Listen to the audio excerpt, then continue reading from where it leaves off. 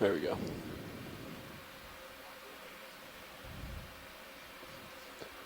Right. 25 meters out, slightly to starboard.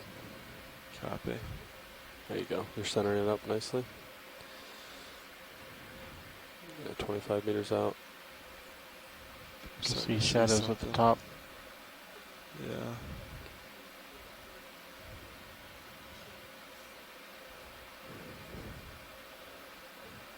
There you go. All right. Be advised, today's terrain could be flat, cliff, flat. Could be steeper. Could be steeper than contours suggest. Possible steps. Copy. Yeah, it could be. Keep an eye on. Seeing bottom. Our sonars today, as normal. And we have bottom in sight. Sediment, seafloor with bioturbation, that is activity by organisms. We have little mounds. It looked like a definite straight interesting line looking track lines, a straight one. Looks like it might be a glass sponge off to the lower left. 5-0. Video, where are you talking about this line? On the sediment? And visually small shrimp. Okay. All right. So if the winch is stopped, I'm going to call that bottom. Yeah, and so we can also see some potential Nematocrisinus shrimp on the seafloor. Those are the ones with the really long leg. Some fish over in the distance, which hopefully we'll get a closer look at once the ROV's pilots are happy to keep moving on and they've adjusted the vehicles to where they need them. Yeah, watch it just 1 minute while we set up. And there's also a few blades of seagrass. We should expect to see a fair amount of shallow water material. We may see some shallow water material wash down through the canyon floor from shallower water. That's commonplace. Nav will be pretty ready for a ship move, I think, pretty quickly here. Bridge, RV Nav. I was telling Nav we'd be ready for a ship so move we can also see some off the bat here. sea cucumbers and yeah, just letting you know that we are on the bottom, bailout southeast. This habitat is pretty similar to the one we touched down in yesterday, but with a little less bioturbation in terms of we aren't seeing those huge burrows, which we saw yesterday that house the giant isopods and that blind white lobster, Acanthocaris. Repeat your last. So we're hoping on this dive to traverse this canyon floor and then carry on up the canyon wall. So canyons actually act as funnels in the deep ocean. You know, a lot of sediment and currents and so on, you know, rush down through the head of the canyon down into the deep sea, and as a result it brings a lot of potentially rich phytodetritus and organic matter rich sediment, and that can result in quite it being quite a productive area. And that's an interesting straight line along the bottom. In other places, when you see something along those lines, it might be evidence that some man-made gear was dragged along the bottom. That looks pretty straight for an organism to have generated. Completely agree. That definitely does like perhaps some, you know, old fishing gear, or yeah, it looks almost like it could have been a fishing line at one point. Watch leads. This is pilot. Go ahead, pilot. Hey, we're pretty much set up, so we can begin. Should we do quick intros, though? That would be wonderful. Copy that. This is current pilot of D2. We are all from the Global Foundation for Ocean Exploration, or GFOE. Right now, sitting pilot is Sean Kennison. And I'll let everyone else in the front row and back clipper introduce themselves, starting with my co-pilot. At co-pilot, we have Bobby Moore. Sitting navigator, Levi Unima. And in the far corner is Roland Bryan, video. And usually there should be Art Howard sitting next to me in the clipping chair. Sean, do you mind just He's turning taking port photos a of the little? pilots as we speak. So bring out your port arms. Yeah, copy. And So you guys all are the same from view. there? Global Foundation for Ocean Exploration. Great. Does it look like you're drifting back slightly? Me? Yeah. Wasn't really making forward way, but it looks like our distances. Sorry, Roland, were you just speaking to me? It could be. It could be now that we've taken off our forward way in the water column that the cable's settling out. Well, we did earlier, but we can do it again. So Earlier I again, saw that my when name I'd is hired Diva Amon, forward and wing I am on. a Yeah. research fellow at the But Natural then I History bumped it down Museum to that in 25 to London. kinda let I specialize in pull us back in chemosynthetic line. habitats, so things like Guys have a hydrothermal vents, direction you guys cold wanna go? seeps, woodfalls, whalefalls, and also human impacts on the deep You don't ocean. have to turn that far. And I was a Port, past but thank biology you. lead Sorry, during I the was first looking at leg of the Marianas I was expedition. distracted by Yeah, that. okay. Slow. And this is Chuck Messing. This is I'm an slow. invertebrate zoologist from That's Nova south, so it's Southeastern like, University in Fort Swing arms are Lauderdale. deployed. And my specialty are the crinoids, the Taking like sea 340 lilies and feather Sean. stars, but I have Yeah, a fair rotate back. background in a There's wide something range of interesting there invertebrates, to the left and out have there in done the a darkness. fair amount of work on deep sea coral and sponge and other hard ground, hard bottom habitats. And I'm Alex Avila. I'm a PhD student in fisheries at Oregon State University. I'm also a Nancy Foster Scholar with NOAA's National Marine Sanctuaries and an Oregon Sea Grant Fellow. Something maybe And like I'm 275 here out here. basically to help out with With many immediate different projects, as slope well as of the- mostly write down all the observations of all the animals we're seeing here on the deep floor. Yeah, maybe 340. Like you If said. we can trust HiPAC, we just got to go blind, I think, on this first part. Okay. Yeah. Do you guys want to go 340? Sure. 30 meters. Let's just do 20 at first. It looks like there might be something right there. Maybe about 20 out.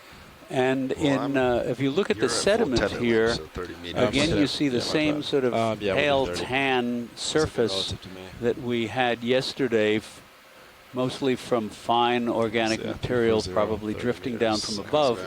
But there are a lot of Bridge, are we now? little white flecks. Yeah, you that guys ready for your suggest ship a move? coarser 30 some meters, coarser 30 meters, material bearing 340 that we degrees. did not see speed yesterday. vessel And then there's 2. that straight line leading Yeah, off into the 30 meters will gloom. take me right out into At your some light angles, it pool, actually looks like two lines, almost like which is yeah, you can clear see the one way just forward. there. Could you repeat one the there. And one there. bearing on that one? So I mean, I'm going to Sorry. have to agree with you. I think those are definitely anthropogenic, human-made. Good copy. Thanks, Bridge.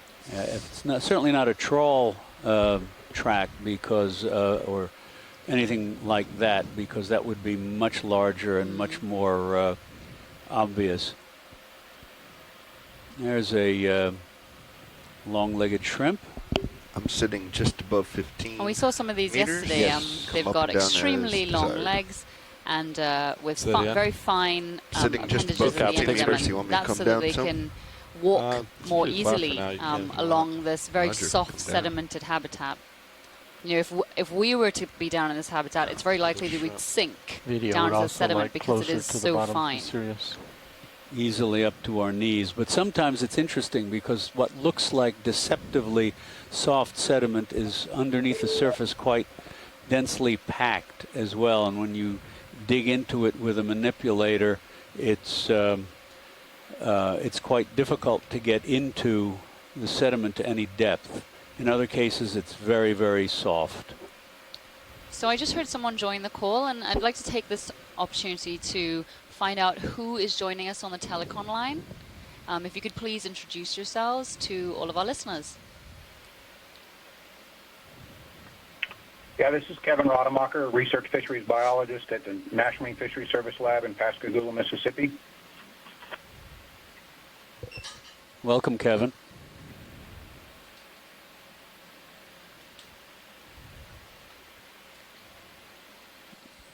And we have a little sea cucumber, a little pink sea cucumber on the sea floor and a trail of its fecal material out behind it. Yeah, Washleads, if you want zooms on anything, just let me know, and I'll do my best. Great, thank you. And when you're ready, we are more than happy to start traversing towards the canyon wall, while probably taking in a couple of zooms and a couple looks at animals we're encountering since we've just arrived. Yeah, copy that. Ship's already underway, so we're on our way. Sounds great. And there's another one of those straight lines. Something dragged along the bottom. Can we take a look at that line? Has anybody else joined us on the call? Good morning, Dina. It's Scott Prince at the Department of Biology at the University of Louisiana, Lafayette. We were wondering where you were, Scott. Great to have you on the call with us. Well, I thought I heard someone say fecal material, so I heard So that groove looks fairly recent. Really I'm wondering, you know, I don't know how close we are to the base of the slope, but any possibility it's just, you know, from some stone rock that has rolled down from a slope? I mean, it looks awfully straight. Did you call that? I mean, I think that's a good suggestion, but yes, it is 12, so really straight. Could that have been, Yeah, really. pilots, could that have been the tether as we touched down? No. No. What about the tether cable, never like touched undersea bottom. cable? We've had view of it, so that's not from Yeah, us. that's what I was just Okay. I wouldn't think I was moving, but It just, I my mean, that's a point on the long ground way for a is rock now to out of roll. view.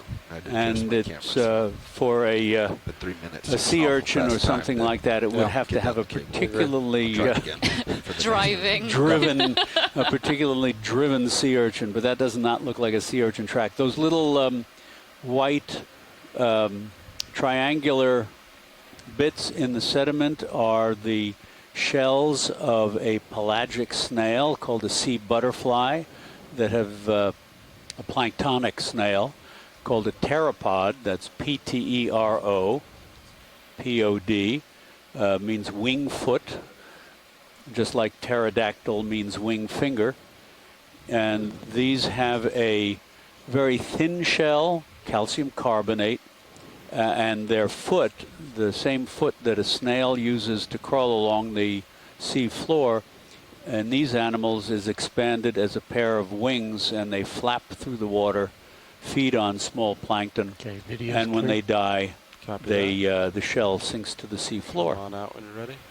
That looks like a bit of sargassum weed, port, we can see also how far the drifted line down goes from the into surface. or starboard either And one. that's a perfect example. And I'm sure in this far. canyon we probably will see That's our quite a label. lot of plant matter, I mean, if perhaps, you turn because, around, as you I can said see earlier, how these far it canyons do comes my act as way. Towards funnels you. into the deep ocean, and you do get a lot of terrestrial matter ending up in this very concentrated space. Because it almost looked like it ended. Oh, really? It was That in the burrow shadows. looks hard like to it has tell. such a perfect shape. It really looks like something has impinged on the bottom and created that groove with the Coming up a little. to sediment around the give edge you of a it view. actually raised above the surrounding bottom. Looks Yeah, more agreed. Like, a cable has been Okay. lied across here or something Yeah, along tilting for down. some period of time. And But so also I saw that there were Yeah, I some think I just saw it go for that Holothurian bump. fecal mounds Yeah, it and keeps some other going. material in it. So I don't know Pretty how straight new line, this too. burrow is. Very Okay. straight, yeah. Yeah. Coming back up to you. It looks fairly recent because it's still much paler than the surrounding sediment. But Right. yes, there's some Speed stuff that had fallen Back into it. at I suppose it 340, could have been camera a 35. something like a fishing weight that was dragged along the bottom, just perfectly uniform, off the port. with a Sorry. at a I saw some constant camera. length of line from a boat at the surface, or something akin. And so this is a perfect time to remind our listeners that we are actually 2.3 kilometers down in the deep sea, and we're working in an area that hasn't been explored before by any research expedition. Hasn't actually ever been imaged before, and so, you know, this is just a reminder that there are other Following. stakeholders and so That's on it, working yeah. in these areas. Perhaps, as Chuck said, that could have been from a fishing vessel. That's a magnificent shrimp.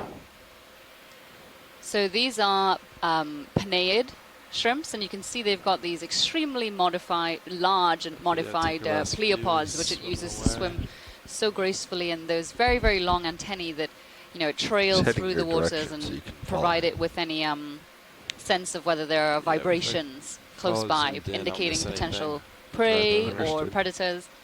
And you can It was notice super on either interesting. side of the It's front head there looked like two wings sticking Understood. up at an angle. Those are a pair of scales that stick off the base of the antennae, and I'd never seen these guys swim before, but that just seems to be like say it again? Ridge on the providing left, either lift or stability, almost like a plane's rudders, a plane's tail rudders. And so John Reed just pointed out in the chat room that that's one of the royal red shrimps they're referred to, and these are actually commercially harvested.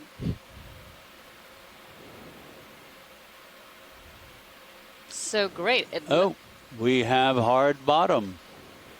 So it looks like we're already at the bottom of the canyon wall.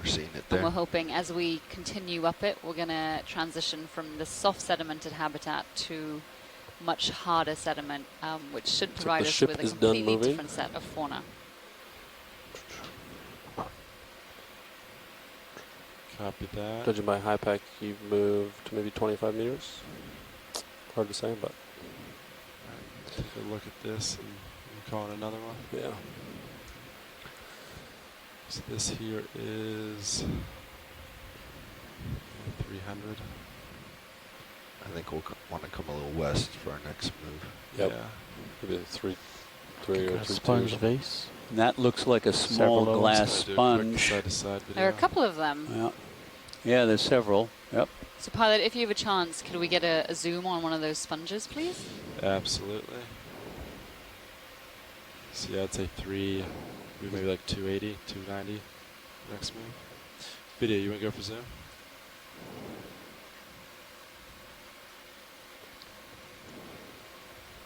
Oh, that's lovely. Partial.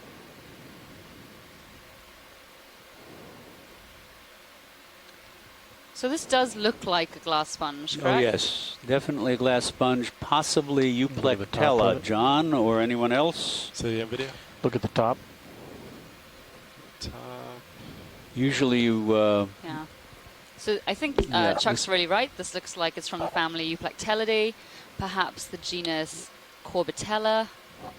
I don't know if we get that here in the Atlantic, but family Euplectellidae certainly. It definitely has that distinct elongated structure with that very fine mesh covering the opening of the sponge. And Kevin Rademacher reports that that large shrimp may have been a scarlet prawn, the species Aristeopsis edwardsianus. Okay, these Euplectella sponges are interesting. In the Pacific, there's a species in which a pair of crustaceans lives. They're paired essentially for life. 310. And if I recall correctly, it may be Japan where those sponges are offered as a wedding gift, as an indication that the pair should remain together for life. I may not have the details of the cultural reference exact. Nice crack. I'll call it in. Bridge, RVNF. And here's an interesting... Yeah, they can move 30 meters, bearing 310 degrees. Another sponge off to the right. Also weigh in on this because she also tells really lovely stories about these, many of the things that we see on these deep water dives. And this is an impressive fracture where the rock is cracked open and... yeah, sounds good. You can step it down to 0.1 if you have to. This again is... Sounds great. Yeah, so pilot, can we have a zoom on that? There's not the elongated one, the other sponge more in the foreground, please? Yeah, copy that. So this is again most likely limestone, but that's covered with an iron manganese crust. Partial. It's like a different sponge, surely. Oh, very different. Yep. And I think it's a hexagonella. A glass sponge. And Yes. if we were to zoom any more, you'd see it has a tiny commensal polychaete living inside of it. There you go. Oh no, amphipod perhaps. Amphipod. Yeah. Yes, that's an I think that's an amphipod. Little crustacean. Yeah, wow, that's really pretty. It's beautiful. Shirley, I'm guessing that because of the very irregular, or as a clue, the very irregular arrangement of this thing would suggest that current velocities are generally pretty low and not unidirectional down here. Slightly up. Yeah, we might infer that. You know what, Chuck, looking at that, it kind of looks like a Facalia, doesn't it? It just doesn't have those spicule tracks, though. You would know better than me, if anyone. Both of us are shaking our heads like we have no idea, Shirley. Moving on. Beautiful, though. Yeah, Shirley took the words right out of my mouth. Not. Something red there coming to near laser, so now center. If we have any geologists online, I'm guessing again, because this is part of the Florida Escarpment, that this is most likely limestone, but it does look very unlimestone-like. There are no borings. And so Asako's weighed in on that glass sponge wedding story, and she said, yes, that is a tradition in Japan. You know, these glass sponges that have the pair of shrimp trapped within them, being given as a gift. And she said, even though it seems to be a tradition, she has actually never seen it in practice at a real wedding.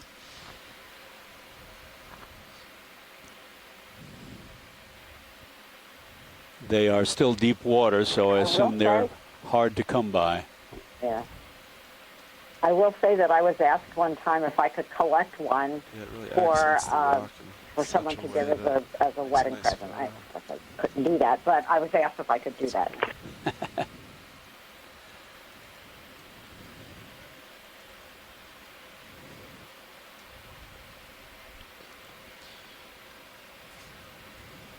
Couple whips there, one in the near ground. Yeah, if we could get a couple zooms on the elongated coral or sponge stalk structures, please. Or pens, maybe. Copy that. And pilots, are you getting any currents or anything we should be concerned about? Not down here. Great. I'm not feeling any current at all. Looks like a dead sponge stalk. Do a quick zoom. Oh, that is the, looks like the dead stalk of a Hyalinema glass sponge. And you can see that it's comprised of these glass threads almost that have been sort of wound around a central core. Shirley, I recall hearing that there was some inquiry into using, trying to use some of these sponges to generate artificially produced fiber optics. Is there any progress that you're aware of in that direction? This one over here, video. Yeah, I know what you're referring to, Chuck, and I'm not aware of any follow-up in terms of commercialization or adaptation or using this as bioinspiration, but there was some suggestion, in fact, that the sponges might actually be using these to direct what little, very little light there might be. Oh, okay. Another beautiful and this one? glass sponge. Copy that.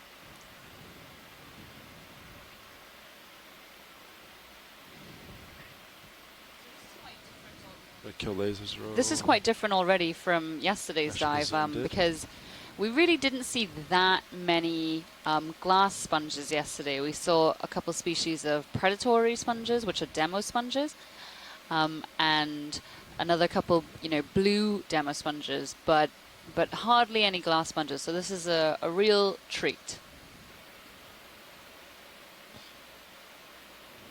And then above this one video, there's another.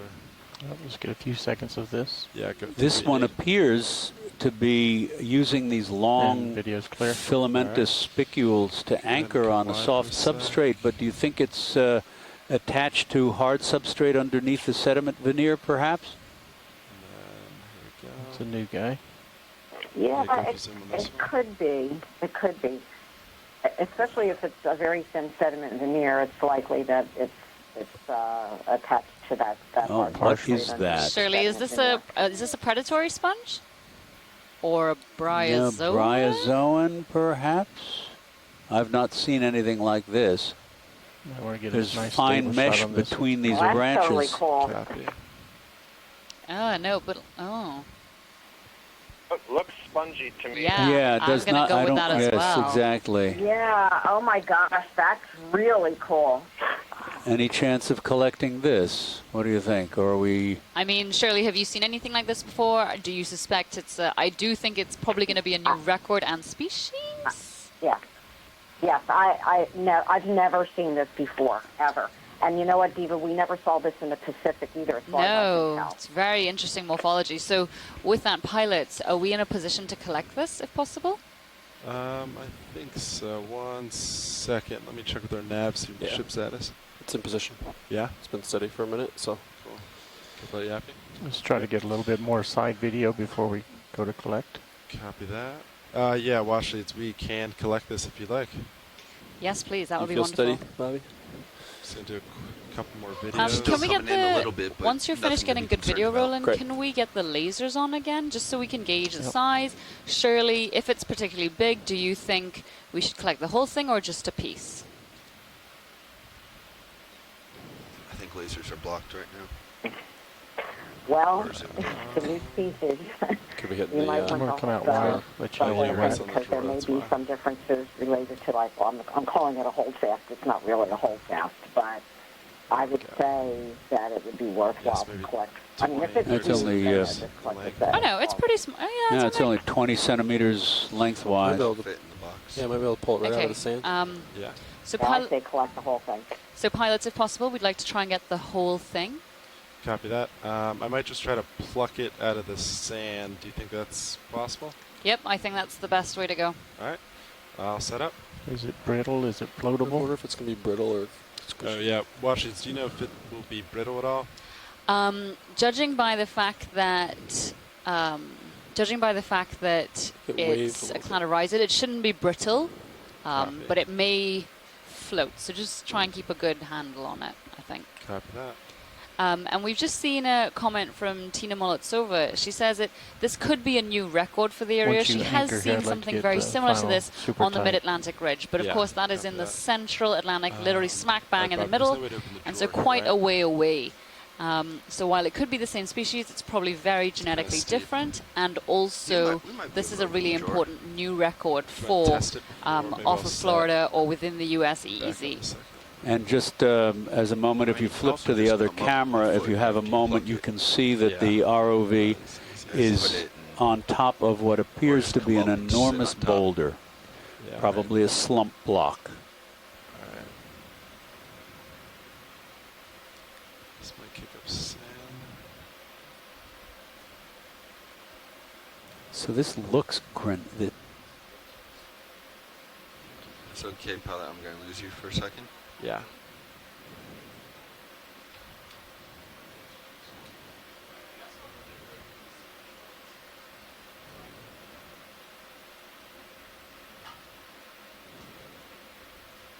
Not seeing anything. Sonar doesn't indicate either. Coming back to you. Video, go for a quick zoom before the sand gets to it. Give it a little rotate.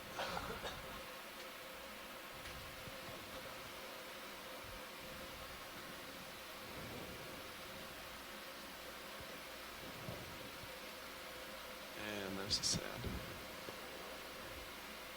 Alright, video, come wide.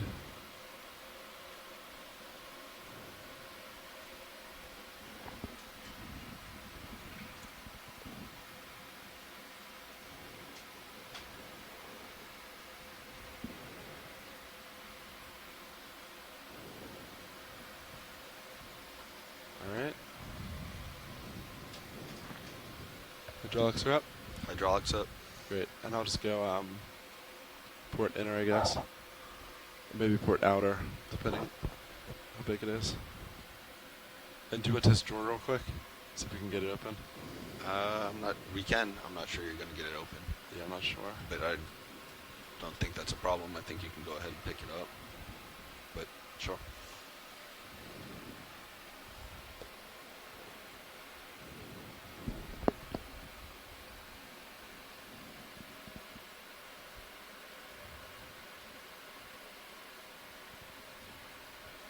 Okay, extending drawer. Your port side looks like it's definitely going to hit. Oh, yeah, never mind. That is about right. Yeah. We'll just lift up. Okay, retracting drawer. Drawer retracted. All right, arms coming live. 3, 2, 1.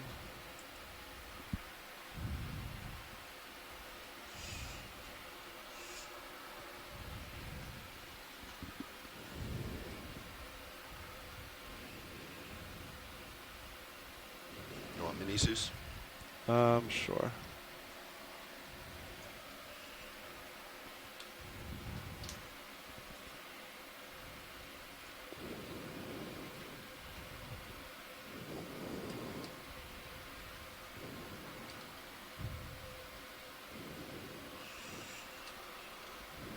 It looks pretty centered, so I'm just gonna go for it.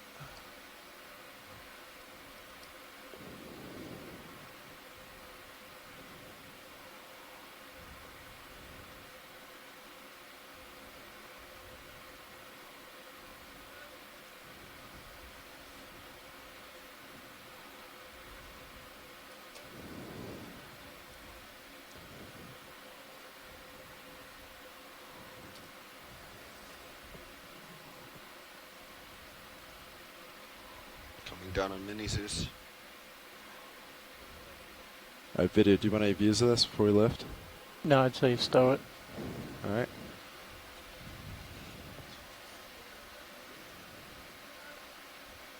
All right. So switching back to Sirius. yeah, I'm gonna lift, and then if you keep an eye on me. Yep. So I would say you could either lift and try to use bottom lock and station keep, or just come up and sit on top of the mound. That's an idea too. If you raise your lower light bars, we'll get better lighting on everything. You want them up? Yeah. Sure.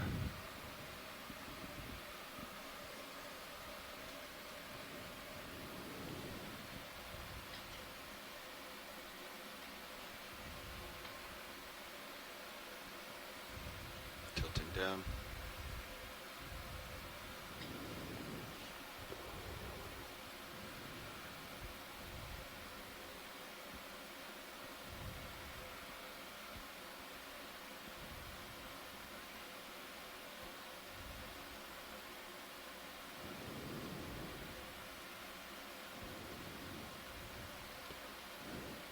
Deep water.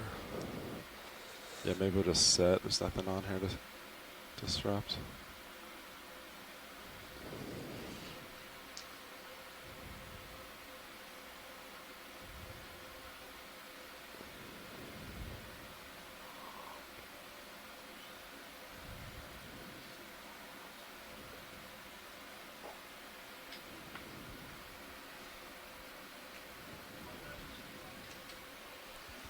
Standing by on drawer.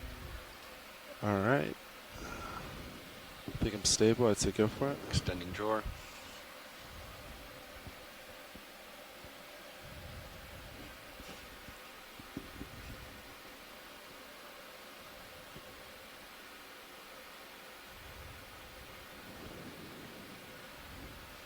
Drawer is extended.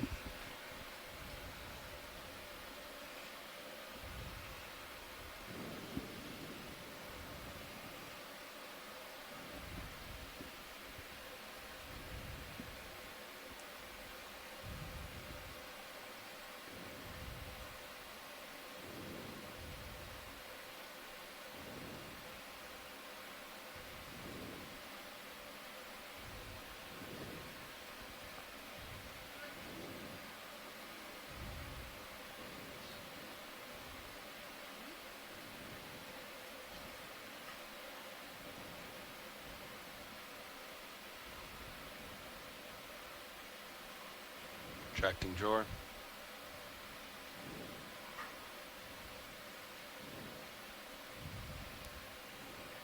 Made a little bit of a mess. I think it works. Drawer retracted. That was excellent work. That's going to be brilliant. Beautiful specimen, beautiful work. And there is what I guess is an ophidiid. Or cusk eel? Or cusk eel in the background. I know they've divided the family up into a couple of things since I was a student and took ichthyology back during the Pleistocene epoch. So there were they were all brachylids back then, and now there's bythytids as well, and ophidiids. So I'm not entirely sure.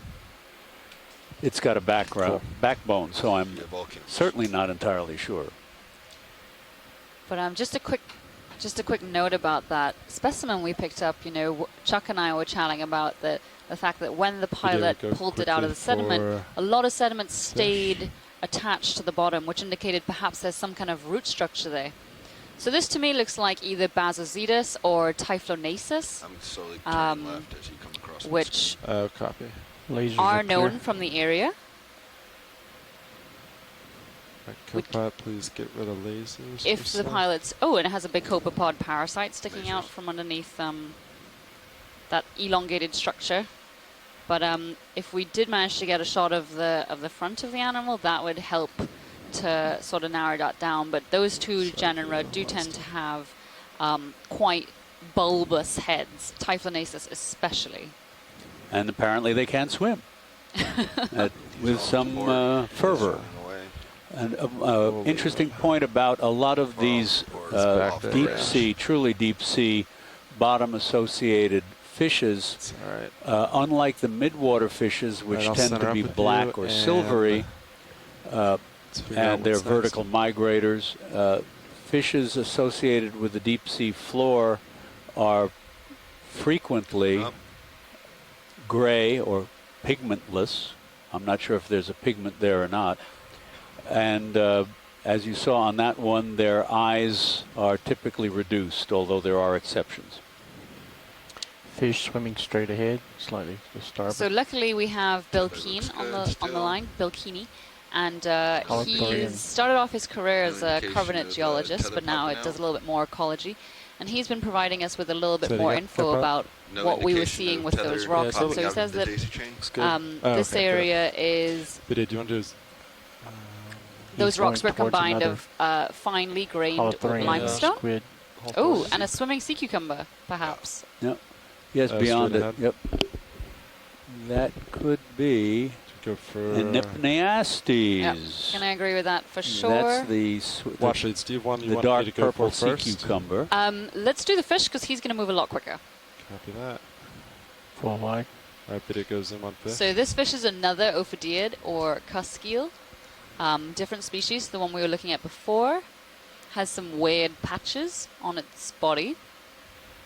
Those green patches. You can see the sensory barbels below the chin.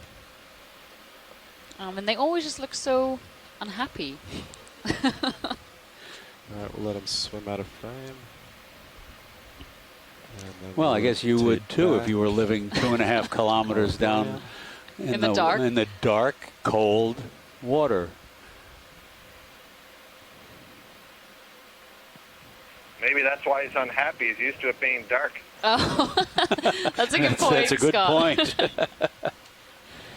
So this is a sea cucumber, and like the other sea cucumbers that we typically find on the deep sea floor, it is a sediment feeder or deposit feeder, feeding on the mud and extracting the organic material and probably microorganisms.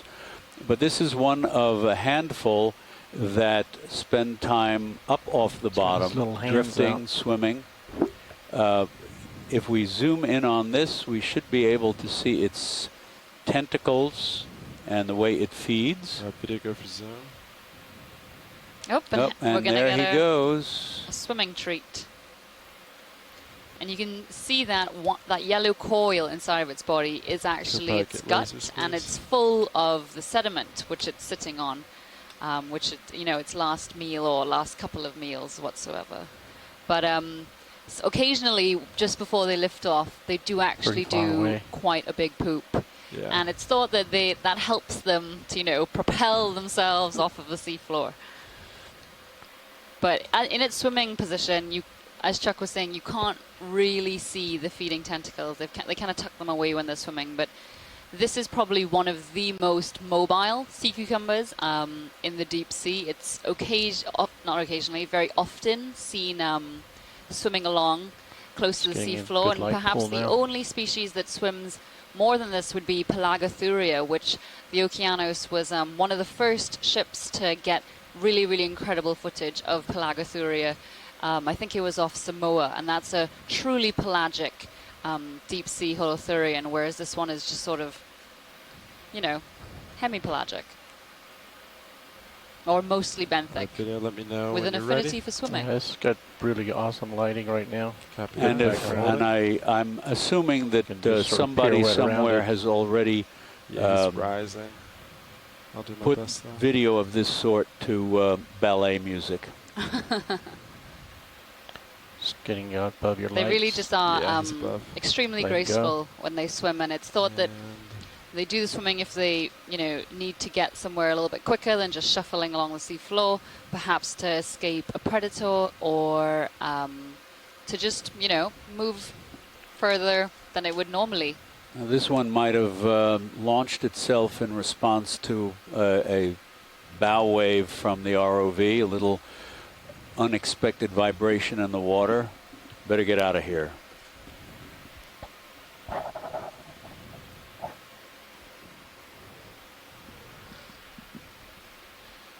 Nav. Bob Carney has suggested that we call this fecal buoyancy adjustment. I don't see anything in my sonar or visual, but we can probably get a move in. Range about 28 meters from him. Yeah, so probably about 30 meters, 30 meters. Or maybe do 20 and see what that is. Well, 25. 30 is still going to take. Okay, whatever you guys want. I mean, it's 20 meters from him. He's Bearing 25 meters from me. 290. So 30 meters at 290 is going to get me to a point that he's within range. Okay. Copy. I'm seeing a slight overhang in the shadows of the ROV. Slight overhang. British RV nav. Yeah, I'd like to move 25 meters, bearing 290 degrees, speed 0.2 knots. Also want to mention Bill Keeney had also said that we asked whether the rock was carbonate or perhaps basaltic. We didn't think so, but he said that it was carbonate, probably a mudstone originally, and the straight fracture line where the boulder had broken is probably contributes to why these deeply incised canyons were formed in the first place, that sort of fracturing. And he also mentioned that the straight line in the sediment that we saw earlier was likely caused by a stone sliding downslope. So Scott, you get 5 points. Where is it? Video? Actually, it's that disc-looking thing. Disc-looking thing. So that looks to me like anthropogenic stuff in the distance. Probably a bit of trash, marine debris. Distance, I can get a little closer. Ring? A lid, yeah, an O-ring, a lid of a bucket or something. I'll tilt up, I can get it from here. Yeah, try that video. So on yesterday's dive, we did see 2 pieces of trash. I think they were either a canvas or plastic bag, as well as a flag or a piece of canvas. Some kind of and this tire? No. Yes. Yeah. It looks like a bicycle tire, but a very small bicycle.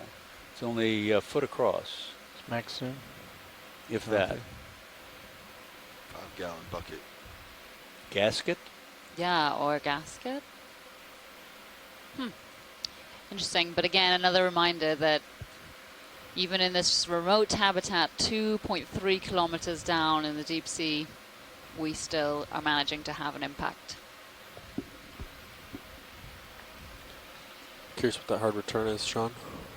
Yeah. I hope it's not overhung. Sirius doesn't have a good It looked low to the ground. view of it.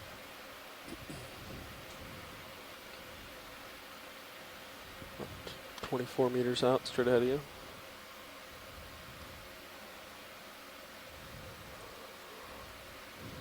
Ship is underway.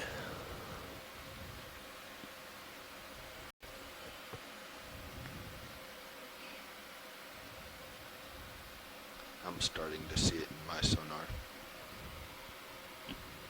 40 meters out. Oh, yeah. It's also worth noting that although this habitat, right where we're looking, appears to be completely monotonous, I think it's like a straight it's wall. quite likely that on very fine scales associated with these little burrows, for example, in mounds, It's got to be. that the small organisms that live in the sediment, Good and rock when I climbing. speak small, I'm talking about less yeah, than a that's what it millimeter looks in like. length or thereabouts, can differ quite considerably. And There will be a rising lot up of down research there. over Might the have years been. has discovered that just come up and see how tall it there is. is unexpectedly thinking. high diversity Copy that. of organisms in the deep sea, of the very small organisms where you might expect There you go. samples from It's like you one can place to kinda the see next to around be it identical. on left and right of it. There is still quite a bit of variation local as cliff, organisms respond to very slight changes in the sediment composition, the There you size go. of the grains of the Nice sediment, step. the amount of it's organic not very tall, material, and so It's on. not And very here we're small. coming up There you to go. another wall Yeah. All right. with layered The ship is Right. still underway. limestone It's still steep because there's shadow, but with the We've iron moved 20 out manganese of 25 crust. meters. Can we tack on another 20? Or what? I can Sirius hold on. moving yet? Yeah, it's yours. yeah, it's slowly moving. Yeah, if you want to put Sirius in front of that, if you know the distance for that, that's fine with me. Right now it's 40 meters away. Do you know how much you think you moved so far? 5 meters. I mean, Oh, 30 okay. was going to put us, I think, right near the wall before, so Did we put in 20 or we put 25, 25. so yeah, 25? We'll give it a minute, Sean. I think I would say we'd need another 5 or 10 to get right Sounds, up near it. yeah, whatever you guys think sounds good to me. Tripod fish coming towards your lasers in the distance. The distance. Might be a little closer.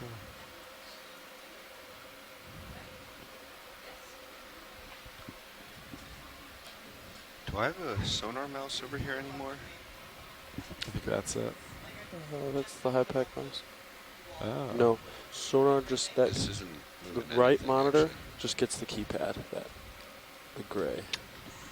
Yeah, that's the other Or reason did we it had just these the other zoom way, from here? so that Copilot could control sonar if he needed. You could flip. Which monitor sonar? Which one's high pack? Yeah, but Video, you want to go for zoom?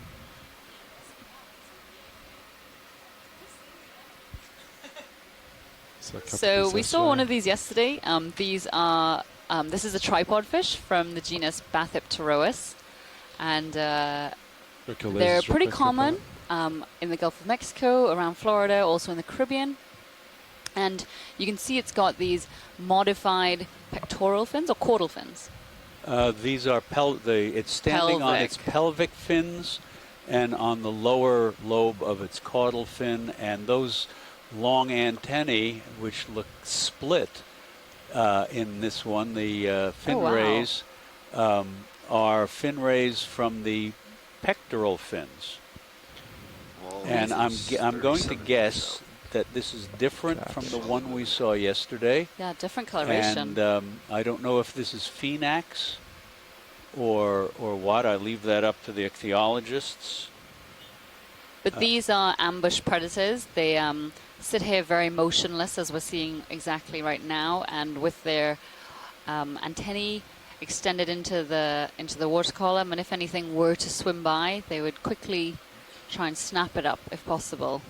This is a great example. The fin rays of this kind of fish is a great example of convergent 10 meters evolution on that move. We just with came to a stop, I think. So the antennae of Copy. those long antennae of Bridge over now. crustaceans. Completely different structure, yeah, like a short serving move, the same 10 purpose, meters, bearing effectively 290 a parallel degrees, sort of speed phenomenon 2. to the wings of bats and the wings of birds that developed independently.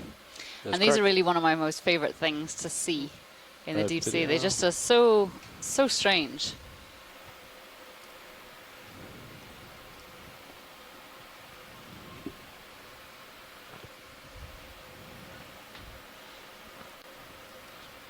If it's okay, can you guys tilt HD2 up so it's just on the edge of the vehicle? Good copy. Move initiating. Thanks, Bridge. HD2 up. And you can always tell which way the water is flowing over just the like that, sea right floor where you're at. from the orientation of those fish. They always point up current. I did not know that. And so here it looks like we've got a couple glass sponges again. Yeah. Perhaps Yeah, maybe just slightly the same less than it species. is now, but Pilot, can we just have a quick snap zoom to see if they're the something same? like that. Copy that. Video quick snap. Snapping in. Yes, so these do look the same as what we observed closer to the beginning of the dive. Lots of And creatures. a quick search suggests that that tripod fish was indeed Bethipterois phenax, Phenax, but I will certainly agree to be corrected if somebody wants to. Some sand there. Sometimes called the blackfin spiderfish. Mm.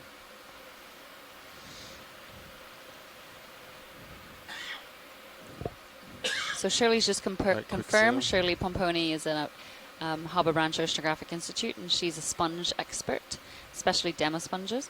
But she's confirmed these do look like the same sponges we saw earlier, and those were from the family Euplectellidae.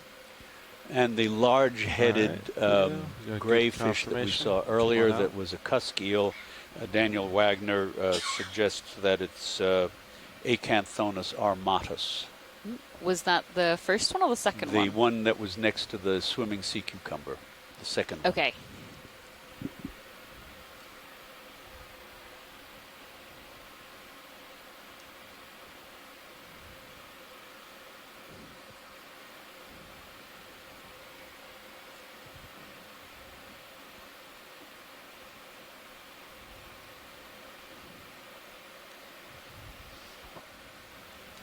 So this was probably, and Bill, if you can chime in here on the chat line, I'm guessing this was originally a mudstone, very fine sediment mudstone laid down. Oh, and look at this. If we could get a quick snap zoom on this polychaete. Or no, isopod? That's a shrimp. Quick It may be an isopod, a munid. No, it is shrimp. a shrimp. It is a shrimp. All right. And those are the longest pleopods, the abdominal swimmerets, relative to the length of a shrimp that I have ever seen. Look at those things. So unfortunately, Mary Wixton, who's arthropod taxonomist and shrimp taxonomist that we usually have on the line, isn't actually on yet today because it's still quite early. But video whenever you're happy. Yeah, perhaps this could be a Plesionica. I'm not sure. Spectacular. I don't think I've seen theropods quite that long before. Yeah, it's really incredible. Oh, and we've got some hard substrate coming up here with a bunch of sponges on it.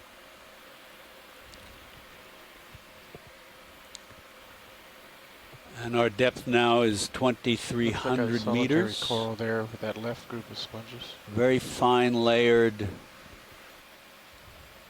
limestone covered with a mineralized crust. A variety of sponges attached here. Go for zoom. Shirley, and a bit of well, plastic bag. Plastic bag found its final resting place. Like this close. And go up to the thing up top.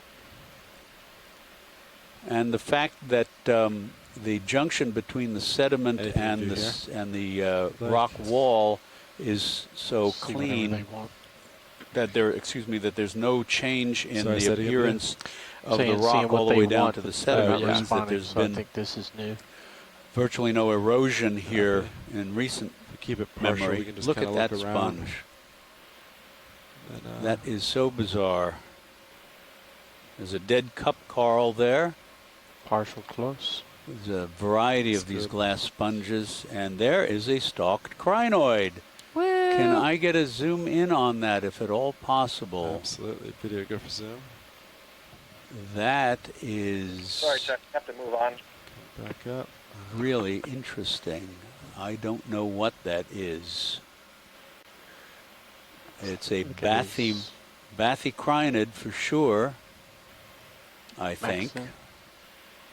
But there's another family called Septocrinidae with which I'm unfamiliar. But the ridges along the bases of the arms I've not seen in any Western Atlantic crinoid before.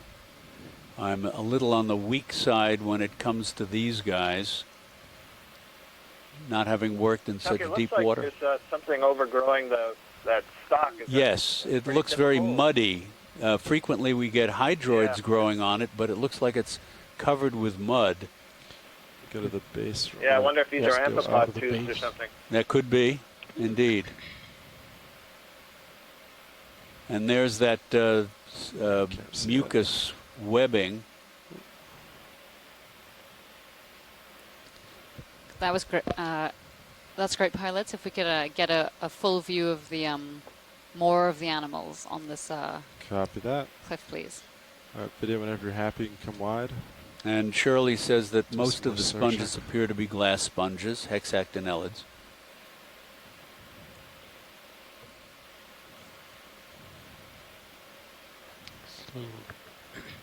One hanging on a stem there, that little ball. And so many of these sponges in that crinoid, for instance, would be found on these cliffs rather than on the sediment because they're provided with, a strong, stable base to which they can anchor to, that hard substrate, this rock. And then also being lifted off the seafloor puts them into an area which is has stronger currents passing by because it's, there's less friction further away from the seafloor. And so as a result, they are more in the current, they have more access to food, particles of food, marine snow that may be drifting by, animals may be drifting by, and so as a result, they're in a much better position in terms of surviving.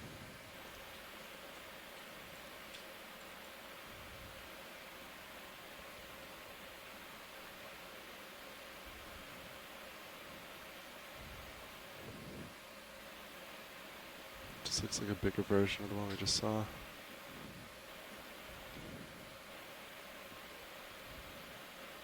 I'm gonna go up in a layer.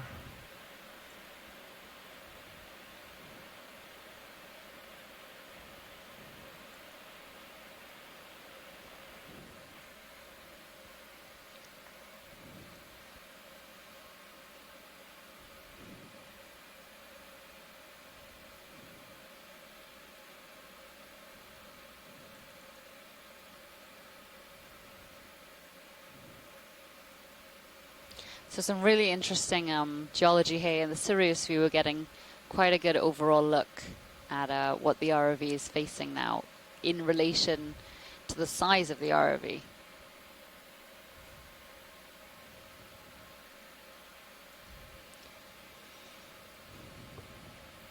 You can actually see how the sediment has come down the slope and has caught on many of the ledges.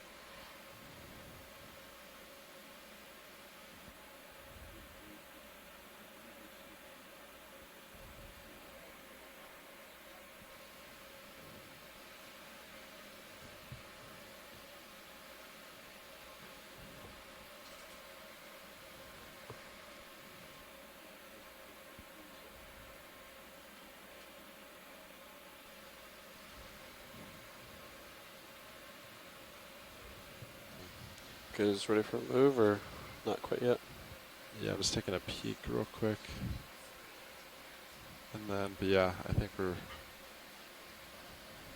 good for another one. If co-pilot's ready. Ready, let's do it. 30? Yep. Bearing, we got 290? Yep.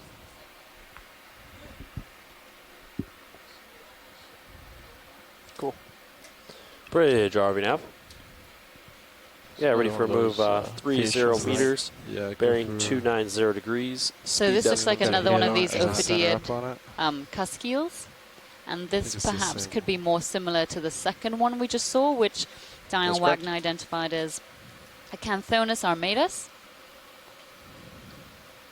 And it's probably turning away from us because the lights of the ROV are a little overwhelming. For it usually lives in a completely dark habitat down here at 2.3 kilometers depth, and this is probably a little traumatic. And I don't know if this is the case for the fish, but Move initiated. Good copy. for Thanks, some Birch. of the deep water shrimps, my colleague Tammy Frank, who works on the visual physiology of deep sea shrimp, says that they have to collect them. They have to go down with the ROV or submersible and use only red light, because if they do use white light, it absolutely destroys the pigments in the shrimp's eyes. They don't recover, but I don't know whether that's the case of the fish as well. Certainly at this depth, even if they are functional eyes, and even if we did blind them completely, I don't know if it would make any difference to the fish. Yeah, I mean, I think it's kind of like if Something we black were swimming just living in a offstream, completely right? dark environment for our entire lives, and then suddenly had an extremely bright light turned on. It's out there doing It would probably cause us Yeah, I permanent guess so. damage. And that looks like another Enypniastes. I love saying that name. It's one of Enypniastes. It's one of my favorite Yeah. names, and you There you can see. Let's see if we can. Yeah, he's facing just- away from us, but there at the left edge, you can see the tentacles with their fine branches reaching out, splaying out against the sediment, and closing up as they bring bits of the surface sediment into the mouth Boy, in the they're center. eating. This one is in full feeding mode. Sorry, video said again.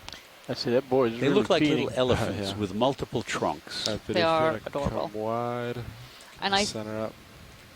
think there's only one species Yes. currently worldwide, and that's Enypniastes eximia. Eximia. At least that's the one here, anyway. Until those darn taxonomists get a hold of it. Do some genetic work and find out it's actually, 20 different species around the world.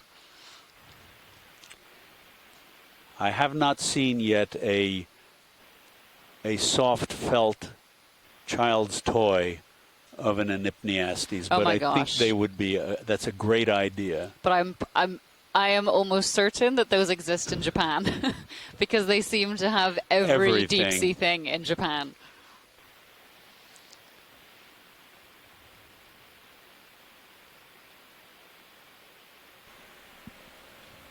Ship's moving. Copy that. Got. Looks like we've moved 15 out of the 30 meters.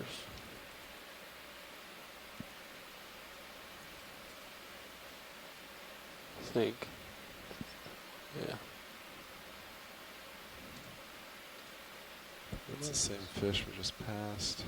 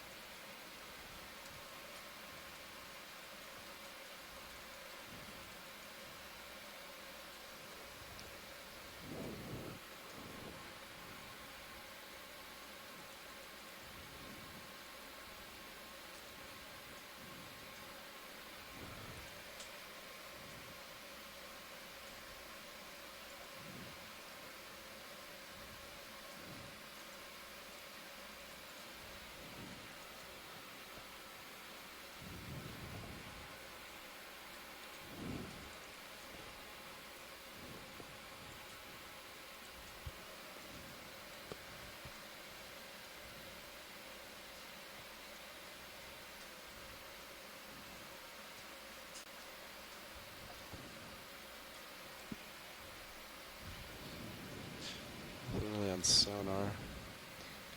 So this is actually a lot more heavily sedimented than I think we expected. And that suggests that there is quite a lot of sediment being deposited in this canyon feature. But I do think further, we did have some information which showed that further up the slope, we should get into an area of hard substrate.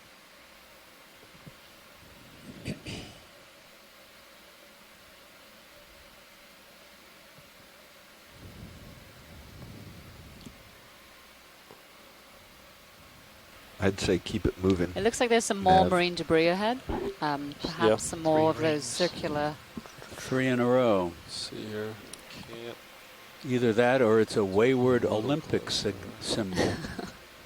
You thinking more to starboard or? Video, go for a quick zoom.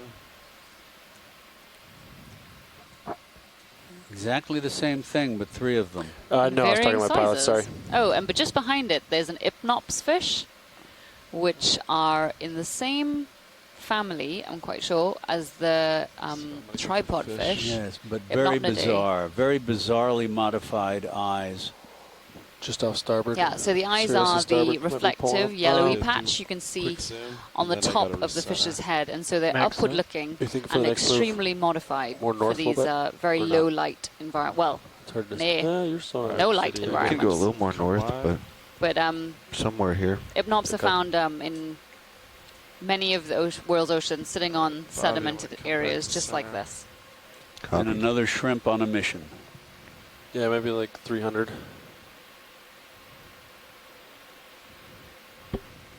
All right, turning to 300.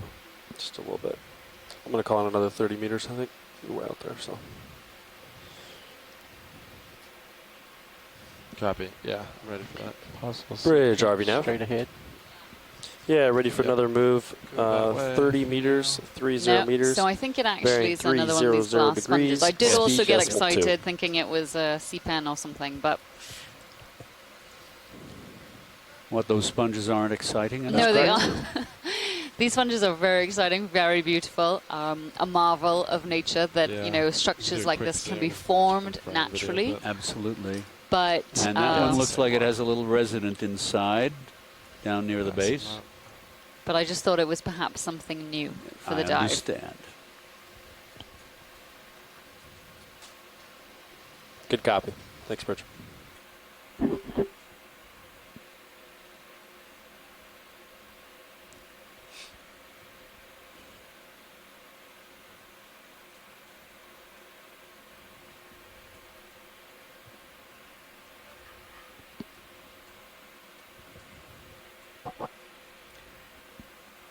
As you see in the upper part of our screen here, there are clusters of little mounds, and in places we may see clusters of burrows, and it's never been clear to me what makes them, whether it's an individual buried in the sediment that's creating different exits, or a cluster of separate organisms.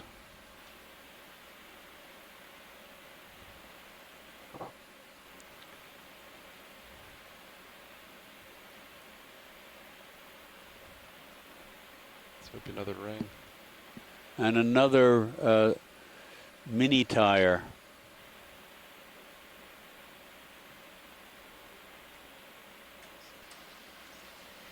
A couple of those. Yeah, go for zoom.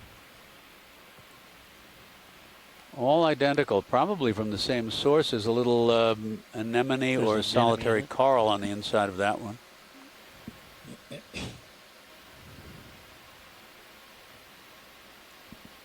Maxim.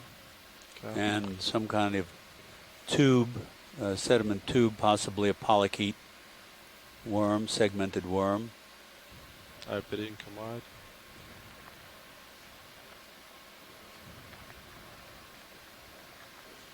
I'll note that the diameter of that structure was approximately the diameter of the furrow that we were following when we first got here. So maybe this is some kind of roller for a net or something. Interesting hypothesis. That's true. One of the Atlanteans was rolling mini tires down the canyon slope.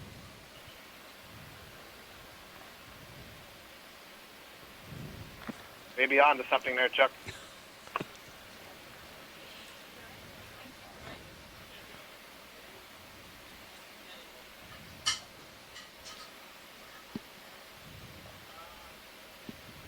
So that blue smudge just past the mound, could we have a quick zoom on that? Yeah. Please? And there's some more debris, some kind of oh yeah, bucket or can. Coming left. And this is debris. Plastic. Oh. Plastic debris. Is it? Yeah, I don't think that's an organism. Yeah, it's don't know what it is, but yeah. All right, video, come wide. It's only a few inches across. All right, Sean, Well, you're it looks remarkably like a hollowed adventuring out the wrong sea way. cucumber, doesn't it? Yeah, definitely. And more You need to come debris. back And in the behind you. background, there's another short fin tripod fish. All right, video. Maybe two of them. Yeah, for pilot. Center.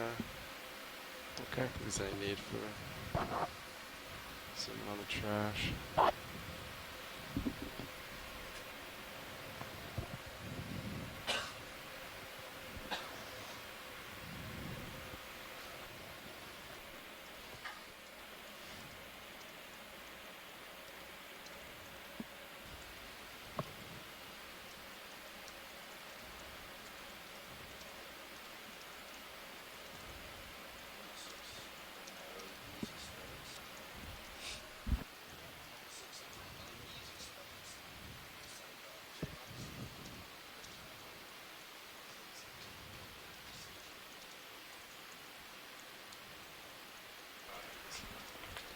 Could you zoom in on that, please, on that little ring to the right of the lasers there, the ring of sediment features?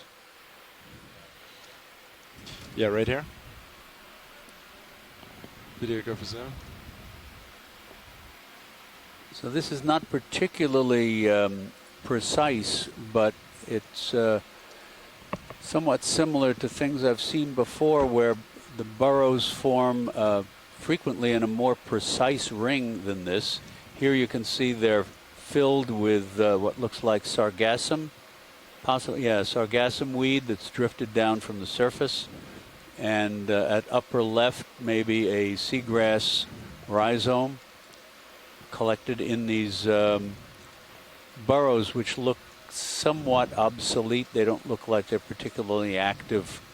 There's no fresh sediment that's been Video's kicked clear. up around the periphery of the holes. So you're clear? Yes. And there's more of the pteropod shells Go ahead and come wide then. scattered along the surface. Thank you. No problem. And parapilot, a pair of tripod fish all pointing in the same direction, meaning the current is coming from, as we view it, from right to left. Looks like more debris. Yeah, and it looks like there's a bottle off to the right. Do a quick zoom So this has video. been, unfortunately, a dive so far that's a little Yeah. sparse on life, but pretty heavy on trash. Bottle. Come wide. Glass bottle there.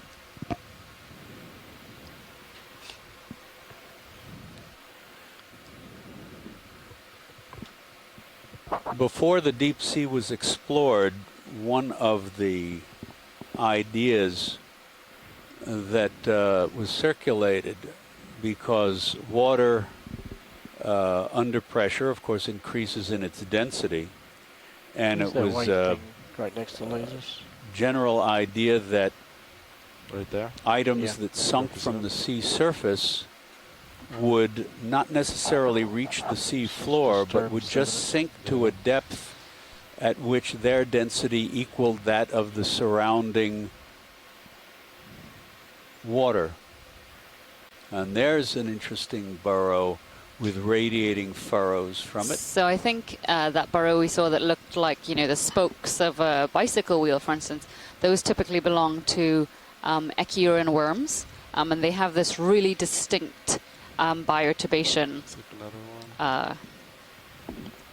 pattern.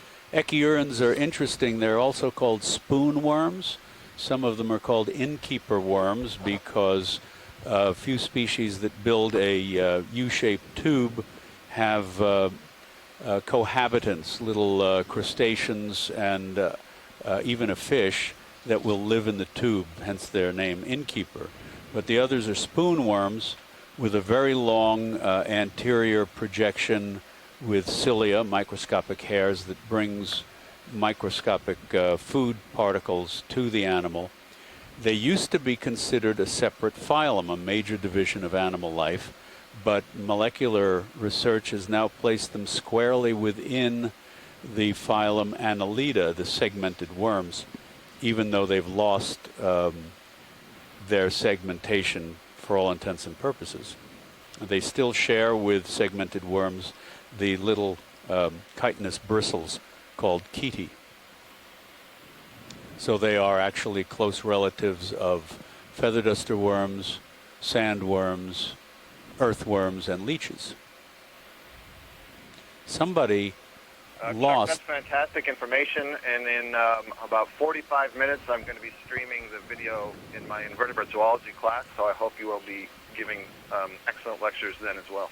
Oh, that sounds wonderful. Looking forward to it. That's number 6. I just don't know the taxonomy of these little tires. Something a little more interesting. Yeah. We're going to continue upslope and hope that this sediment becomes a little bit more densely inhabited, or that it changes to some hard substrate. Yeah, I'm not sure if these tires belong to the family Goodyearidae or not. So, yeah. And there's another one. More of the same? 300? Yeah. Okay. Ready to draw enough. Yeah, I would like to move, same as last, 30 meters, ready, 300 degrees, speed 0.2 knots. Or upper right video? Yeah. It's not dead center, right? Is it past this? Correct. No, it's top of the screen. Top of the screen. This looks like larger. So this size mound divots. here looks pretty obsolete, smoothly rounded and eroded, whereas these little clusters to the right of center look like they're more recent, if not active, because that's clean sediment without any of the superficial organic discoloration on the surface. Anything in particular you wanted this? No, I just looked like it was rising higher than all the others. But I have not specialized in this these soft bottom substrates, but in the dives that I have made over these kinds of substrates, virtually never have I ever seen any activity where sediment is being actively pumped out onto the mounds. I've seen pictures from other expeditions that have seen that, but I have not seen it myself. I don't know how rare or infrequent or commonplace it is.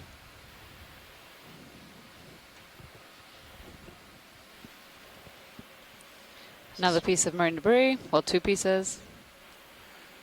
The frequency of these tires, these mini tires, because they're only 8 inches across or something like that, if that, suggests that they all had a common source. And also, so earlier I was talking about the fact that canyons can actually act as funnels into the deep ocean, bringing a lot of food and organic rich sediments, and that also extends to things like, marine debris, things which may be washed out into the river or dumped further to the east on the continental shelf. Here they may be funneled down into this area where they appear to be much more concentrated. We just passed over another Ipnops. A little hole there. And it looks like, we're approaching a little bit of an undulating seafloor, perhaps a depression.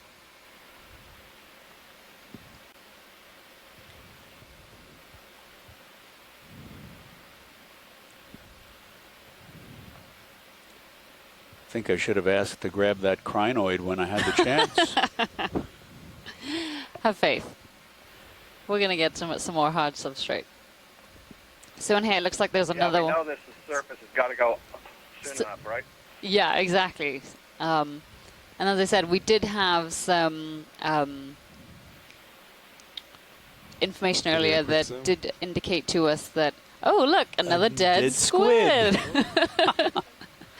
So this is the first of this dive. But if you tuned in yesterday, we actually touched down into a huge school of what we now perceive to be a mating aggregation of these short fin squid. Plant-looking thing And directed by the lasers. after these squid mate, many of them die. And so there were quite a lot of actually... Oh, another piece of trash, plastic. So after these squid mate, a lot of them die, and so there were many of these carcasses all over the seafloor yesterday. I think we probably saw, you know, over 50, for instance. Easily, there were a lot. Easily. Probably closer to 100. And that was another cusk eel we saw near the dead squid. And it still is interesting to me that those things, those dead squids, had not attracted a number of scavenging crustaceans, either amphipods or isopods, which I would have expected. And another tire. Extraordinary. Or... Sad. Here's another ophidiid on a mission. So you can just see how crazy the proportions of that fish are. You know, it's got this really, really bulbous head. And then this very short, narrow, eel-like tail. And that's a particularly characteristic morphology of many ophidiids or cusk eels. Kevin Rademacher reports in our chat room, he mentions that this area is also part of a major shipping traffic lane that may be a source of the trash. Of course, ships same thing.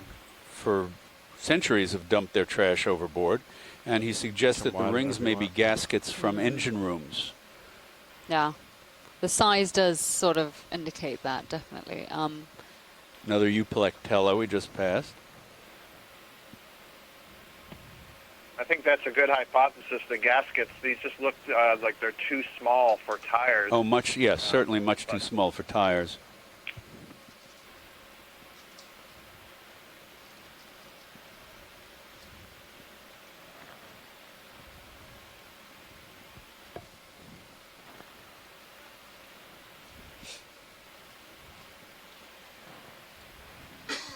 How's that move looking?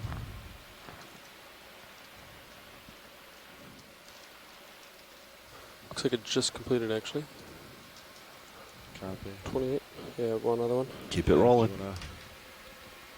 Still nothing really on sonar. Bridge RV nav. Yeah, we'd like a ship move 30 meters, bearing 300 degrees, speed 0.2 knots. My gosh, how many gaskets do they have on board? I wonder if this was just a single bag that was tossed overboard and then broke open, or just a whole bunch of them that were flipped over the side of a ship at the same time.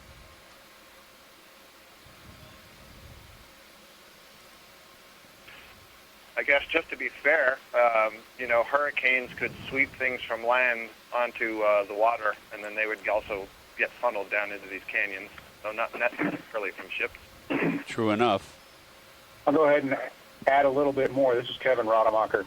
You know, back in the 80s, the Navy used to dump stuff overboard, and they would take the trash to the stern, and there would be a chute with prongs at the bottom, and that would rip open the plastic bags, it's a good and the contents would fall in the water and then sink. The ships may have done that for years as well. We've been seeing pieces of the plastic bags that may have been ripped apart before they hit the surface of the water and then sank. Interesting. Thanks very much, Kevin.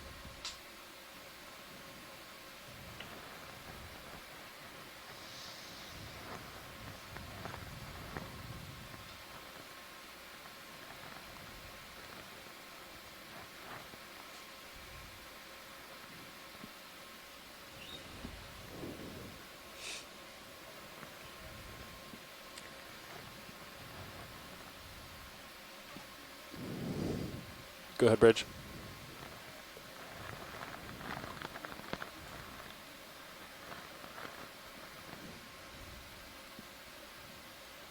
Copy that. Sounds good. Great.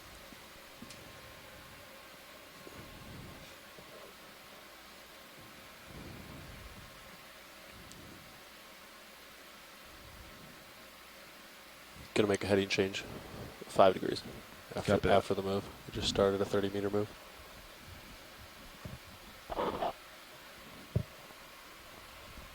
As we go over the bottom here, we've You have a seen hole off to your left, which might be several different kinds of organisms.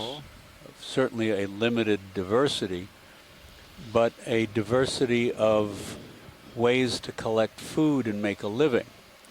So despite the fact that the flow of water over the bottom is quite slow, the glass sponge, there's a sargassum weed in a depression.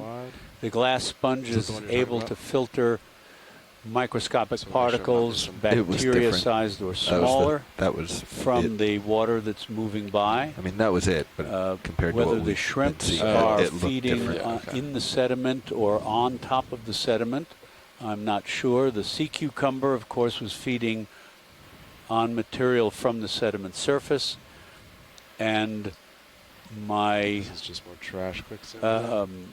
Guess is that the fishes are feeding on larger organisms that they manage to capture.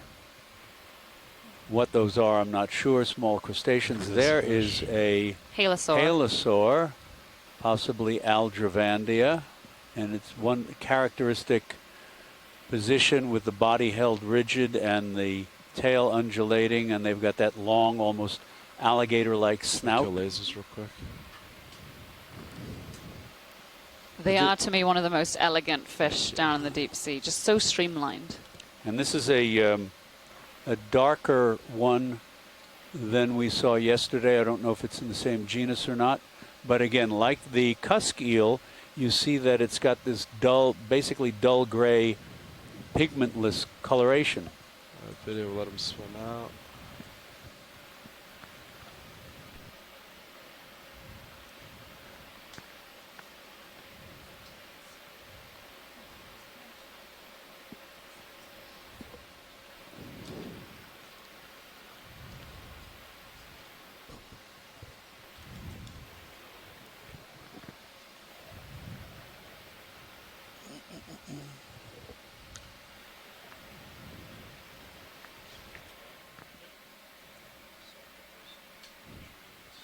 Is it just more trash video? Can't tell. Yeah, bottle. Yep, bottle. Copy.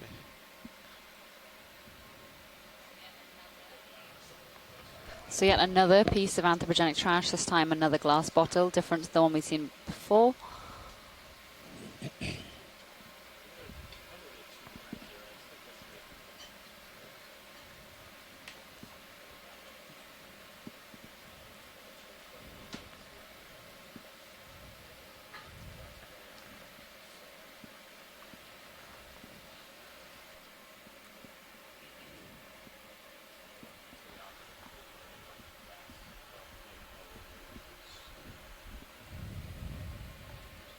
That fuzzy looks slightly different coming next to laser. Coming in view. Go ahead, Bridge. So this is a Cerianthid. We saw a couple of these, move complete. Heading perhaps not the same species, but we saw a couple of these yesterday. They are tube-dwelling anemones. They are their own group. They are distinct from the regular sea anemones. All right, pilots, they have different. So you're swinging a little bit, and they're doing a 5-degree heading change. Interior arrangement of their interior partitions. You can see they have the characteristic 2 rings of tentacles, one shorter, darker ring in the middle in this one, and the outer ring along the outside. I should say that for all of the corals, and we haven't seen anything in the way of corals on this dive, but corals, anemones, jellies, the Portuguese men of war, sand. all belong to a major division of animal life called the Cnidaria, C-N-I-D-A-R-I-A. The C is silent. They're all joined by a common, very simple body structure, architecture, basically a two-layered bag with a mouth at one end surrounded by a ring of tentacles.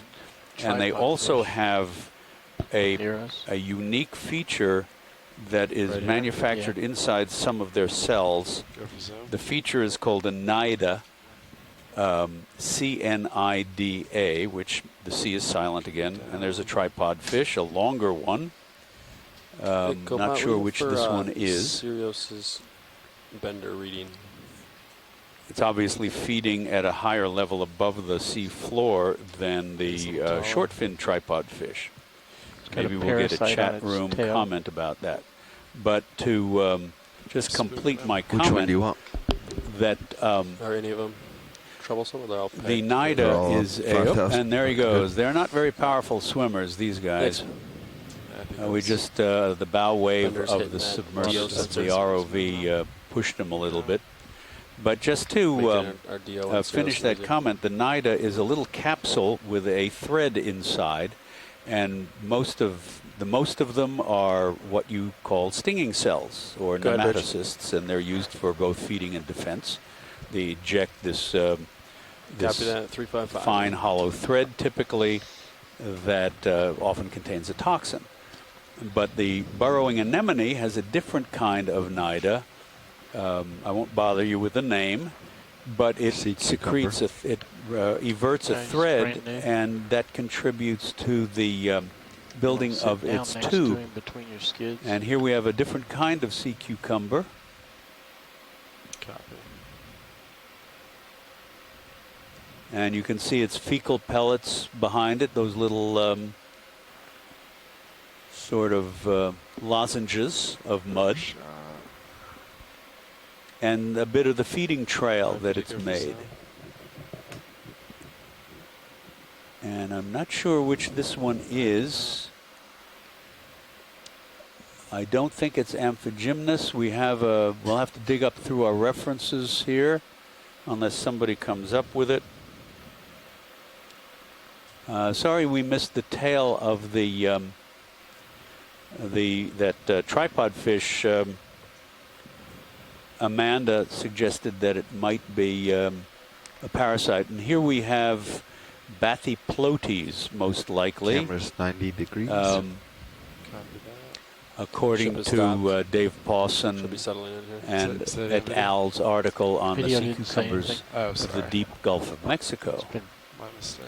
So here the sea cucumbers, like sea stars and brittle stars and feather stars, etc., sea urchins, have extensions of their body wall called tube feet. And of course sea stars have little suction tips and they crawl along on them, and sea cucumbers do too. But in many cases like this one, the tube feet on the upper surface are modified as warts or papillae. Great.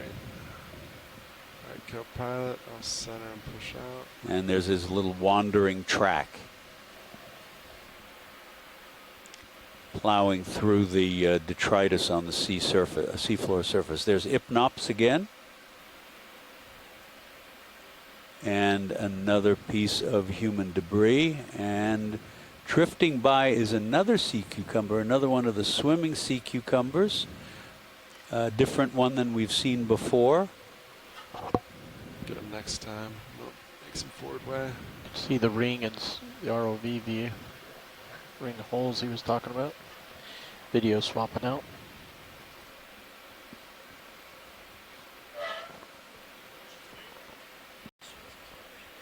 Yes, holothuroidea.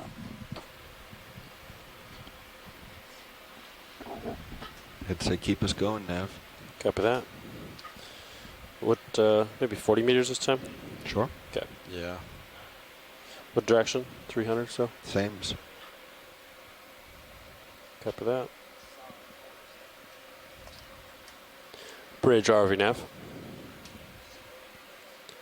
Yeah, we'd like to move 40 meters, bearing 300 degrees, speed 0.2 knots.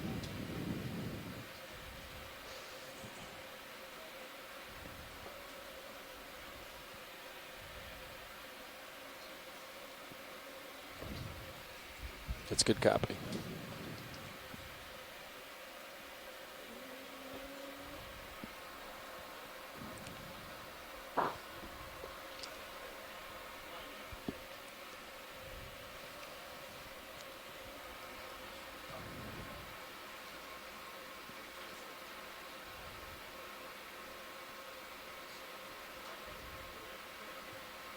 That other swimming sea cucumber might have been a Bathyplotes, not certain. Go ahead.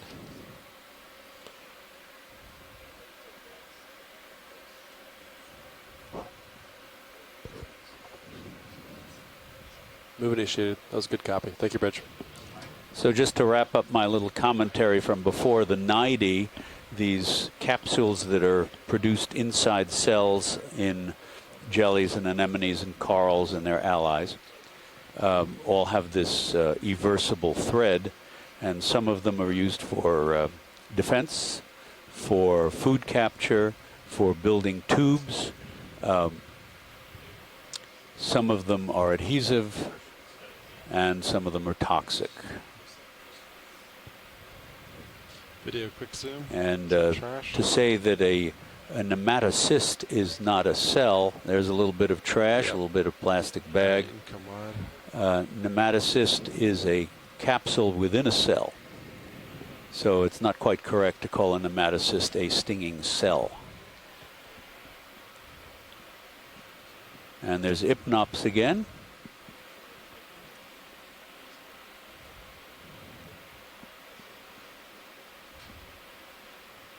And there you can see Hypnops swimming. So they can swim, if not terribly effectively. And another little pile of trash, or maybe sargassum weed. And our depth now is 2,274 meters. That looks like another bottle. Video quick zoom here. And more trash. Come on. And also, Pilot, if you can zoom back in on the sediment there, we may be able to see some small organisms growing up out of the sediment. Go for zoom video. Let's take a quick look here. Yeah, you see these little fuzzy clusters. Those, some of them at least. There's one up at the top of the screen. Of course, there's another pteropod shell. There's one. Some of these may be these foraminiferans. Again, foraminiferans are single-celled organisms, although they have many nuclei. And we typically think of them as tiny little sand grain, calcium carbonate, shell-building organisms in the plankton that eventually sink to the seafloor and form vast layers of deep-sea ooze. But the vast majority of foraminiferans are actually bottom-dwelling, and many of them do not build a shell, but instead cover themselves in various ways with fine particles of sediment.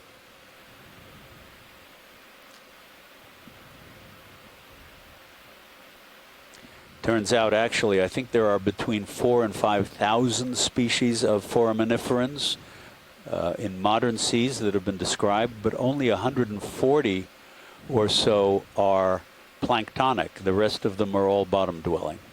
Video, go for zoom. And there are over 15,000, and here's a bit more trash. There are over 15,000, I believe, fossil species. And many of them are only found from narrow periods of time, so they are important indicators. So that when you find species X of foraminifer in your rock Just record, off to your you know starboard exactly where you are Oh, yeah. in geological time. Yeah. So, yep, 300. And there are some cluster burrows Straight ahead. off to the right. Mr. Burrows. A little city of cluster burrows. It'd be interesting if that line intersected again.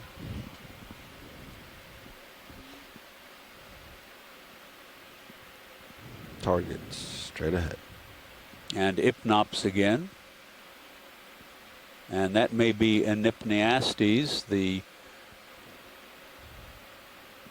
pudgy, 25 graceful sea meters cucumber. off the starboard. Yes, that's what it is. Video quick In save. that species, you can see couple of the these, fan active. both at the hind end, and there you can see the tentacles very neatly as they scoop up the sediment. They close like little fingers. This big fan at the front end and at the rear end that act as fins, and there you see them about to take off.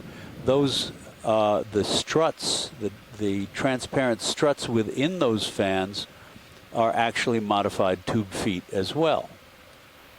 And this front view, you can see there's the mouth, and the tentacles are mostly retracted, and because it's transparent, you can see the sediment in the gut.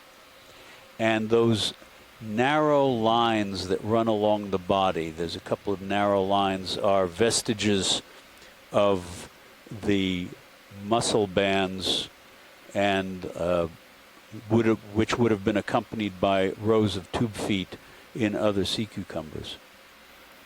That's just amazingly graceful. Beautiful video, pilot. Thank you very much. Thank you, video. And there, lost a little. Didn't make it that far.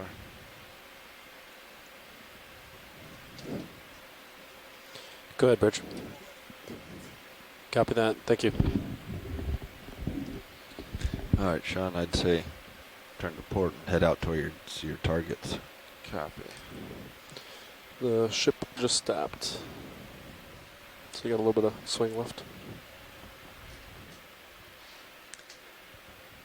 And Bob Carney mentioned in the chat room that he did not see any development of gonads a piece of grass in that sea cucumber. It's transparent enough that if it had mature gonads, you could see them right through the body wall. You said move's done? Yeah. Sirius is going to swing. But yeah.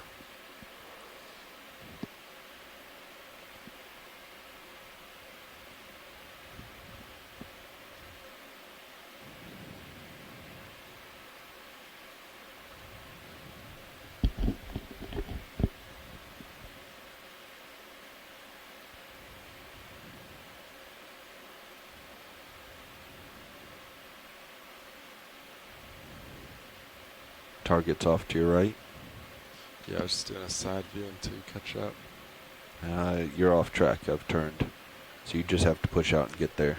And if it's interesting, we can. As I mentioned earlier, the deep sea was unexplored for much of human history, I just turned really to the until right, the facing you. middle So of the you're off 19th track, century. which is fine. There were a few tentative attempts to take samples of the deep sea floor at the beginning of the 19th century.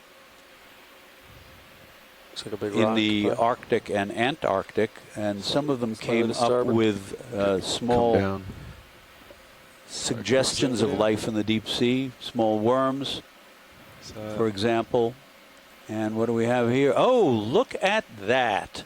That is the egg case of an Argonauta. Argonauta is a pelagic octopus some swing left. that lives in the upper waters, and the female about 20 degrees off. produces this egg case. The female has got two of its arms that are broadened. They look like spatulas. And they have glands that produce this papery shell. This is called the paper nautilus, even though it's not related directly to the chambered nautilus. Yeah, and move, the 10 female meters, sits inside that shell. 340 degrees. The genus name is Argonauta, and lays her eggs in the shell. And unlike almost, I guess, virtually every other cephalopod, the male is tiny, much, much smaller than the female. And the male has got one of its arms highly modified for delivering a spermatophore, a packet of sperm. And unlike other cephalopods that have this modified arm, the arm in the male breaks off with its sperm packet once it's delivered inside the female. And as a result, that arm was originally described as a parasitic worm inside the female Argonauta. That's a wonderful find, completely unexpected, although they're out here in the ocean. But finding one of those, that was really neat. That was just a lovely surprise. Thank you for that great video. Originally, and here we have some hard bottom again, limestone, probably originally mudstone. The Argonauta, by the way, in early times before they knew how they lived, they thought that the egg case was like a little boat, and the Argonauta would float at the sea surface and hold up its two spatula-like arms as sails and sail along the sea surface. So here we've got some glass sponges, most likely Euplectelidae, and there's another kind of sponge lying on the sea floor, a dead tube sponge. But these are more of the Euplectelidae that we've seen before. Yeah, you can come wide video. Kevin mentioned on the chat room that we only have one species of Ipnops with the big yellow eyes, Ipnops murrayi in the Gulf of Mexico.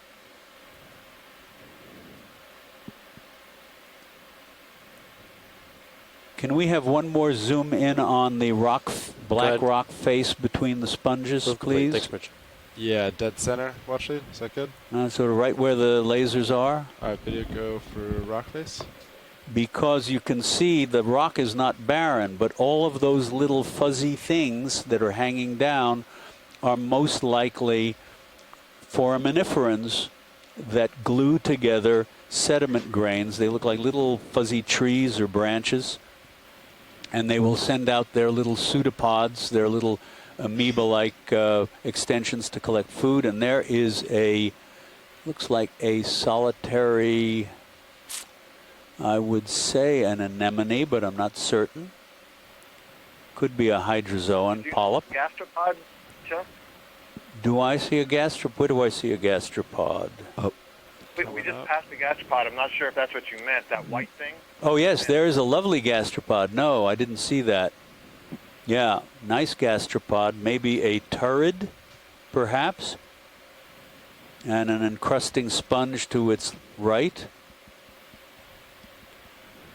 But this habitat with all of these little foraminiferans, these are sort of unsung members of this community. Thank you very much for that close-up. Pretty shell. Video whenever you're happy. Come wide. Okay, the ship stopped moving about 2.5 minutes ago. So it stopped or stopped? Yeah. Okay. You have two targets, this main rock, and then one off to its right. So if you keep Bob coming around the Carney right side, suggests that the genus of gastropod snail was Eocypho. I'll probably put a 30 poetic sounding name, I think. Eocypho. Or would you like maybe 350? Looks like. We need to go more.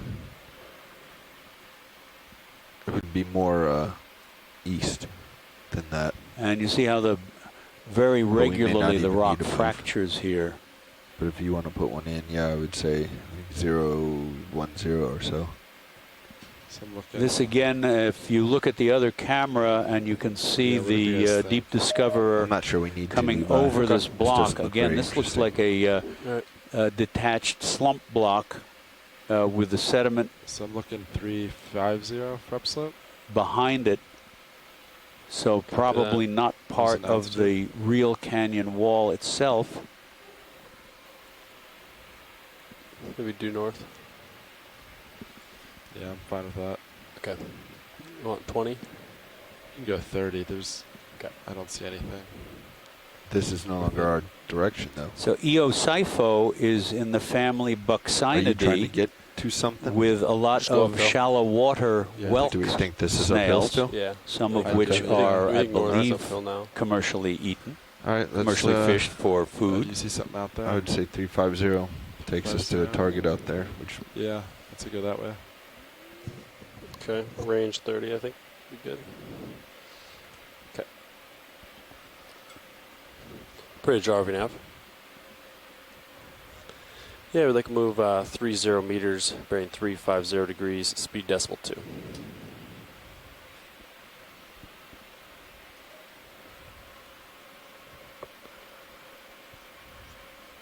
It's a good copy.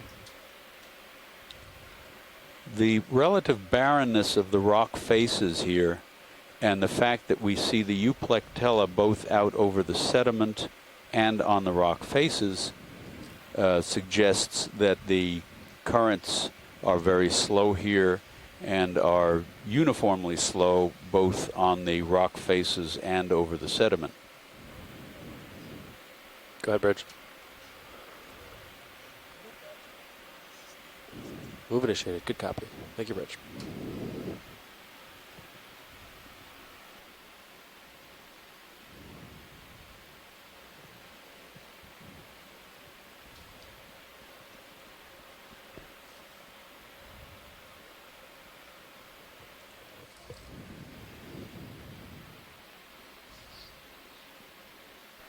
So this is your second target that I was talking about. So if you bounce up and over this, there should be 25 meters straight out. ahead. Okay. If you want to. Yeah, that might be fine good. with that. I don't really see anything too interesting on this.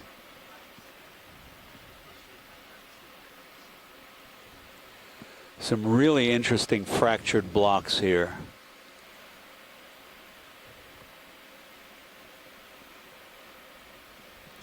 And Bill Keeney says that these periodic large collapses of the rocks are what drive the formation of the canyon. Come left. Can see it in my view. There it is. There. No, we're getting into some more hard bottom exposures here.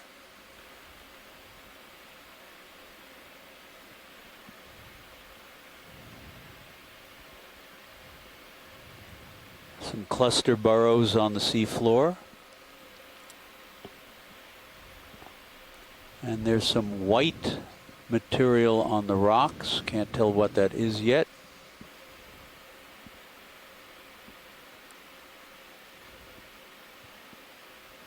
Video quick zoom from here, just on the floor. There's sediment accumulation. There is that looks like one of those odd glass sponges that has fallen off the rock. We saw one of those attached to the rock face earlier in the dive. It's like a stack of coins or something like that. Yeah, but it's detached. All right, video come on. I'm pretty sure, lying on the surface like that. And in this little valley here below the these blocks, you can see numerous white flecks. That's an accumulation of those pteropod shells.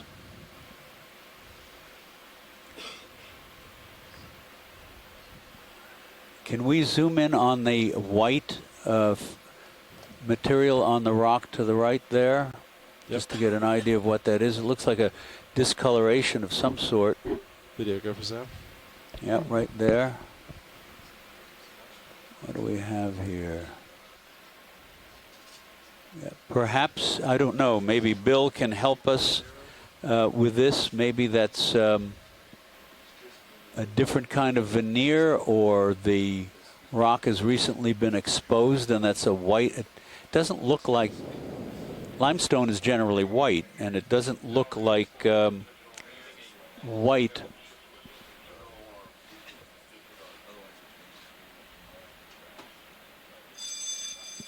All right, video, come wide. Interesting. There are some cup corals hanging down from the ledges. Not sure what that white was, whether it was an exposure that has not been covered with this iron manganese crust, the black crust, or whether it's some other kind of crust on top.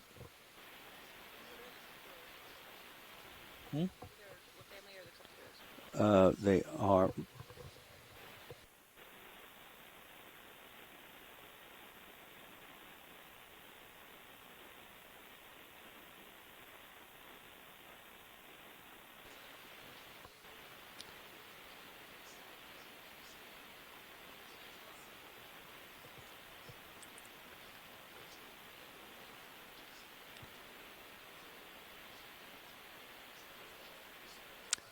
All right, can we, are we changing? Yeah, Washley, we're just doing a quick pilot change. I'll be right back on track with you in a sec.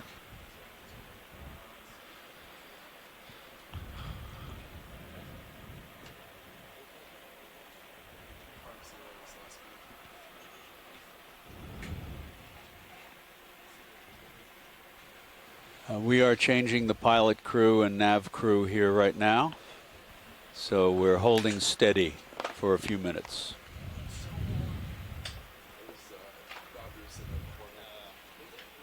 See ya. You're fine where you are. I just letting you know where you are so you got your bearings.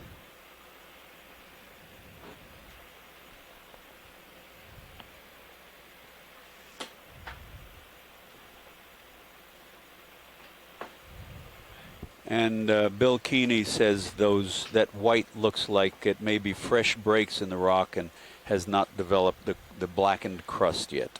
Is ship still moving? 350? Stand by one. Thanks. Kind of looks like it, but I can't tell.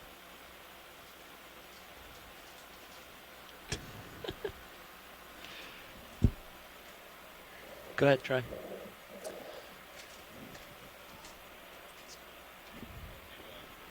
Okay, copy that. Seat's a little sticky. We need to grease it. Go ahead, Bridge. The tilt down a little, catch your Copy that. Thank you, light Bridge. pool. There you go. So something cool's And we are underway here. again. You'll be able to reach it yet, but Up the side of this canyon.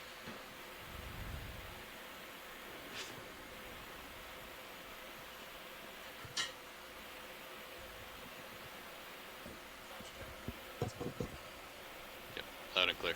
right. Yeah, you sound very clear. Good headset.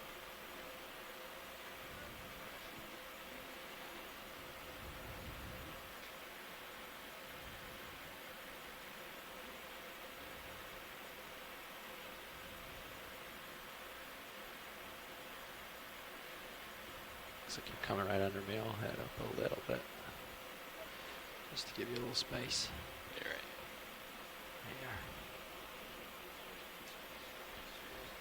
right. Something in the water.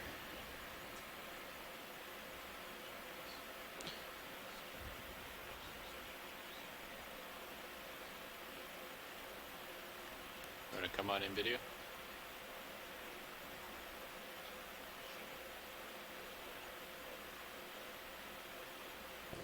Okay, so this looks like a beautiful ctenophore, and you can see the distinct two lobes just extending to help it beat, and you can also see those lightly shining, almost iridescent cilia, and so that is part of the organism which helps it to move along you're not close yet. in the water column. And you may think it's bioluminescing, but it's actually not. It's just fluorescing, which is where it's basically reflecting off of the lights of the There you go. of the ROV D2. And these are commonly known as comb jellies. Yeah, we can come in tight.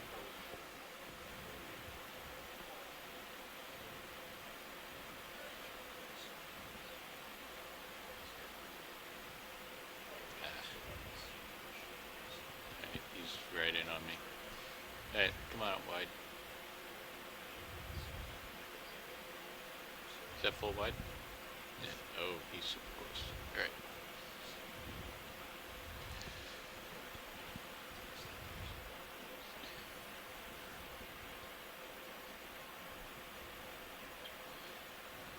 That face is in reach now.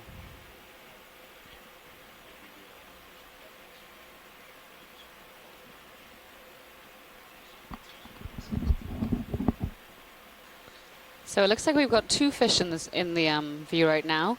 The one closer to the bottom of the screen is a halosaur, and we saw one of these earlier. One of the most common genus in the area is Aldrovania, and perhaps it could be the species Aldrovania affinis. Just do a snap on And it. they've got this very characteristic body shape where, you know, they are extremely thin and elongated, have this sort of duck-billed face, and hold their body completely rigid apart from the, you know, last quarter or last third of their body, which the tail moves in a really sinuous way.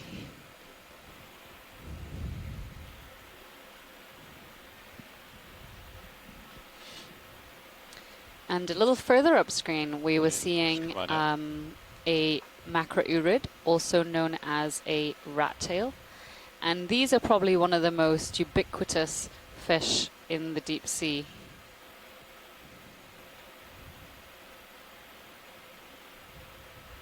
Alright, come on in, video.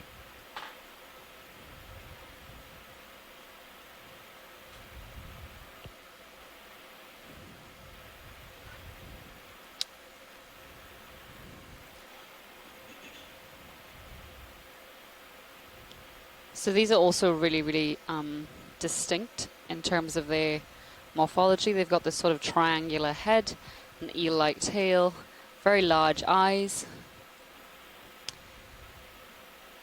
And one of the most common genus found in our world's oceans is Coryphaenoides. I'm not sure if that's what this one is.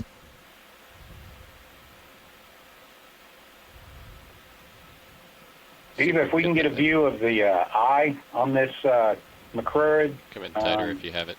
If it's got a black ring around it, it's Coryphaenoides mexicanus, the Mexican grenadier, which is fairly common, a little bit shallower. This may not be the case for this individual. Do you mean in the actual eyeball? Or in the eye socket? No, the rim around the eye, if it is black, it is Coryphaenoides mexicanus. And do you perhaps know what other species are found in the area? Because that doesn't appear to be the case here. What was that, Jeff? Give me a few minutes. I said you have plenty of room if you want to get closer. No pressure. I was just wondering if you had it on hand.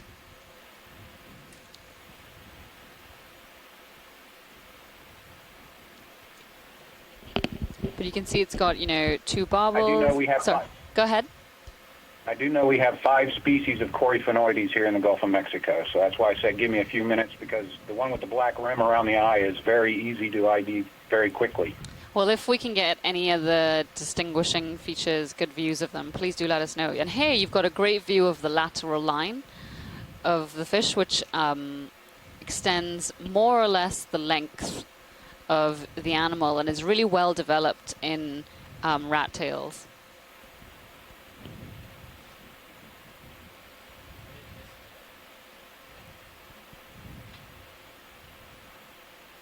Yeah, let's come out a little bit.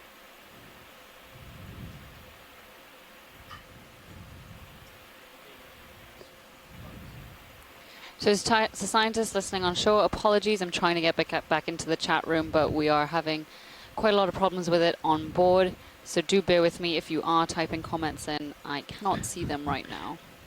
He's playing hard to get. Yeah. Yeah, let's come on out. But that was great. That was the first time we've seen a Coryphaenoides on this dive. Dan Wagner's suggesting this could be Coryphaenoides armatus, and this is one of the most common species in our oceans, or perhaps Coryphaenoides letulepis.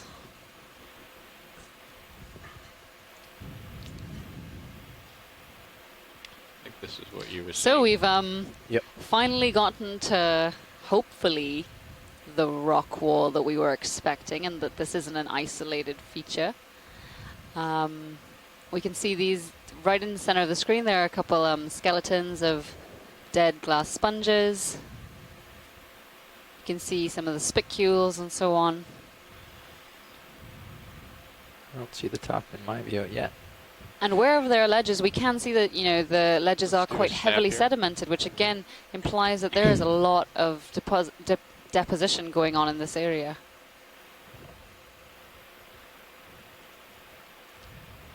So as Chuck was pointing out before, all of these little stringy things along the rocks, those might be foraminifera. That white object looks like it's a sponge of some kind, perhaps a demosponge.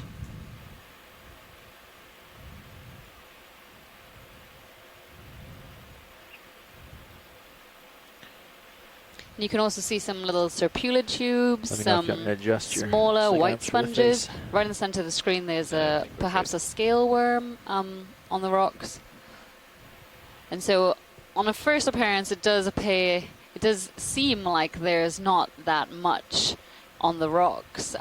But if you do look closely, life usually finds a way, and there normally is something there.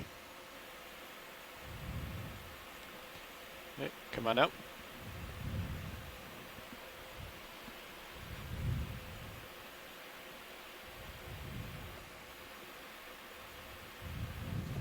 There's something right here. Let's come back in.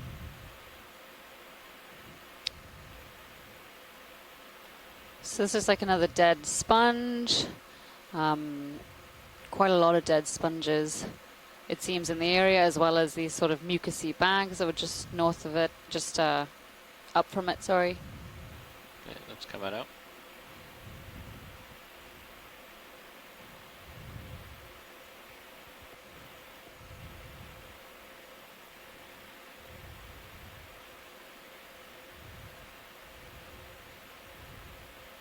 So we can see a little sea star right on the right-hand side of the screen. White one perched on the ledge. Pilots, if we could have a quick zoom of that, please. Sure. All right, come on in, video.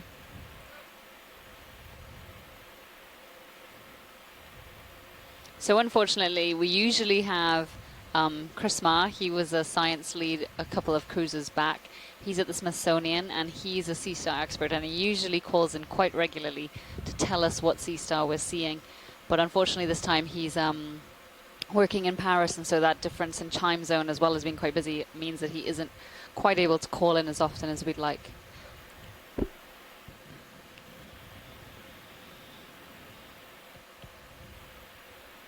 If you have any more, go for it.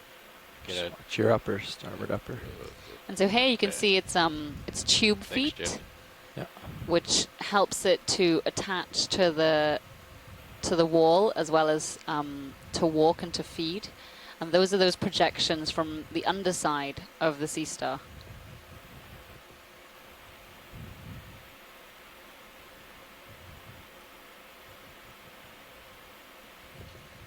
All right, let's come on out. As well as we can see some calcareous tube worms, serpulid tubes.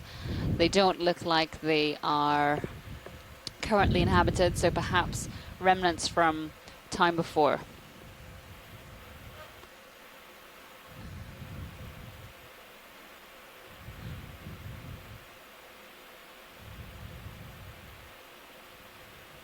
Slightly overhung. Gets closer as I go up. Yeah, I see that.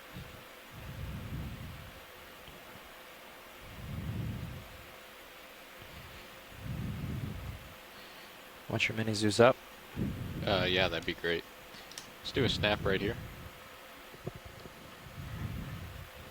Okay, great. So this is, I think, a Corallimorpharian. And these are closely related to corals and anemones, and they're very easy to, or not very easy to identify. Let me take that back and say they have these characteristic balls on the ends of their tentacles, but there are also some species of anemone which do also have similar characteristics. So it can make them quite confusing to identify. And just to the left of it, we've got a Hyalinema stalked sponge, perhaps. I can't tell if that's a sphere with an opening on the top or more of a flat structure. I'm going to go with sphere, and if that's the case, it is a Hyalinema. Yeah, when you're good video.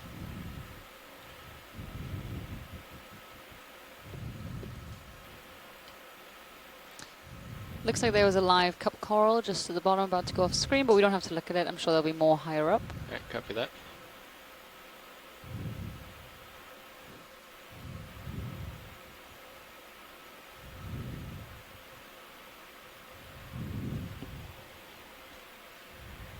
Pilot, is there any indication of how big this feature is?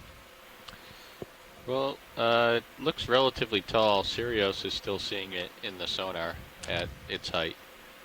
So, it's at least taller than, no, I don't have an altitude for Sirius. Probably it's 15 tall. meters at this 15 point. meters, maybe? At this point, Okay, we great. haven't seen the top yet, so we're about 15 meters up.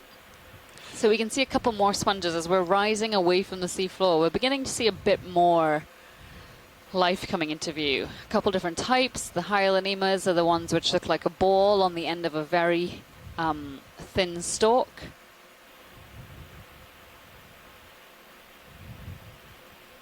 Let's come on in video. As well as some other types.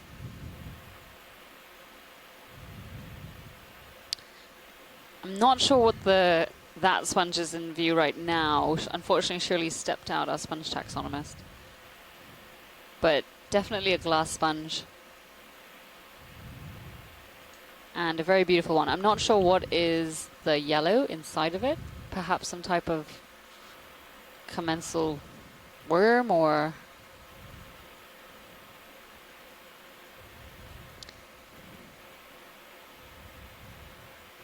And Andrea Quattrini's just corrected me and said that corallimorpharians are actually more closely related to stony corals than they are to anemones, amazingly, despite the similarities superficially in their structures.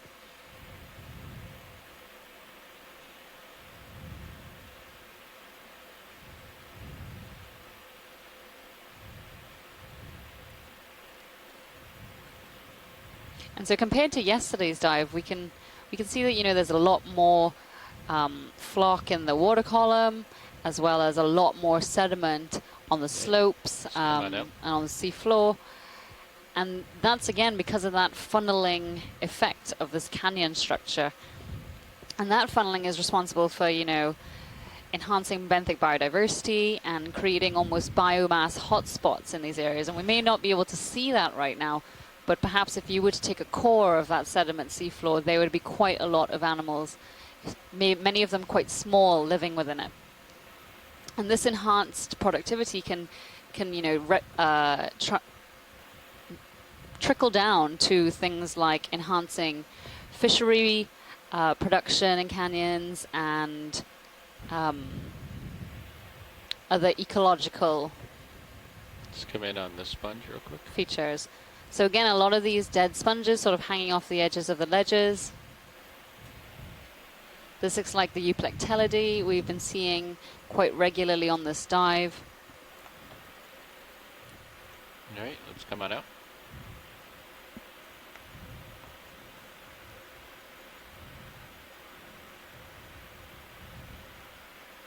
And there really has been an absence of corals so far. And that could be because, you know, there's just not strong enough flow here to support their needs food-wise. Or perhaps there's too much sedimentation, which means that when the larvae settle, they become covered too quickly to grow. Can we get a zoom on these, on this on these sponges down on the right, please? They look different to what we've seen already. Copy This that. dive, please. All right, come on in, video. As well as there's a fish off to the right when we're finished. So there's a couple different sponges here. We can see the encrusting one closer to the top of the screen. And then there's this very beautiful vase-like one extending off the wall. And then just below that, one of these ones we were just looking at, which is very elongated.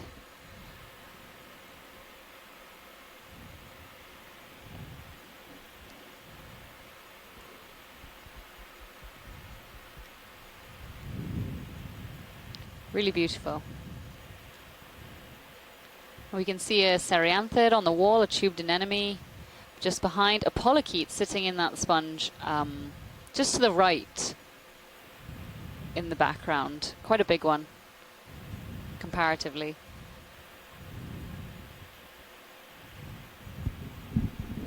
That's great, thank you guys. All right, come on up.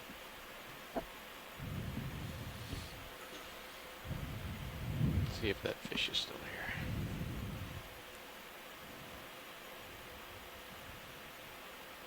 There's a sponge that's shaped like a fish.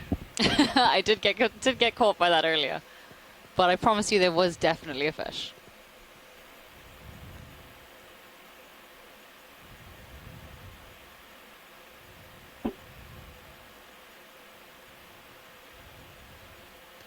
Well, maybe we'll run into him later. Yeah, maybe he had things to do. Alright, coming on up, Jeff. Copy.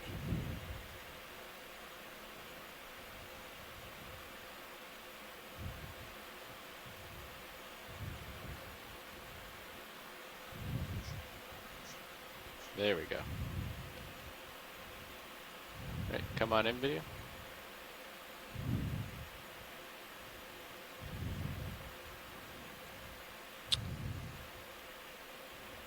So we're not really getting a good look at its face right now, but I'm inclined to say this is not a rat tail, and this could be from the family Bythididae.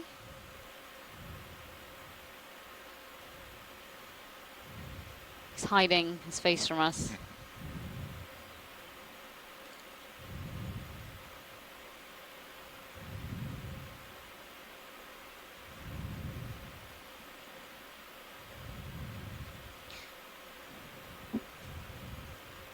Andrea, any ideas on a fish ID? I'm gonna stick with Bythididae for the family, but I'm not sure what genera we have in the area. But that's great, pilots. Thank you. It's got an extra little bump on the bottom of him. Oh yeah, just ahead of the anal fin. Alright, let's come on up.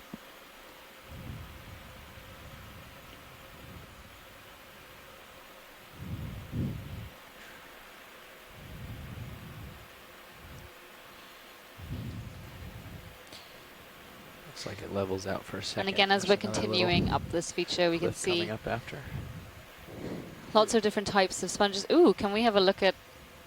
Wow, that's quite long coral. The first... Oh, there's a couple as well. The first true octocoral I think we've seen for this dive.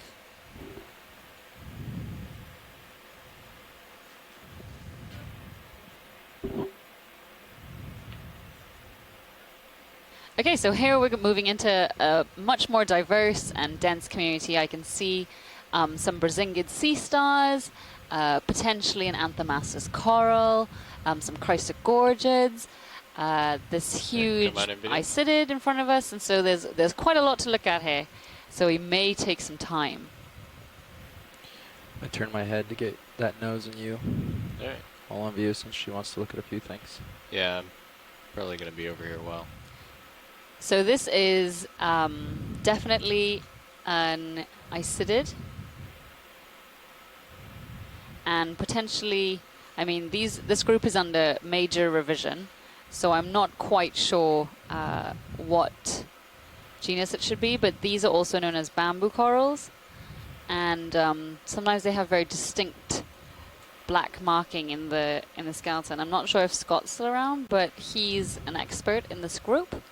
Do you have enough tether? And Come down we're getting some really great shots here of the polyps. You can see each polyp has 8 tentacles, right. and that's why they're called octocorals. It looks like he's low on tether. We can move over.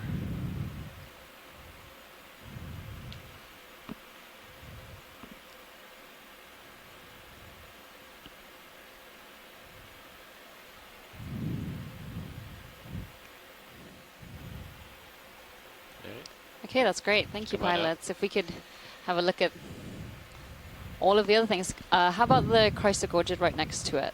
The little bushy one. Just to the Just to the left. left, Yeah. Let me come in a little closer and then we can zoom. So Andrea is suggesting it's this icidid that we were just looking at is from the genus Lepidisis. And this is quite a long example of come on one. You know, well over a couple of meters. So this is coral from the family Chrysogorgidae, and they tend to have this sort of very fine morphology almost, like a fine little bush scattered with little lights almost. So perhaps this could be a Chrysogorgia. We'll wait for the scientists on shore to weigh in, but you can see it's got a little commensal shrimp inside of it, as well as potentially an amphipod, or no, it's got a couple of little shrimp inside of it.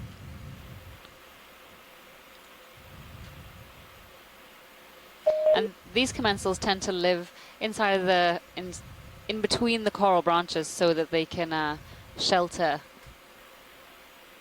and use this coral as almost a refuge. Thank you very much, pilots. Okay, coming up.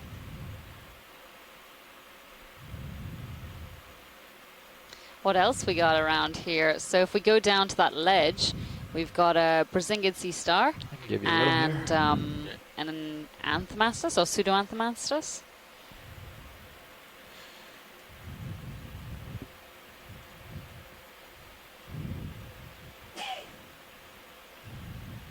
Let's go for the sea star.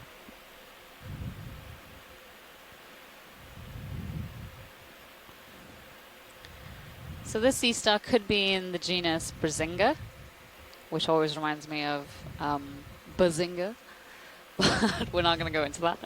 And you can see just behind it to the right there's a spot lobster, I think, as well as a solitary cup coral.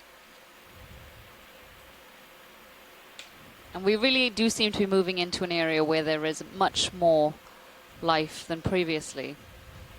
So Les Watling, he's a Cnidarian expert at the University of Hawaii, and he's just chimed in and said that the bamboo coral, the original very, very long one we were looking at, looks like the beak-clade. And he's come to that conclusion because of the lack of sclerites in the bottom part of the polyp. And I do agree, I didn't see any sclerites, any obvious sclerites. So these Brazingids, they have these very long extensions off of each arm, and what it does, as we can see perfectly here, is it extends its arms out into the water column in this way we're looking at, which isn't really typical for most sea stars, and that's because most sea stars move along the seafloor deposit feeding, so sucking up sediment from the seafloor, whereas here, this one extends its arms out into the water column and filters out any particles that may be passing by, which is exactly what we're seeing. Okay, what else we got going on? Yeah, I'm just going to pan right.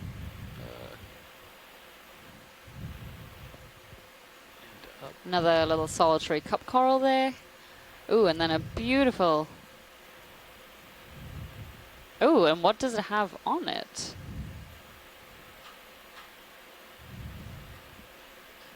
So I'm not sure if Tina's around. I think she still is around. Whether she knows if what genus this falls into, but it does look like it has a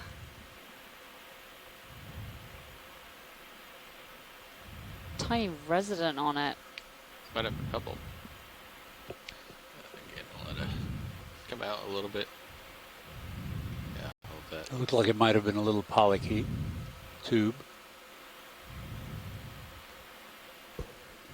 Or perhaps an aplecophoran. Oh, that's an idea.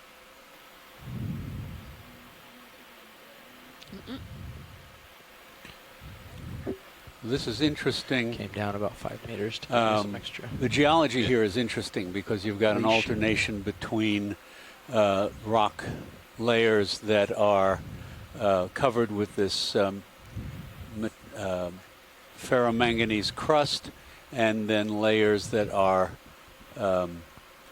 pure white limestone, and you can see there's more bioerosion or erosion in the white layer than in the black layer.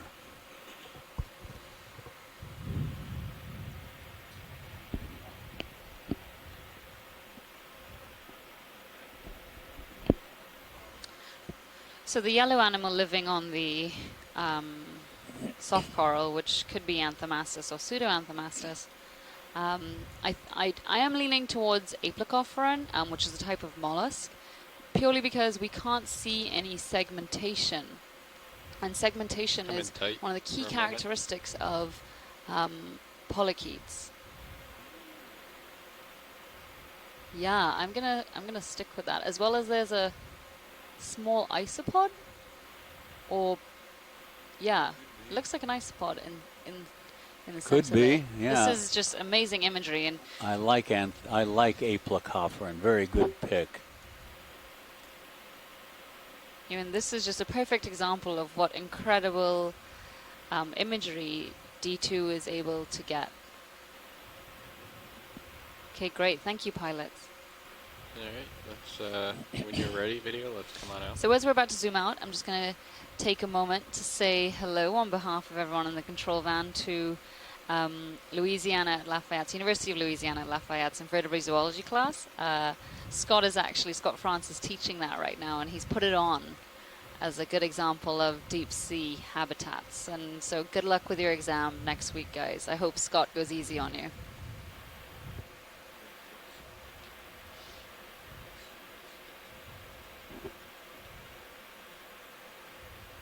Could we have a zoom on that stalked animal in the center of the screen, just past the laser, exactly where the lasers are right now? Yeah, come on in, video. Please.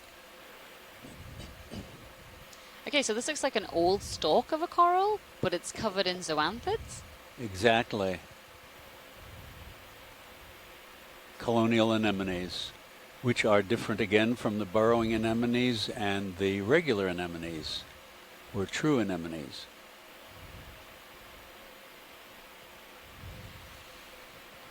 Great, thank you, pilots. Okay, come on up.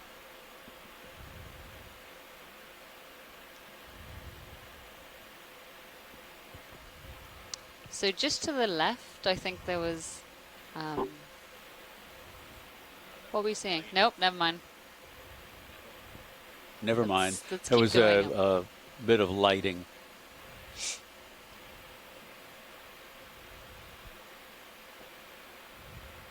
The top of the screen, there's a stalk, could be a stalk sponge, probably is, given the... Oh, no, that's a tall stalk. Another Lepidopsis, perhaps? Or bamboo coral. And so those two little red dots you can see just to the right of it are our scaling lasers, and those are 10 centimeters apart. So that should be able to give you an idea of how big this animal is. Well over a meter long.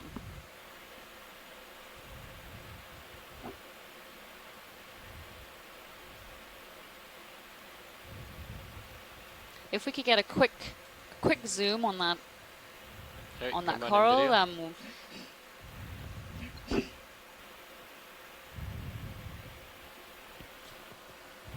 so we'll give the coral biologists on shore a chance to have a look at this. They seem to think that perhaps it could be a different species to the one we were looking at before. And again, this organism is probably quite old given its size, but it's probably, this huge length is advantageous to it because it is able to extend itself away from that cliff wall and up into the water column so that its feeding polyps can grab little particles and animals out of the water that may be rushing by in the current. And you notice that all of the polyps are facing left. They are down current. The current is going from right to left, and you can see occasional little particles drifting by the screen from left to right, from right to left. The vast majority of suspension feeding organisms do feed this way. That the the direct capture apparatus will be on the down current side, where the colony or organism generates a little bit of turbidity and slows the flow down in the immediate vicinity of the actual feeding apparatus. You can also notice that these polyps all have 8 tentacles, and they all have little side branches. And you can see some of them are actually closed here. So they've retracted all of their tentacles, and that's why they look like little nubs. That's right. And so this puts this organism, this bamboo coral, along with most of the sea fans that we see, and the soft coral that we saw, the red one, shortly a while ago, in a major group called the octocorals, meaning 8 corals, because their polyps have 8 tentacles, 8 interior partitions, and they always have the little side branches. And here you can see one of those nodal areas, that black within the skeleton. So I think Scott suggested that this particular individual could be from the S1 clade. Okay, pilots, that's brilliant. Thank you very much for that great imagery.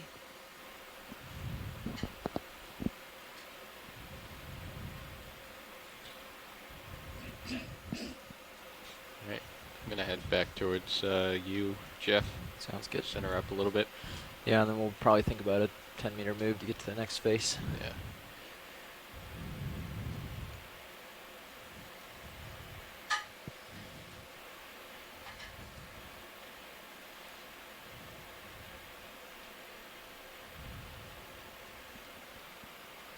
Oh.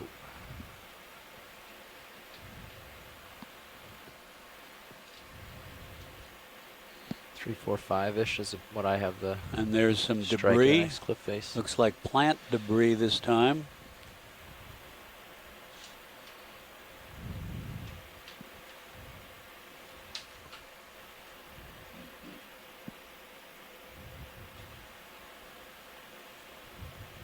Tiny little sea star. Let's come on in, video.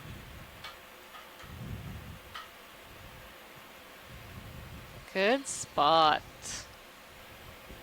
Nice little puffy, looks like a goniasterid. So you're about to and they're characterized by having the large plates along the 246. margins of their arms and the little field of flower-like spines covering their their upper surface, technically the aboral surface, the surface away from the mouth. And those are called paxilli. And that may have been a little sea spider or a tiny little polyp. So that cliff was about 20 just at 1 o'clock relative to the sea star. Or perhaps a hydroid? Yeah, either a hydroid or, yeah, that's exactly what it looks like, a hydroid polyp. Okay, you can come out. Great, thanks for spotting that, pilot. My pleasure. Les Watling has mentioned on the chat line that the S1 clade of these bamboo corals has a very different morphology of its polyps from the other bamboos, and the polyps can contract down to very small lumps. That there are no skeletal bits called sclerites between the tentacles, and the axis is very thin with moderately thick tissue. And here's a what looks like some dead coral axes. So that is 10 meters, 345. that is actually really promising, because that indicates to us that perhaps, like yesterday, where we saw some dead Lophelia, perhaps Do you want this further closer upslope, we for are you? going to encounter some quite large colonies of corals. Now that we're on the face.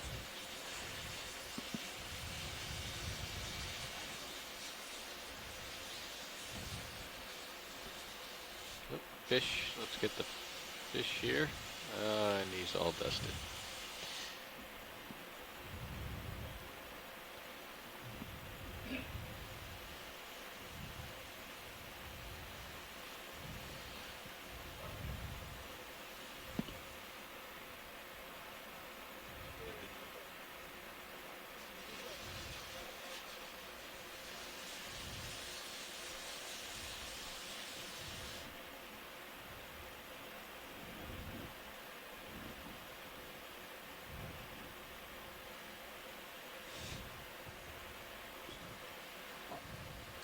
There's that long, interesting glass sponge we've seen before.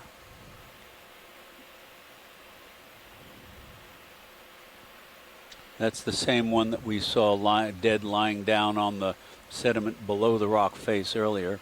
Did you want to zoom on that? We've seen it already. Okay. Let's just continue upslope, please. That's what I was thinking, yeah.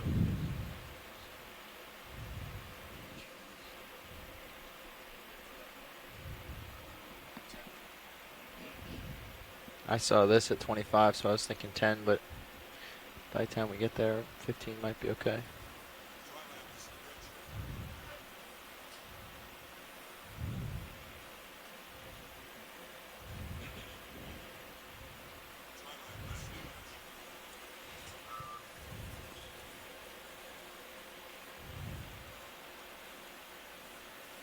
All right, go ahead in video. And that looks like a flock. I can't tell exactly what that is. It's not alive anymore. It might be a Larvacean house. Larvaceans are related to sea squirts. They look like tiny little tadpoles. They look like the larvae of sea squirts. And they build a mucus house for themselves that collects very, very tiny plankton. Yes, I think that's what it is, because I believe I can see the interior, remnants of the interior filters. So their little tail whips the water through channels in the mucus house and collects tiny little particles, extremely small, bacterial-sized particles or so and smaller. And then every few hours, the house gets clogged, and the little tadpole-shaped Larvacean bails out, and the mucus house, with its accumulated detritus, sinks to the sea floor. And these are actually a very important source of nutrition for the deep sea floor, because they will sink much more rapidly than the individual particles. And it was about 100 years ago that I think it was Hans Lohmann first examined the houses of these, and he was the first to discover some of the smallest plankton, because the plankton nets that folks used at the time were too coarse. And he opened up an entire world of what is now called nanoplankton, which are extremely important components of oceanic food webs. So here you have a bizarre little creature that turns out to be integral to the economy of the open ocean. Amazing.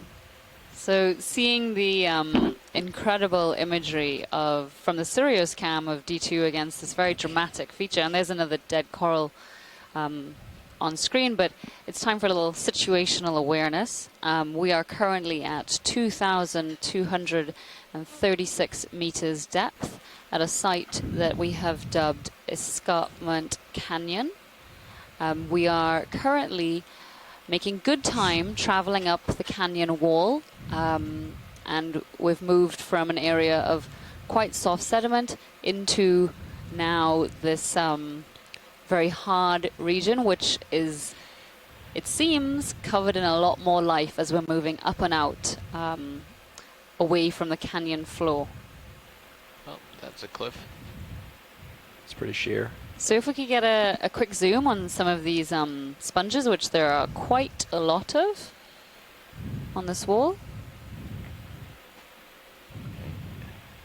Let me get a little closer here, video, and then we can get a zoom on these guys.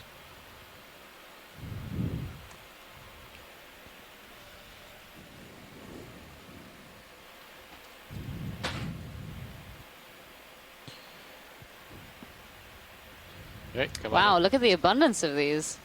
Oh my goodness. The yellowy ones are dead ones, and the bluey white ones are live ones.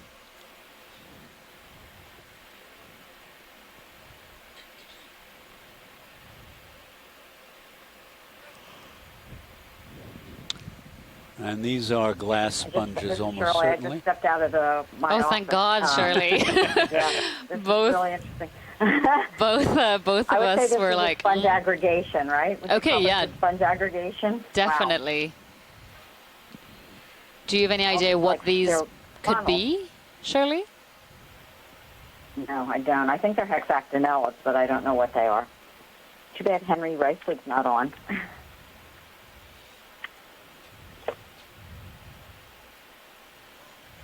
Really amazing. I mean, there must be a couple hundred individuals on this rock face.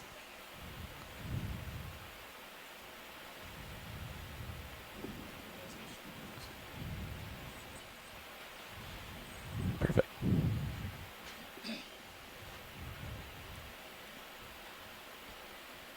Let's come on out here.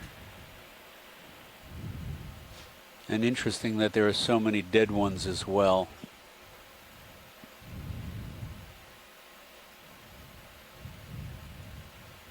Yeah, Wow. this is amazing. So who has to count Shirley, these is later? this something that Do you want to volunteer, Josh? No. is this something that you need to collect a specimen of? So our specimen. Well- yeah, go ahead, Shirley, and then.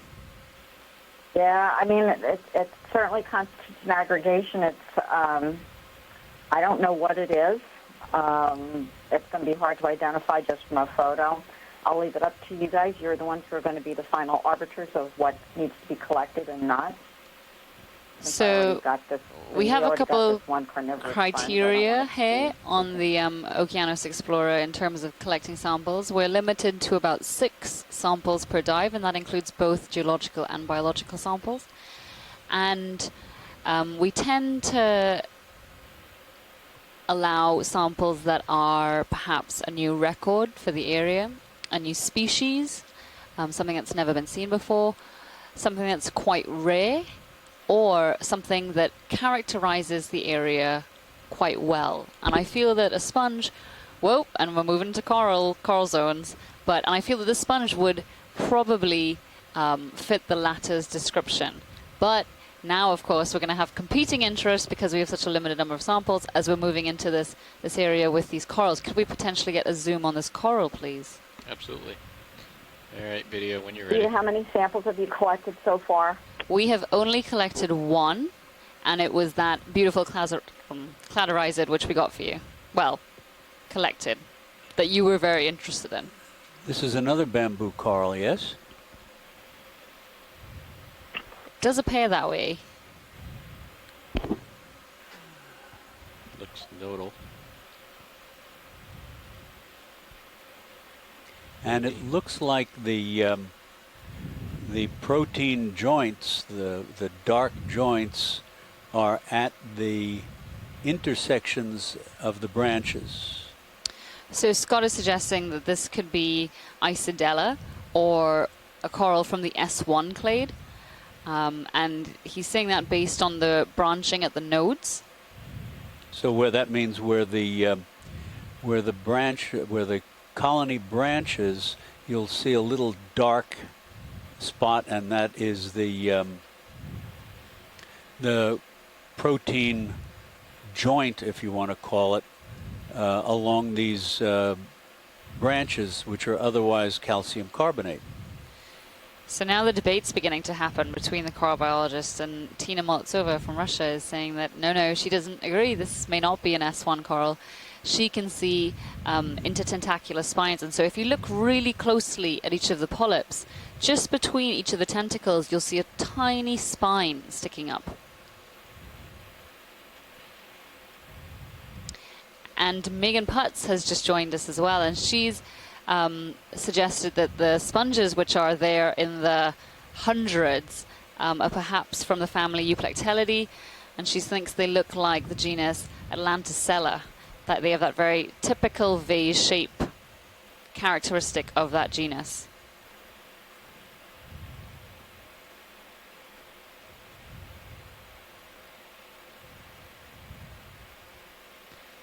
Great, thank you, pilots. Hey, when you're good, video. So Megan's also said that the true test of the sponges would be to see if they are crunchy, so brittle, or soft. If they're crunchy, then they're probably in the family Euretidae, whereas if they're soft, they're more likely in the family Euplectellidae. It's an amazing diversity of sponges. You're pretty close there, Jeff. Not diversity. Yep. Yes, not abundance. That's the word. Yeah. That's the word. I've been watching sonars and I'm not gaining on it. It really is extraordinary how you can go along. Look at this. Can we have a look at that? Sorry, Chuck. At the colony to the left that has the quite thick branches, please. Yep, we're just going to get into a safer position. Sure, of course. Feel free. And I would like to take the opportunity to tell viewers, if you do want to switch over to camera 2, move back because that's an overhang. You can definitely see the kind of structure which D2 is moving up. It's a pretty dramatic view. Let me look. Yeah, that's... We're going to back up just a little bit. Yeah, please. As he's coming up, that wall's getting closer to him. Let's just see if we can. Our pilots are currently taking a second to assess the situation that the ROV is in. It does appear that there is an overhang ahead of us, with a lot of corals on it. Yeah. And they just want to get the vehicle into a safe position and sort of assess what they're about to go into.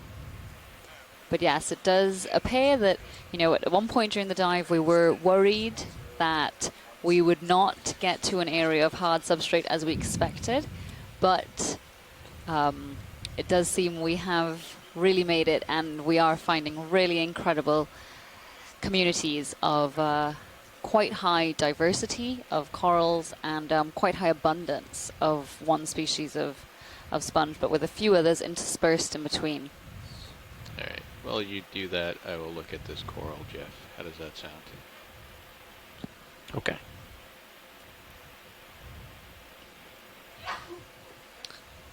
If it sloped away from us, I think we would have been good.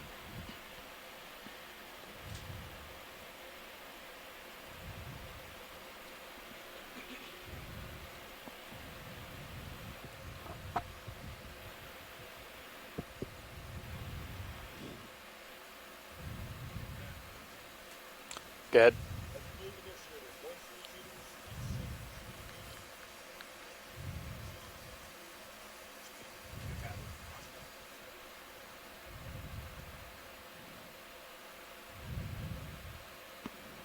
Now we've got two different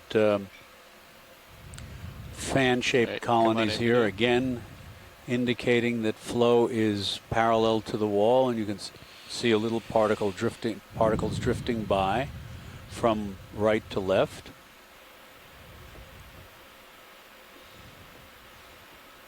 And there's a little brittle star on this colony. So that brittle star looks like it's in the family Okeanos. Yes. And that we can tell that by the very distinct projections on each of the arms. And it uses those, similar to the Brazingid sea star, which we saw earlier, to extend out into the water column and collect any particles that may be floating by. I mean, this is a really beautiful colony here. Perhaps a corallid. Yes, it looks like in the precious coral family. Yeah, which is corallidae. or Coralliidae. Sorry. That's all right. American There's two eyes. tomatoes. There's two eyes in there. And this is in the same family as the red and pink precious corals. And even though it's solid calcareous, its skeleton is made up of fused bits of calcium carbonate. It's still included. It's an octocoral. You can see the 8 tentacles if you look carefully, and so it's sort of lumped in this this larger group that is sometimes called the soft corals, even though it's hard. So some of these common name designations can get very confusing. Good.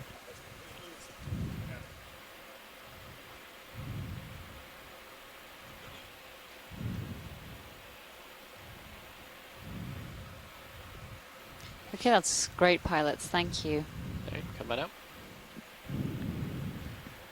And there's a little slender little hydroid polyp sticking out sideways.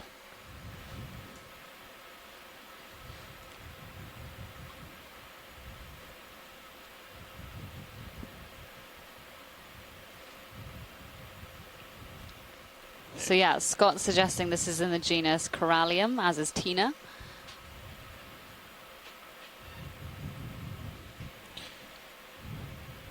Sirius is twitching like crazy today. Twitching? Yeah. Like the motors? Yeah, so we get erroneous heading inputs, which tell Sirius that its heading is actually 10 degrees off of where it is, and the motors react, and all of Sirius goes like... Oh, I didn't know as that hard was as it happening. Jerks off to one direction. Is that new for this expedition? No, it's And we're been coming happening up for a on while. what look like more bamboo corals. Oh wow, and some really big colonies as well. Yeah, I brought it up with Andy O'Brien on last cruise. And again, he had a interesting, look, we've I gone think. over these layers So he's gonna try to of sort out what it was. black That'd be limestone, and here we have another white limestone If the layer. compass is getting fender hits, maybe? I don't know. Could be. Does it correlate to heaves at all? I've been watching it do it, but Tom I can't really tell. Hansknick mentioned a decapod. I haven't Not sure. picked Oh, it out yeah. yet. Where Right is he? Oh, there, yes, a a little little Galatheid. Spot lobster. Squat lobster. Just let me know if there's anything specific you want to zoom. Yeah, zoom I in don't on, know Diva. how comfortable you feel right now, and whether you would feel happy enough to take a sample of something. Sure. What would you like? So, I mean, you've got the pick of a couple thousand, but we would like one of these sponges. Okay. The what look like the small gray discs.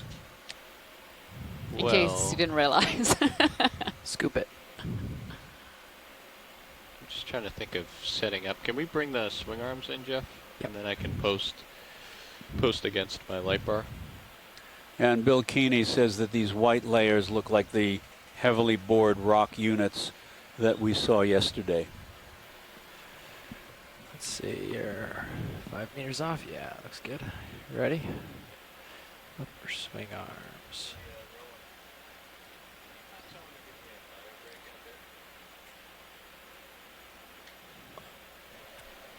Stow.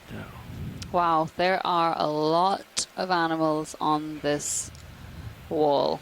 Yeah, while we're waiting, I'll give you a little bit of a perspective. Trying to decide which one to pick? Yeah. You gotta find the best one.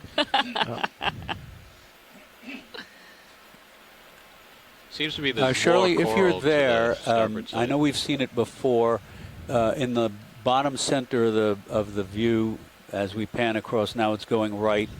There's that globular sponge Uppers on are a good. long, slender Your lowers stalk. out Do you or know the stay in? name of that one, just out of Yeah. curiosity? You can leave the lowers out, I think, for now. No, I do not. I'm watching this. Let's see if I I can mean, it find one. could be a number, any number of things. I think Highland Humanity is a good guess, but I don't know the name of it. Look for Yeah, that's big what I would have ones. said Hard as to well, a find. Hylanema. Beautiful organism. Thanks.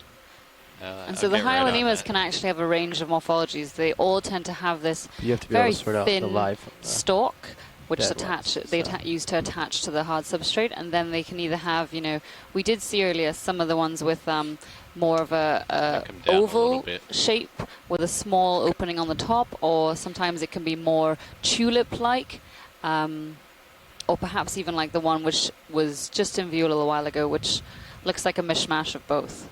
And then they also, members of that family, have that glass fiber optic type stalk that anchors in sediment as well.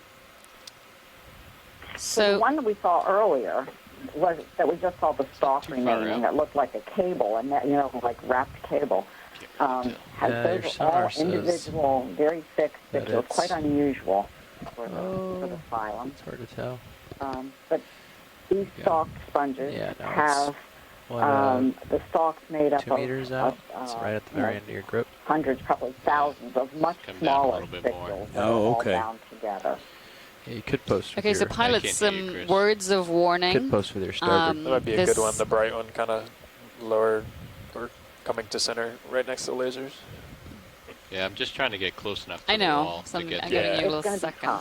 Yeah. Are you going to hover or pin? It's just some words of warnings from the scientists ashore. This could be quite brittle, so it may break apart. All right, copy that.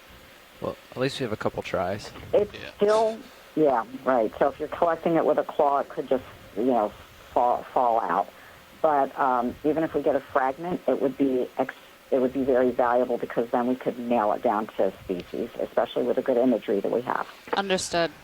That's probably pretty good. So we are about halfway through our dive. A little over halfway, actually.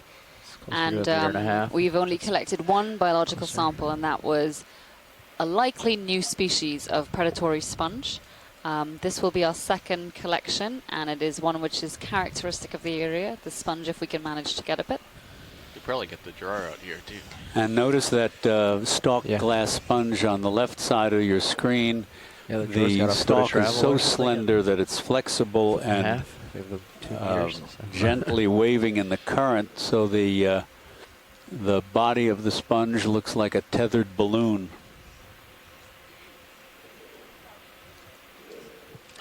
Yes, the body of the sponge looks like a tulip. What do you want here? But moving like a tethered balloon. I think we're good. Okay. Can we zoom in a little bit on Zeus? All right, that's good. Those don't look brittle. Those look. And Shirley, I was away for a while ago. That other stalked sponge that you can see just to the left and slightly above the claw. Oh, you got to wait. We'll wait till they're. No, I know what I know which one you're talking about. It looks like a stacked disc. Another one I don't know. All right. Okay. I'm going to try and see if I can look it up in the Systema perifera. Maybe Megan knows it. Let's zoom in on that. Where's Chris Kelly when we need him? Hold that. All right, so I got one. All right, come on out. It's a good job, and it seems floppier than we imagined. That's great. Bingle, bangle, bungle. Port inner is taken, otherwise you're good to go. Yeah, we'll go starboard. Copy that. So I think this leads us to believe that this could be in the family Euplectellidae, because Megan Putz had said earlier that Euplectellidae seems to be more a little softer, whereas if it was Euretidae from the family Euretidae, it would have been a bit more brittle and perhaps broken apart. Yeah, it looks like the starboard's opening, port's closed. Looks good.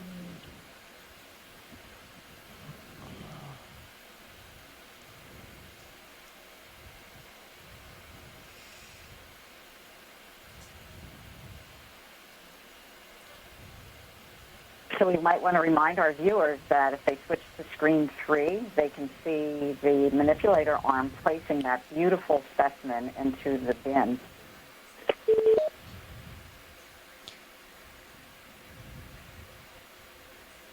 Thanks, Shirley. Still attached. Do you want the mini Zeus on there so you can see it? There it goes. There it goes. Awesome collection. Thank you.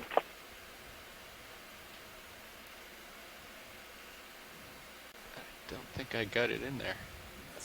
There are plenty more to choose from if you need to. There's one that's, yeah.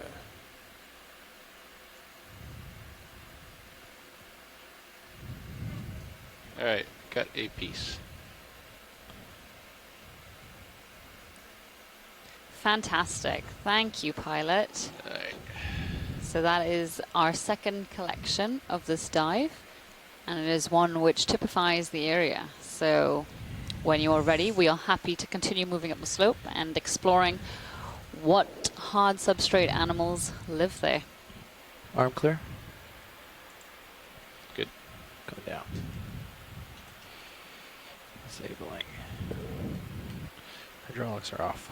Yeah, that was like sticky. Sticking to my... I think there are a bunch of like layers to it.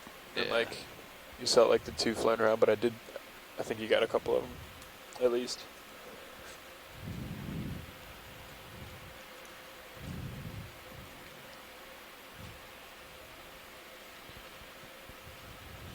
Did you get the waypoint? Yeah. All right. All right. Onwards and upwards. Onwards and upwards. Nice job, Josh. I hear you might need a bio break. Yes. I'll be right up. Oop, and there's a bit of a coral floating by. So, just to the left, there appears to be a really large Chrysogorgid colony.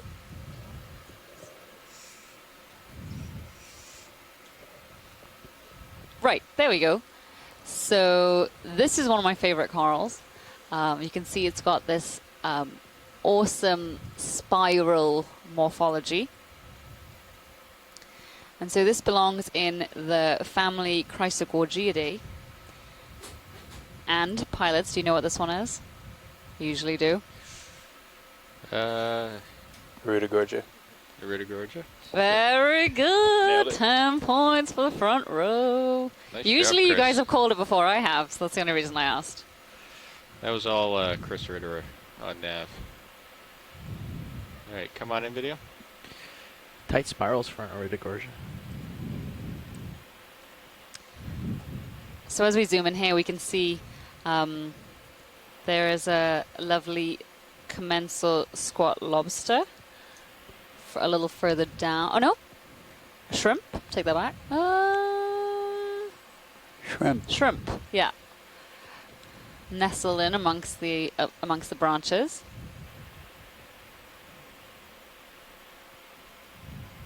And this is just a really beautiful coral here, and quite a big colony.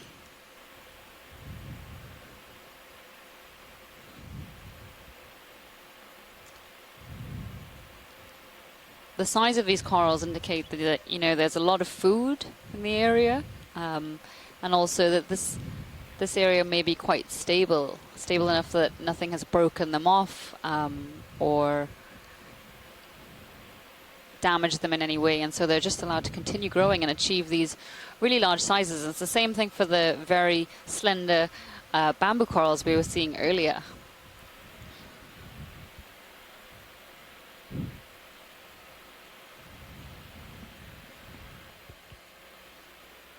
So this, Andrea is suggesting, is Iridogorgia splendens.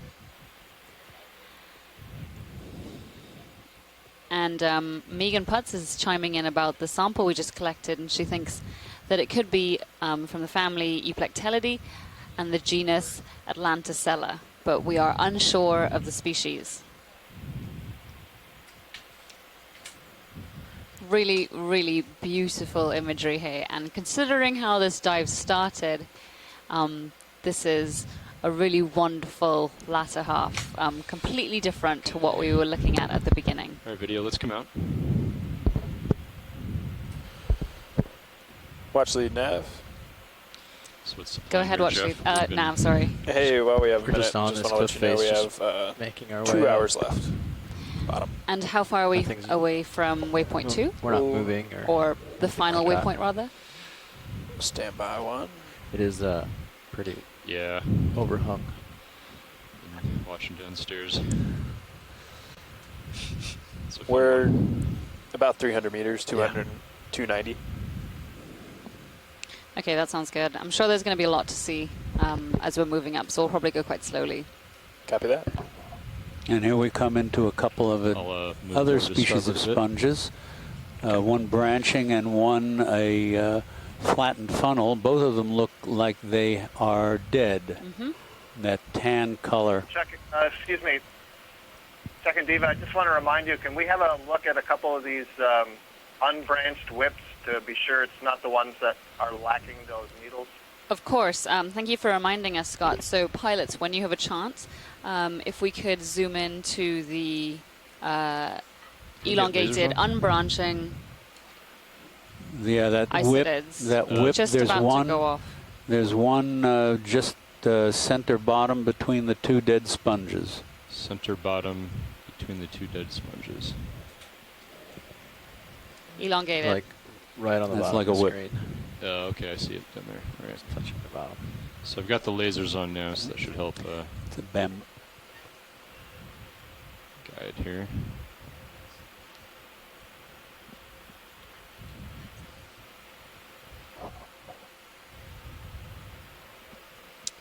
So we are looking for one of these bamboo coral species which does not have sclerites, or the tiny spines between each of the polyp tentacles. And Andrea Quattrini let us know that the little shrimp in that Iridogorgia. Iridogorgia was probably Bathypaleomonella. And hold And there. zooming in on another whip bamboo coral.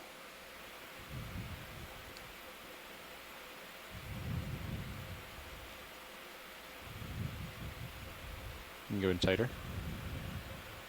So Leza said that the shrimp was Bathypaleomonella ceratopalma, which was originally described from the Gulf of Mexico, which fits it perfectly into its region of description. So I can't quite see whether these have spines. It doesn't look like it. You got any more zoom? Otherwise I can move in a little bit. But if it does not have spines, Scott, is this the one that you guys were interested in taking a piece of? Yes, I'm trying to have a close look, Diva. I agree. I do not see the spines on this one, the needles. Yeah, I definitely don't. You know, what's really difficult is the species that we're talking about has been collected once, and it was described from a very small fragment. So nobody knows what the colony looks like. There's certainly no pictures or known pictures or video of it in situ. All we know is at the level of the polyp, there are no needles. Instead, the polyp is covered with a lot of very tiny scales. And so if it had those scales, it would appear more milky and opaque, which this one sort of does. It's a little bit hard to see the skeleton. And that's about all I can go on. So, Scott, could you perhaps remind us of that genus name? Yes, Carib Isis, so name for the Caribbean, C-A-R-I-B, Isis.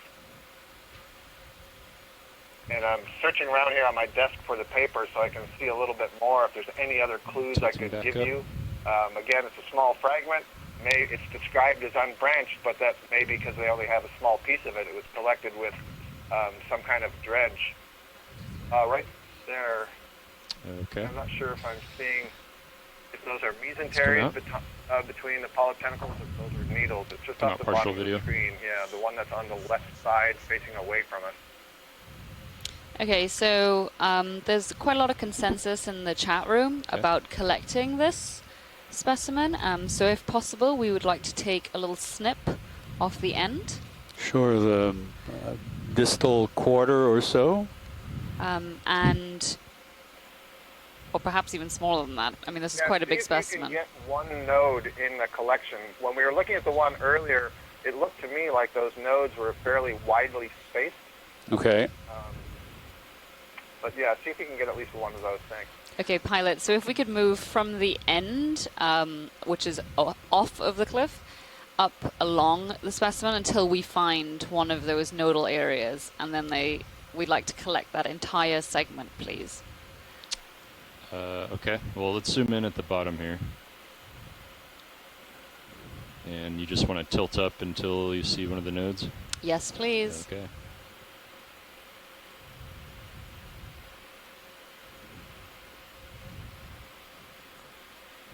Yes, perhaps there is a node.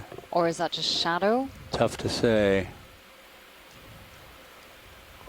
That's why I recommended taking a somewhat longer piece. If we could keep panning upwards, tilting upwards. Continue to tilt up. I walked away. I would go from the top down, and when you see a node cut. Okay, we'll just scan the whole length of it. I just want to get one node. There's a node right there. Oh, yeah. The dark section. Yeah. Yeah. It's still going to be too much to fit in the box. Yeah, can we zoom out and see how far from the top we are? That's about half. That's more than halfway up. Yeah, I think that's a pretty good good size collection. I mean, that's less than 20 centimeters, right? no.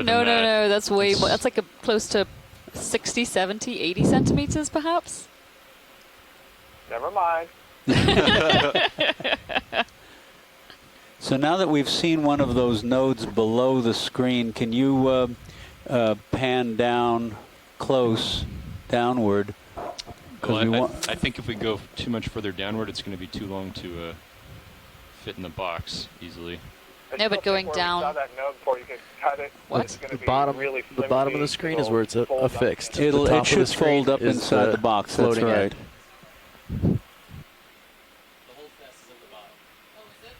Yeah. Aha. Okay. So I'm going to continue to tilt up until we find another one here. We had it backwards. Yep, definitely got that wrong. The which happens. There's the top. Okay, so we thought it was hanging down because it was difficult to see. So this is the colony is pointing upward and attached at the base on the bottom. Okay, so tilt back down. Yeah, so maybe that's why you misunderstood. Thought we could cut at that node we saw before, and there isn't that much above it. Yeah, apologies, Scott. We were like, no, that's a pretty big piece. But okay, let's look for that node again and take a little snap. Oh, there we go. There it is. Okay. Yeah, great. And this will cut very easily if you want to use the scissors, but it also, when you bend it, will break really easily. So whatever is most convenient. Okay. Yeah, let's come out all the way. So if you can grab it just below that node. It's pretty long. Yeah. You might be able to like fold it in, but. Was Josh in Auto XY, or did he? Looks like he might have stuck his brow on the top. He stuck the brow in, yeah. I mean, this one is less overhung, so you might need to do. I'm not sure if your toes or your brow's probably gonna touch first, but it's gonna be more flat, so you might have to do more of an angle. Yeah. Can we just bring the swing arms in, just to be safe? The lowers in, yep. Yeah. No problem. He did auto heading, auto depth. And But no auto XY.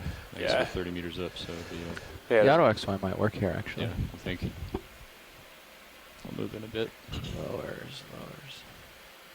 Outboard. Stow. Starboard lower. Outboard. Stow. Okay. Both home.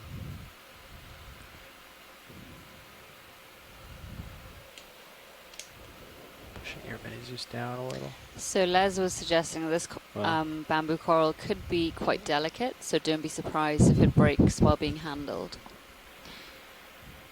Okay, so it won't fold in the box well? That might be better though, if it just breaks into two pieces. I'm not sure. We don't really have a choice, so okay. Below that node.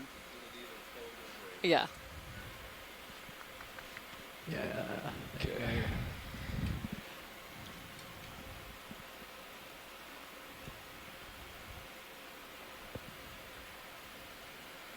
Should I try auto XY here? Are we concerned about if it drifts into the wall or no? Just be ready to turn it back off. Okay. Just see what it does here.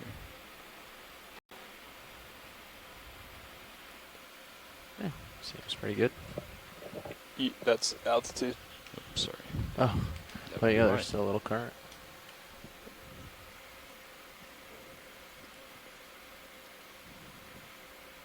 Oh, that's even better. Or is it? What's it doing? Well, Looks like it's drifting to the port a bit.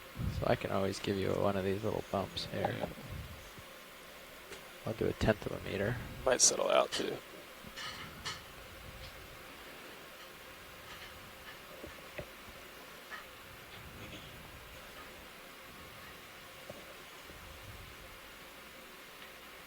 Yeah. It's looking better. I'll just adjust my head a bit. There's a note up there. Is that the one we're going for? Come in mid-screen, say now. Oh yeah, right there. Yeah. Yeah, I'll have to try that.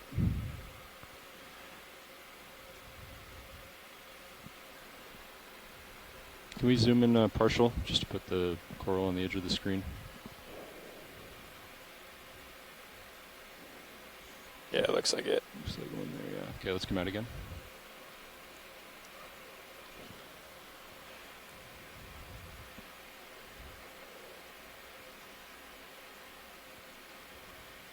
Okay. Seems pretty stable. Yeah. Thanks.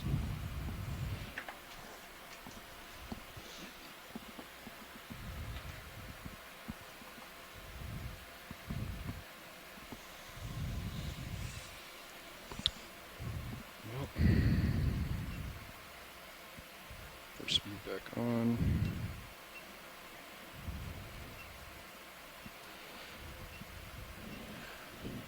They are drifting in very, very slowly, so I can always give you a little bump Yeah. back if you get close. Yeah, if you can help keep an eye on that and go ahead and bump as you need, that's okay. Pots look stable. Alright, hydraulics are up. Let me spin them up a little higher for you. There you go.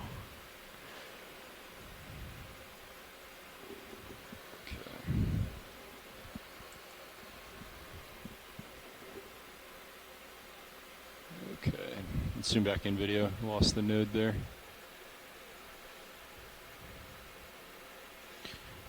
I'm going to bump you right.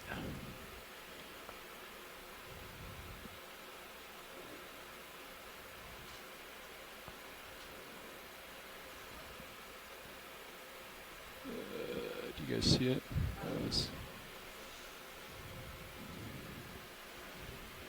I think it's about halfway up the screen. Now it's dropping into the lower third, lower quarter. There it is. Yeah, it's right there. One, Yeah. like 5 polyps So up from probably the like bottom. 3 inches above. Oh, I see it. Yeah. Yep. They tilt you down. Yeah, thanks. Okay, let's come out just a little bit video. Yeah, that should be good. I got a good view. I might be... Well... You got it. Yeah. So both port boxes, or one port box is open, right? Both inners are taken. Port outer is open. Port outer, okay. Yep, that's probably where you want to go. Yeah. Okay, so I think if I come in from this side, snip it. Yeah. Yep. Okay. And if you snip it kind of at an angle, you might have a little bit more room to get it in the box. And actually, let's get... You can keep that up. Video, if you could bring the mini Zeus over to the top of the craft elbow.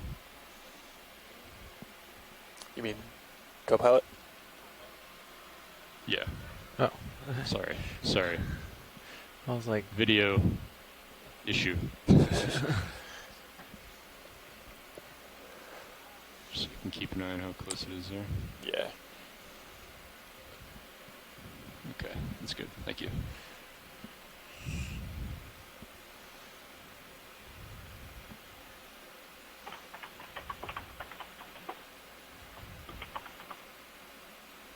And cruise Shrimps, if you can help keep an eye on that. Sure. You got a good view from your port manip cam.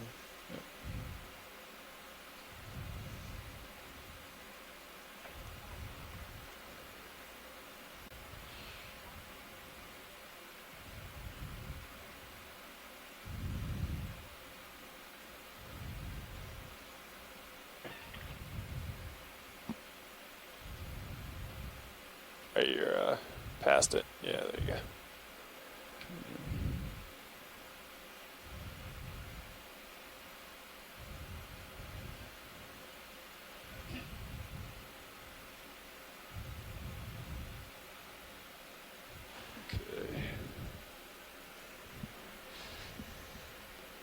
Lost it again.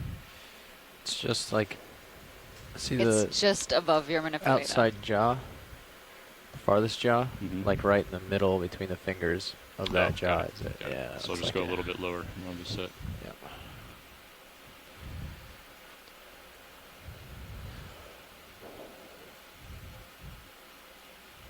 Okay. Looking good. You're clear. Maybe like a little inch lower. You're about to grasp it on the node. So yeah, exactly. Perfect. How's that? Perfect.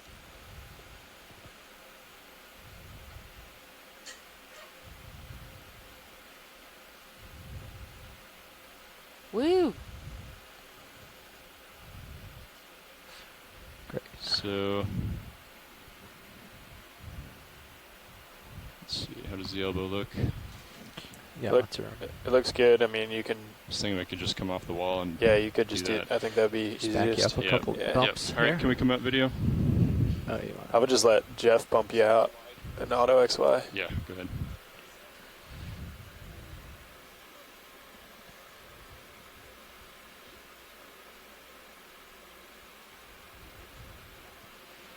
Oh, I think your brow is actually resting on there. Well, if that's the case.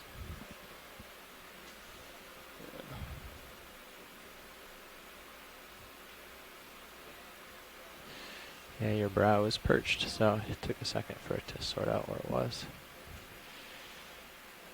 Yeah, you got a nice grip of it. So.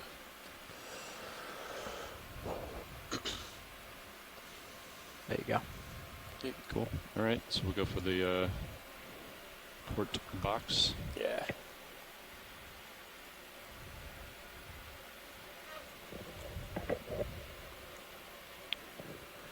Okay, pin set. Let me know when you're ready to extend. Do you want to go ahead and move the mini Zeus down to the box, and then I'll use that up there. Do you want it here? Yeah. Do you want it on the big screen? It's up to you if you're comfortable. Yeah, that's fine. I got another That's view. fine. Okay. Okay.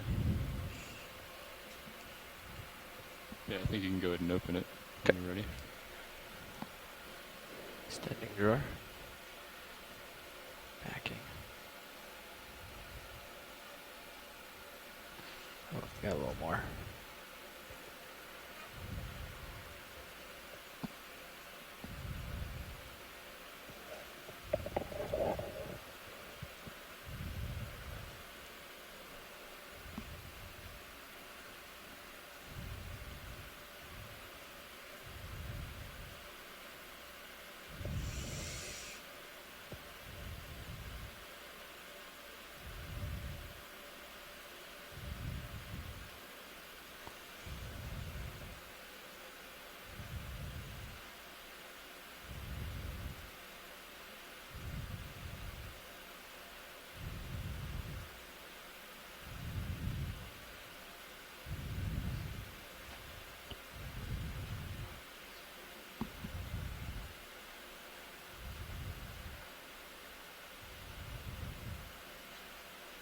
Can't tell if it broke or not, but Yeah, it's hard to tell.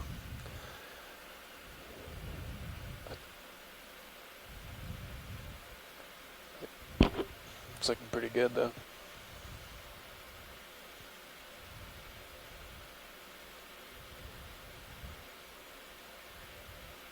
Nice. let's close it up.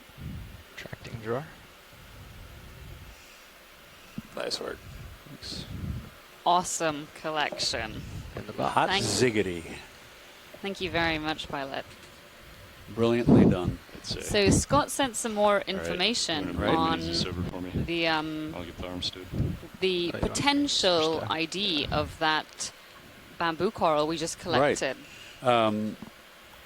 If it is the same or not, the closest that they think it might be is Carabisus simplex, which is known only from one specimen of only 4.5 centimeters long, and that includes the attachment, the holdfast. That's the only species in the genus. So this might be only the second collection of the entire genus. And so I'm on the phone and I can follow up with sure, a couple go ahead, of things please. Perfect, Scott. Thank you. Clear on hydraulics? Sure. So, cool. Chuck, one thing that you will be maybe not surprised to learn, but happy to learn, is that this genus species was identified by your former mentor, Fred Bear. Very good. So one of the things that's so interesting, in addition to the fact that it's so rare, we know so little about it because it is just that one tiny fragment, so we really don't know what a colony looks like. We know that it's from deep in the Caribbean at least, but we don't know anything more than that. But the morphology of it, if you look at the polyp level, the characteristics of the polyp are extremely different thanks for your help, Jeff. from any of these other bamboo corals. Sorry, were you saying something? That's interesting. Pilot, Scott, you may want to continue, but Pilot, if you can, I don't know if it's possible, but as we go, it looks from the Sirius view and the other camera that there are a lot more colonies up and to the left, to the right of where we are. I don't know if that is rock or colonies. I can't quite tell from here. But if we could move. So yeah, Chuck, just to finish off there, the morphology is such that it doesn't look anything like all of these other bamboo corals that we see on, in the Pacific, in the North Pacific when we've been doing the studies, and in the Atlantic. It actually looks a little bit more like a group of deep-sea bamboo corals from the southern hemisphere. So that would make its distribution very unusual. And there's not enough material on hand right now to test that using genetics. So a second collection would be very valuable from that standpoint.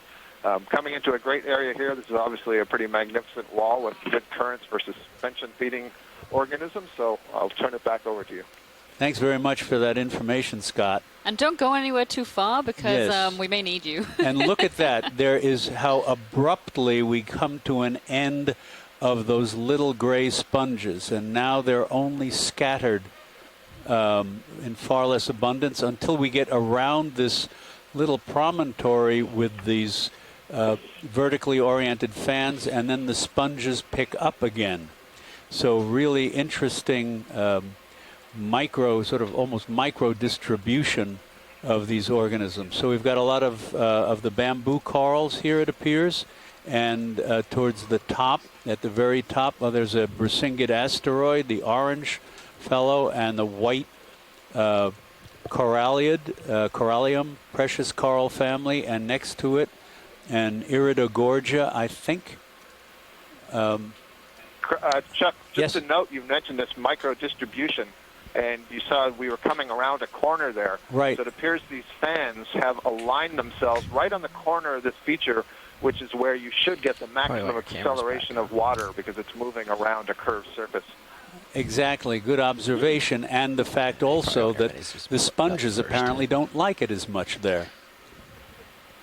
And what are those attached? Is that sponge encrusting on dead coral? No, I think those are barnacles. You can see the cirri extended out of them. All right, come on in video. Yeah, that'd be great. Could Thank you zoom in Pilot. on those? So those are, I think, Archoscapellum, very large for a barnacle, and interesting. These are related to the gooseneck barnacles from shallow water, but they have all of these little plates in their stalks. Puts them in a different family, different group actually overall. But another interesting thing, if you watch living barnacles in shallow water, they're constantly, typically scooping through the water with their long feathery appendages, which are called cirri. They're actually thoracic appendages, not mouth parts. And here they are clearly responding to the current. And what's neat, too, is if you look at the polyps on the bamboo corals, they're facing down current, but these guys are upstream capture suspension feeders. Their sort of bowl-shaped array of feathery cirri are oriented into the current, whereas the polyps of the sea fans, the bamboo corals and precious corals, are oriented down current. And they look like they're attached to a dead octocoral colony of some sort. It looks like it looks very woody, but it's protein. And there's that sphere, that pale tan sphere, is a edema sponge, and somebody turned on a microphone. Yeah, it seems like there's a live mic on shore somewhere, so please do be mindful. If you are not contributing, please mute your mic. Hey, Dima, can I say something about the fishery of these guys? Sure, go ahead. Come out just a little bit, Bob. So basically in Oregon, they're trying to test out a new fishery for gooseneck barnacles, like the family, and apparently they're quite tasty. They grow really quickly in a very sustainable manner, so that's pretty awesome. Is that these deep ones or the shallower ones? Well, the gooseneck barnacles family in general, so I'm assuming it's a more shallow species, but I still think it's pretty cool that you could find the same family. There is a gooseneck barnacle in the southern hemisphere, I think in Chile, that is harvested because the stalk is meaty. Yeah, exactly. They're very meaty and apparently pretty tasty. Yeah, I think they're a hot commodity now on the west coast of the U.S. and in South America. They're one of the more trendy things to eat now. Yep. Yes, we're going out for sautéed barnacle tonight.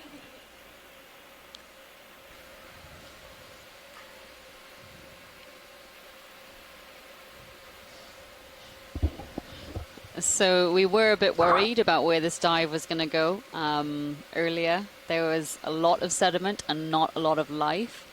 But now, this is the beauty of exploration. You never know what you're going to see. And here we've luckily ended up in an incredible area, on an incredible wall of just a huge diversity of suspension feeders. Corals, sponges, corals and their commensals. We just saw a squat lobster, this Brazingid sea star. Here we can see a coralliid as well as a chrysogorgid with the various commensals. One has a feather star and a sponge. Could we potentially get a zoom on that feather star on the white coral, please? The brown fellow on the white coral next to the little red thing. And Shirley has let us know that spherical pale tan sponge was in the family Geodeidae. They have wonderful spicules. This is interesting. What is this? Well, there's a Bathypelli sponge, and this, shrimp. Bleh.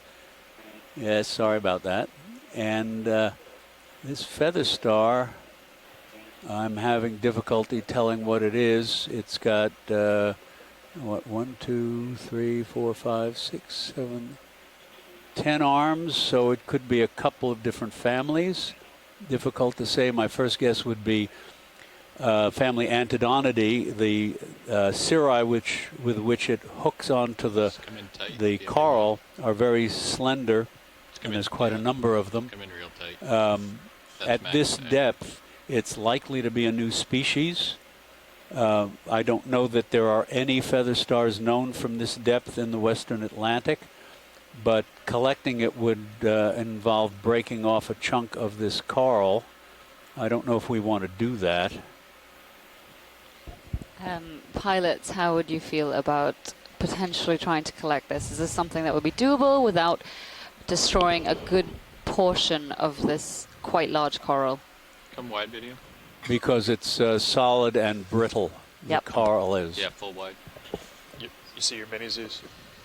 And it also looks like one remaining living branch of a formerly larger colony, because you can see near the base of it there's a fork, and one of the branches looks like it's broken off and dead, and this lower branch is the one that's living. I think there's a good chance I'll damage that coral, because it's one of the real brittle ones, I'm assuming. Yes, it is. So this is one of the most brittle types of coral, and there is always that worry that perhaps as we go to collect it, it's going to swim away and we're going to be left with That's true. no sample and a damaged coral.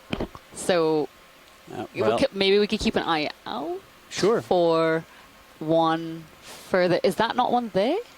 That could be upper right corner? On the Iridogorgia.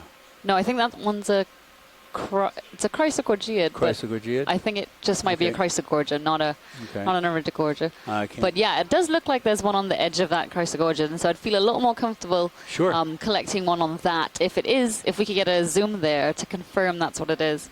Yeah, come on in, video. And we're, you're zooming in perfectly right. Yes. That looks like the same thing. Yeah, so Pilot, how would you feel about collecting this one? The Chrysogorgiid obviously is much more flexible and less likely to break. And that looks like a dead branch anyway. Let's come wide. Let's see if I can set up here. This is... yeah, it might be a tricky place. We did the last one in autos, and it worked okay. It did. Up to you guys. Yeah, the problem is we have a bunch of big corals right above us, because these are running vertical. So I got to see how close I can get to this wall here. Okay, understood. So while we're set up here, we can see there's a not very happy looking Brazingid sea star off to the left of the screen. Usually their arms are quite extended, and it's happily filtering from the water column. This one looks like it's not doing too well. And we've also got some quite large colonies of this precious coral, I think they said it was corallium earlier. I think so, corallium. Or at least from the family Coralliidae. And then we've also got there's bamboo coral here. Big bamboo coral, which is the bushy white one above that Coralliidae. And then we've also got the Chrysogorgia, which is the bushy one in the direct center. The very, very fine branches. Yes. So just here, and then we can also see sorry, go ahead, Scott. That's okay. Sometimes it's hard to get a word in. That bamboo coral you're referring to, I think that's Isidella, or that's what we're temporarily calling it. I think I wrote in earlier and I heard you say the I2 clade. What I just wanted to point out now is that there are similarities to what we're seeing here to what we saw in Little Abaco Canyon, which is on the east coast of the Bahamas, basically. A very steep wall, much like what we're climbing here. We also saw lots of sponges. That's where we saw these Isidella bamboo corals. And I'm going through my database to see if we also saw the corallium. I'm not sure that we did, but we did also see Metallogorgia there and Paramaricia. So perhaps we still have some new species to add. And we did see an Iridogorgia splendid as well. You're losing your altitude every once in a while. Very cool. So you might have to maybe... Yeah.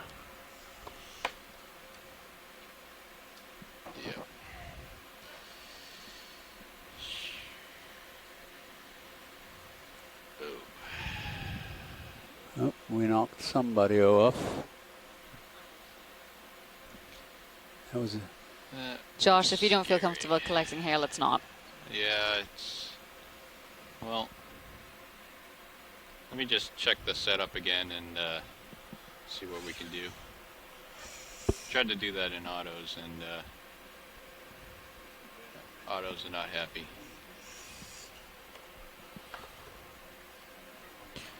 Yeah, your DVL lock was intermittent. Oh, okay. Yeah, I thought it was good. Yeah. Well, now that I've already... So quick question, Chuck, about that. We just saw a feather star holding on to a piece of coral that was knocked off of the wall. So that's likely going to drop to the bottom of the wall, land on the sediment. And so will that crinoid likely relocate? If it's in the family that I think it belongs to, it's capable of swimming. And all of the feather stars are capable of crawling. So in either way, it's got a reasonable chance of survival.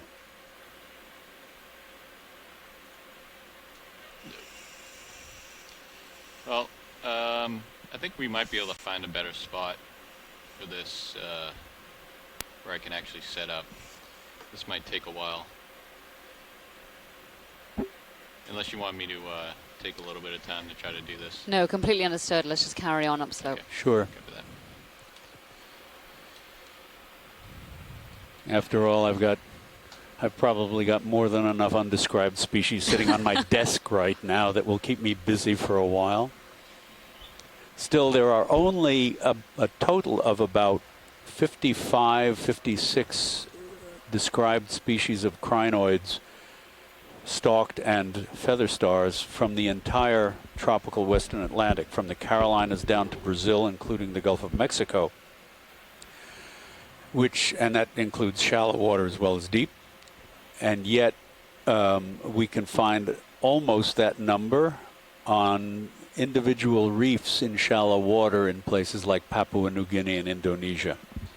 So in many respects, the western Atlantic fauna is far less diverse than the tropical western Pacific fauna. This is a lazy Brazingid. Very lazy.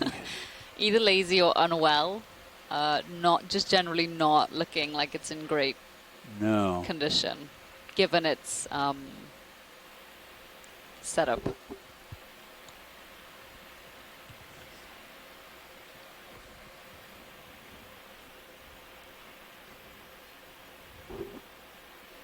Come on out.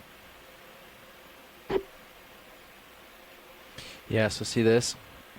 So you're at 20 meters when you're there, and this is 35. So you're like catching a little cliff face sticking out. And you're like jumping on and off that cliff face, which is why you're having trouble with why the Auto XY wasn't holding. That makes sense. I was surprised I even had DVL. You get it up to like 90 meters or something. So right? this is we've got the precious coral white fan to the right, and then a number of different things look like they're growing out of a partially dead bamboo coral colony. It looks like at least 2 species of glass sponges, one on the left, which is white and sort of looks like a narrow catcher's mitt, and the other one is coming out of sight on the other side on the bottom, and now coming up to another one of these bamboo corals with the there's precious coral up above. Yes. No, so this is all the same. Oh, that's right. Coral. That is, and most of it is dead with the Archoscapellum gooseneck barnacles. There's a slender branched bamboo coral behind it That thing is massive. on the rock. Can we get the lasers on for a second, just to try and gauge how big this So that is fan 10. is? That's over so the living part is over a foot across. And it looks like at top there's that slender branched bamboo coral that may be growing on the dead axis of the precious coral. Can't quite tell. And just off to the right, there are quite a couple more coral colonies. Could we have a look at those, please, Pilot? Yes, look at those. Now that's a perfect one. Wow. Beautiful.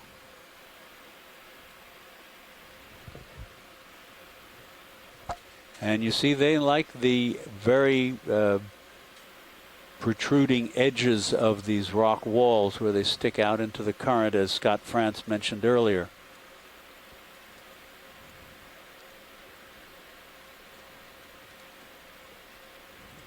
But it's strange that in many cases we find so many dead ones or partially dead and overgrown ones.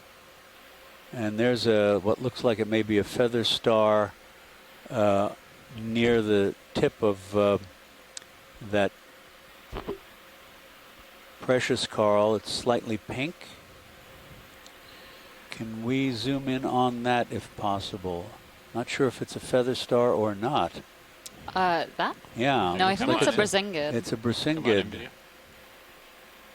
Yes, it is.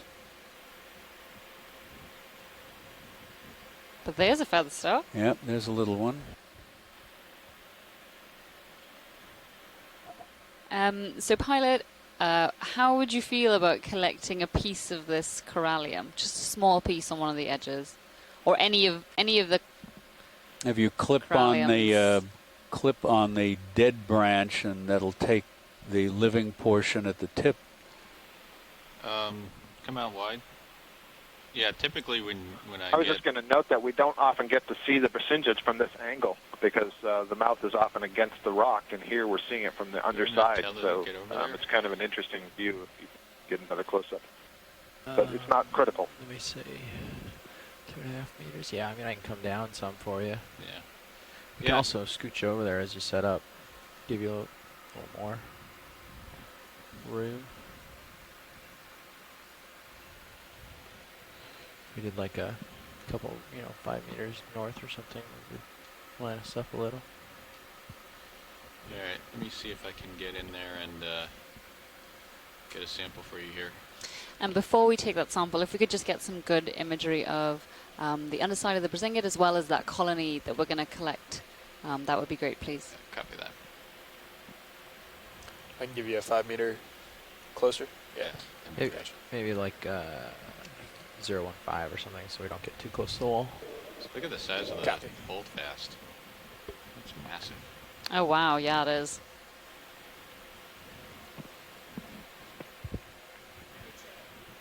Diva, you can scratch the request for the brisingid because we would have to be, perpendicular to it on the other side. So it was not that critical. It was just of interest.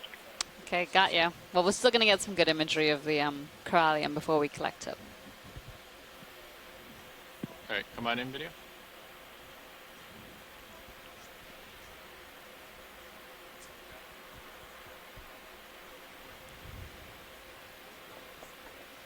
Yeah, they are. They're about that tall.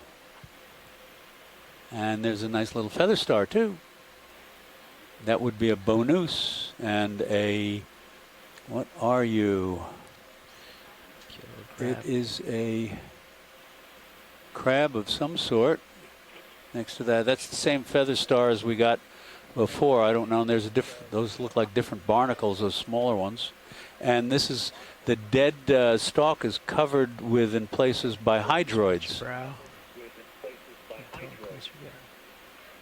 Oh, you're way off. I think you're right about there being two kinds of stalk barnacles there. Yeah, this one right in the middle has no plates along the pedicel, along the stalk, and the large ones, I think they're still in archoscapellum, have all of those little plates along the stalk.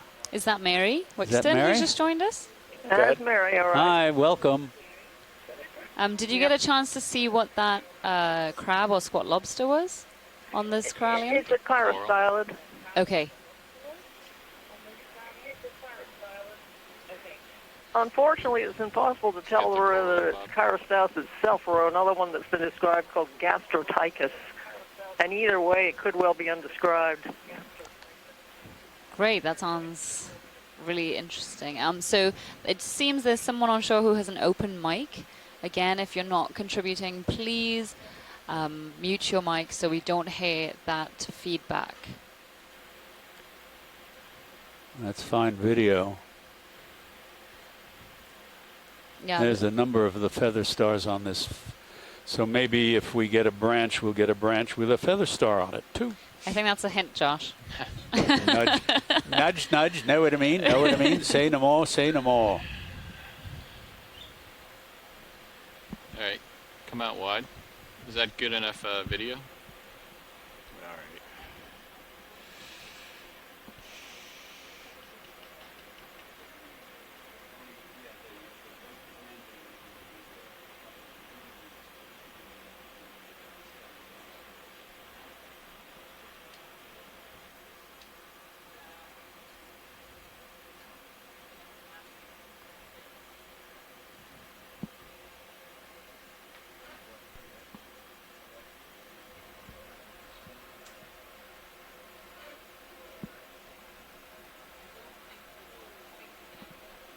Just watching your altitude lock while you pirouetted around, and it looked like it was okay all the way through. Solid.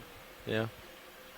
And But if you see it jump from 38 up, then you know you're catching a little cliff face. As soon as you get off that cliff face, it'll get confused.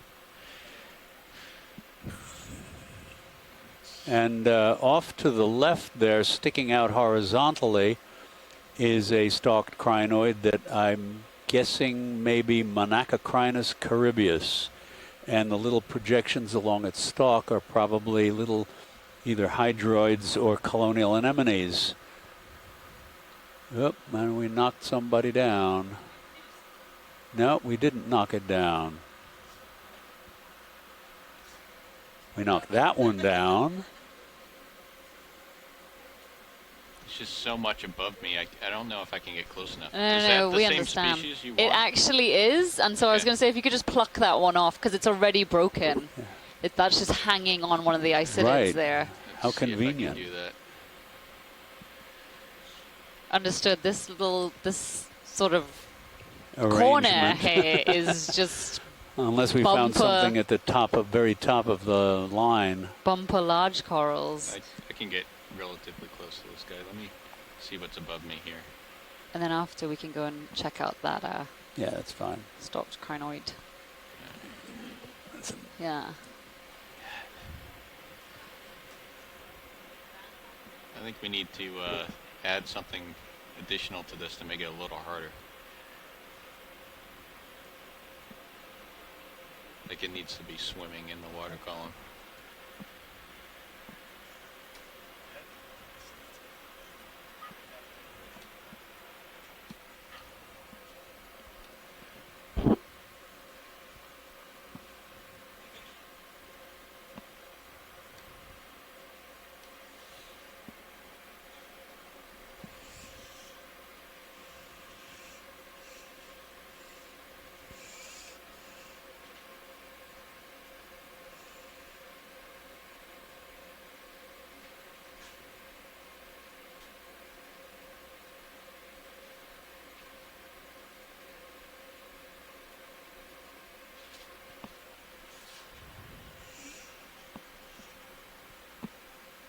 No. Alright. That was very close.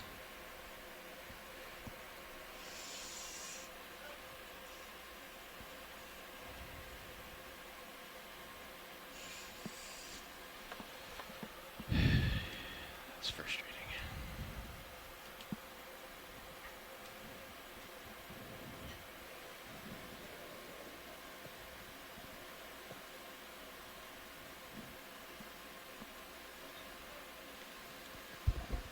I feel like there are probably a lot around here, so don't worry, I'm sure we'll come across another one. Just not sure where that one came from.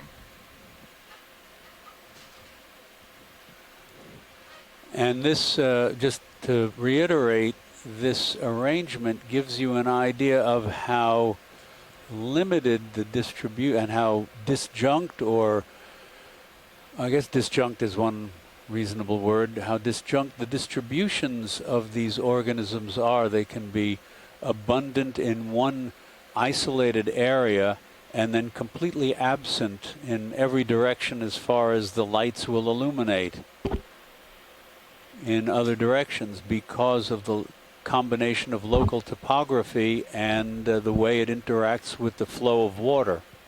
Because all of these fellows, well, if I could make a males and suggestion, females, if of you course, Yeah, go for it. We could are throw a swing arm in and line depending up on the facing flow the of fan large side. volumes I of was just water thinking past that them next. to maintain their Yeah, lives. bring my swing arms And in. so that heterogeneity is present on many different scales within this canyon. We can see it here on a meter scale, where corals and sponges are within the Pressure current starboard versus more See how sheltered you like from the that. current. And on the tens of meter scales, as well as hundreds to potentially even thousands of meters scales along the sea floor from one end of the canyon to the other. The head may be different to the exit of the canyon. So that heterogeneity is very characteristic of many canyon environments. And if you look at the other camera, which shows the Deep Discoverer adjacent to the wall, you can see there are two vertical lines of these monoplane or more or less single-planed sea fan-like colonies, different organisms. Sea fan is a very generic term, but only on the points of the wall that stick out the furthest.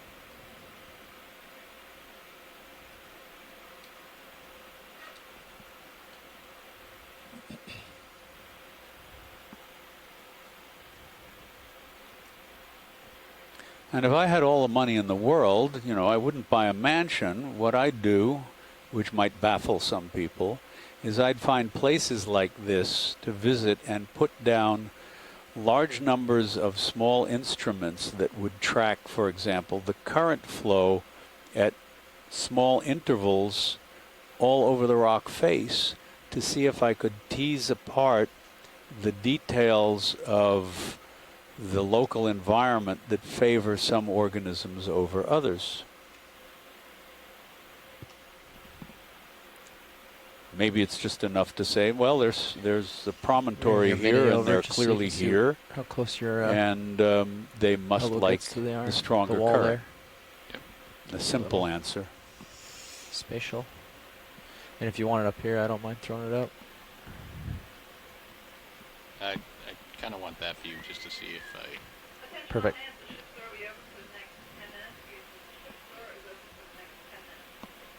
Keep an eye on how close my arm gets to that wall. Yeah.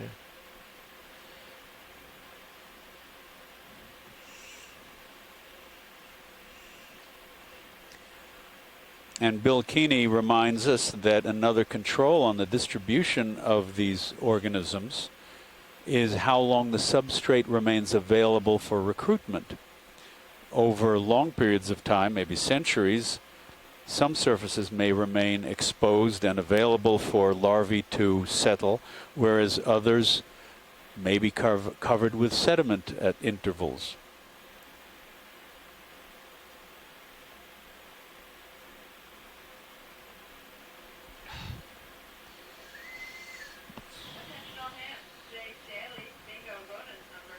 I think we could also add to that the erosional pattern of the walls. So the more that the substrate erodes, the less successful fauna will be growing on it for long periods of time. So when we see these large colonies, you figure that it's a pretty stable substrate they're growing on. Exactly. Good point. You want to try the drawer? I'm just going to move. Okay.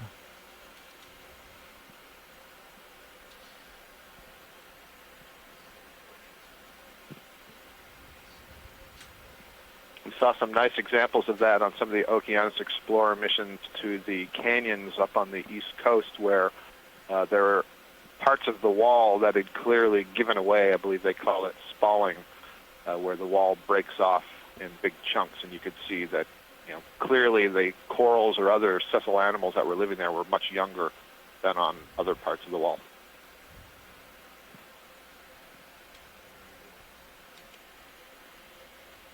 Very good. Okay, when you're ready.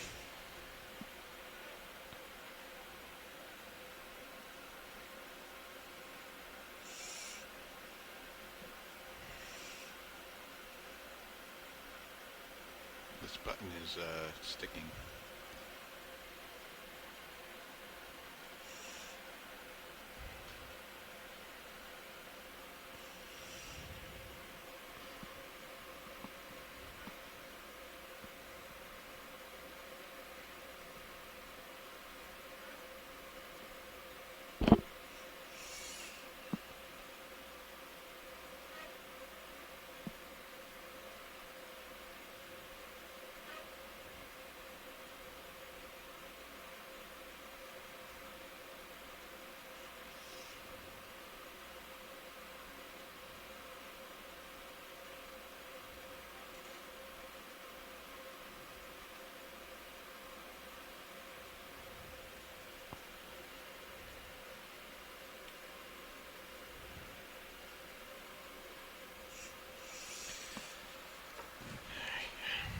Excelente.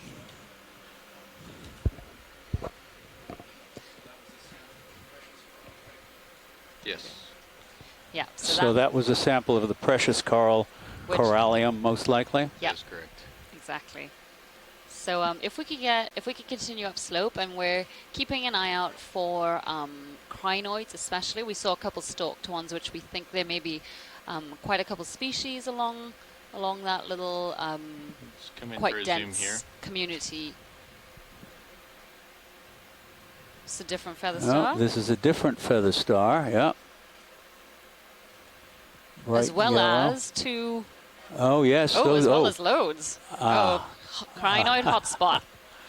So these are two different feather stars here. One looks like that yellow one looks like a member of the family Thalassometridae with its long prehensile cirri. Many of them are bright yellow like that, and the smaller one below it is probably an antedonid, although that family has become polyphyletic. It's been broken up, and the taxonomy hasn't been worked out yet. Still working on that. And then behind it, though, once you get this done, that is lovely. What are all those tiny? Those look like they could be Mesostome worms, which are parasitize. They're segmented worms, very aberrant, and they parasitize crinoids almost exclusively, but not quite. Yeah, I think I've also seen them on some sea stars. And then there's a couple of antedonids there, the purplish gray ones. They may be a new species, not sure. But the when you're done with this image, there were some stalked ones sticking out from the wall behind, and I think up and to the left. Was that right? Yep, there we go. There's, oh, yes, let's take a look at that. It's a stalked one with other So it looks like there's two different. Yeah, well, there you've got a feather star clinging to the stalk of that stalked crinoid. And I don't know if those are Monachocrinus or not. I don't know how easy it would be to collect one of those. These would be much easier. Actually, Neff. Go ahead, Neff. Hey, we don't have any more bio boxes open unless you want to double up on a couple. We're happy to. Yeah, thanks for letting us know. We're happy to. But I think we need to keep in mind this may be the last collection for the dive. We have about an hour left, and this will be our 5th biology sample, and so we kind of want to leave one spot open in case we see a rock. Right. So if you like to collect how about, one of these and you think can you grab, how big is that rock above? We don't have to collect a rock, but... No, I'm just saying you get a rock and a crinoid. That crinoid doesn't look so good, though. I think, though, Chuck, the rock would go in a rock box, which wouldn't be a good condition for the crinoid. So I think you'd want. Yeah, I think let's not do the rock. But I mean, if you do think this is a new species or a new record or important for the area, then yes, let's absolutely collect it. It is difficult to tell. It could be Monachocrinus, which is not terribly well known, but it's very difficult to tell from without looking at the small bits. But it certainly can be. If you are going to sample one, sample the one with the feather star. Yes, absolutely. The one to the right there, if that's at all possible. Yeah, it's up to you. We can definitely get it. That would be nice. And you can see that one is got mature gonads. But it also looks like it has a sabella. It has a something attached to it. Yep. So that would be the one I'd collect if we could. Come out what? Get 2 for the price of 1 or 3. But even if we don't get all, we'll at least see a feather star swimming away, which everybody loves. Okay, let's bring the port swing arm inbound. Oh, and there's a really long bamboo coral off to the right. Oh, yes, look at that. Stow it.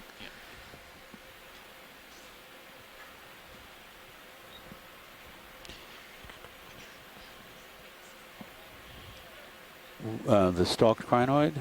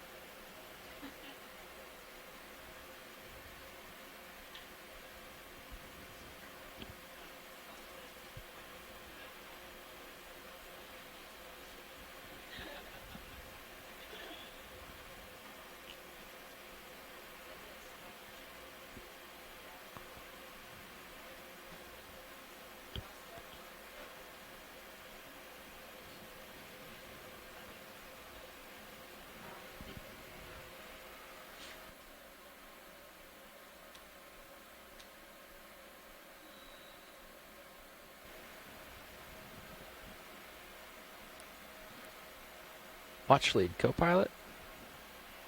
You might think about where you want to double this up.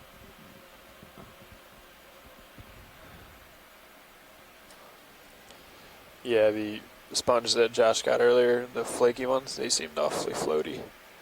But then again, Dan's whip might spring out too. We just opened the starboard with the floaty sponge. Yeah, but so. Sorry, co-pilot, you called? We didn't really have a choice. Yeah, I was wondering if you knew if there was a particular specimen you'd like to double us up with, or if we should decide. Can you take a look with my utility cam on the port rock box, Jeff? Oh, yeah, sure. The Titan here. Maybe.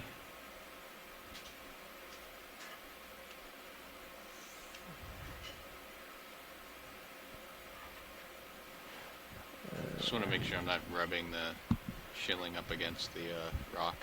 Oh, the shilling. Yeah. It's kind of. I can go upside down. It's not really panning. Yeah, I think you're clear. Good.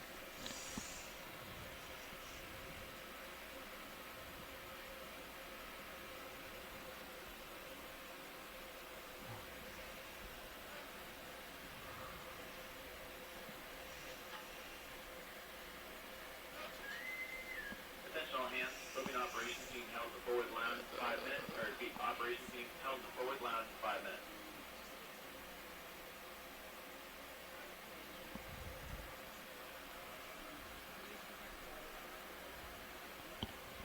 You're really faint. Sorry. If you could move the mic closer, maybe. Or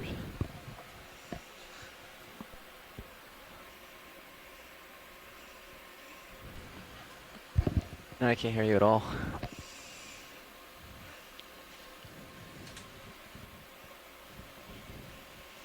Can you hear me now? Yes. Okay. So if you are sure that all 4 of the bioboxes are taken, it doesn't really matter which biobox it goes into, because we don't have any crinoids collected yet, and we'd be able to distinguish from all of them. Okay. So whichever is easiest for you guys. Sounds good. Does Josh have a preference? Okay. I guess the less floaty box then. I think Where's the utility cam? I think the other one broke.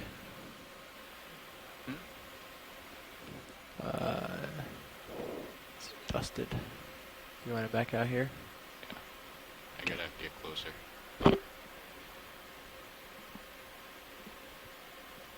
Seems pretty muddy, so.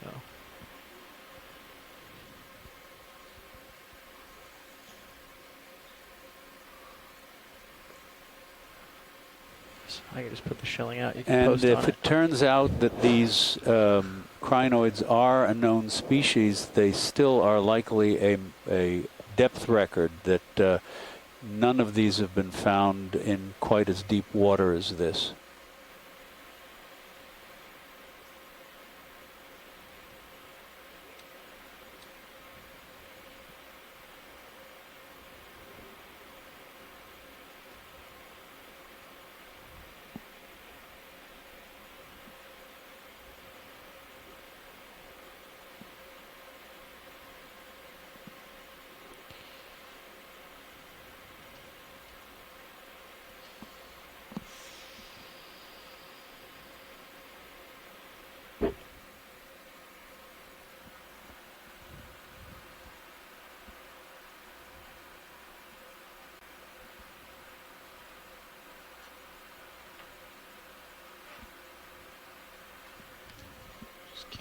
set up. I don't know what I'm setting on that I can't post up here.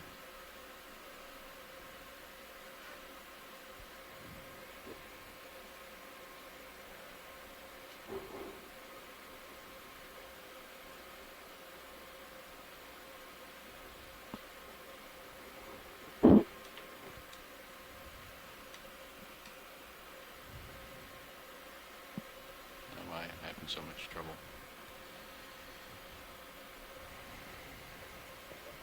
Here, let me get your mini Zeus lined up a little better for you, if that helps. Mini Zeus got a better view than the other one. I think your port wing is rubbing a little on that little overhang. One minute, I'm just gonna swap this real quick.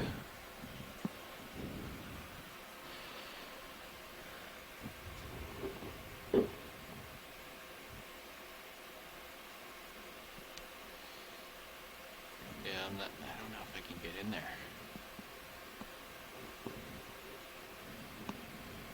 You can't reach it from this position.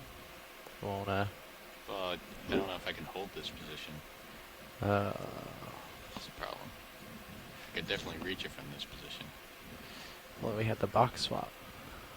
Yeah. Just figure out what it takes to fight Joy Lock.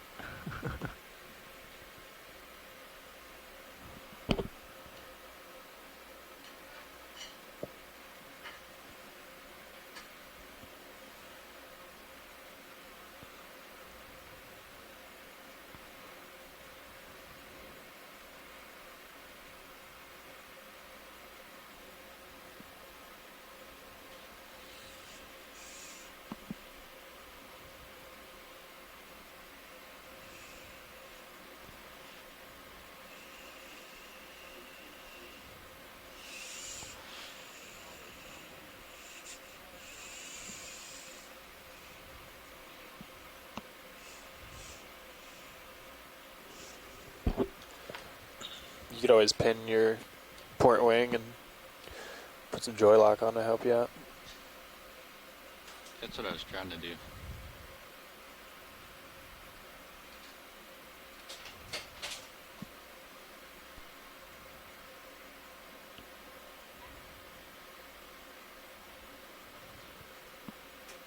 Sure.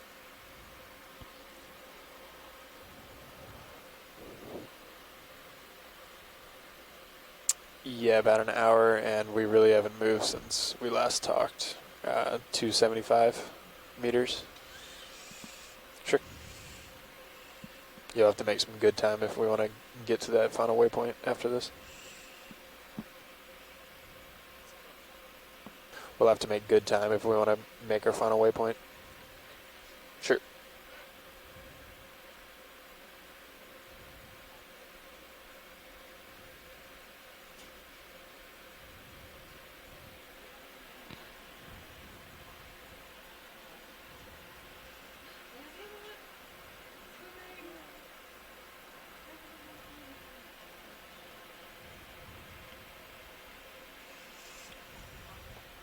Where do you want to stick it? Starboard? Port, I mean? Port. Yeah, whichever. Just tell me which one. Port side. Ready for drawer? Yep. Extending.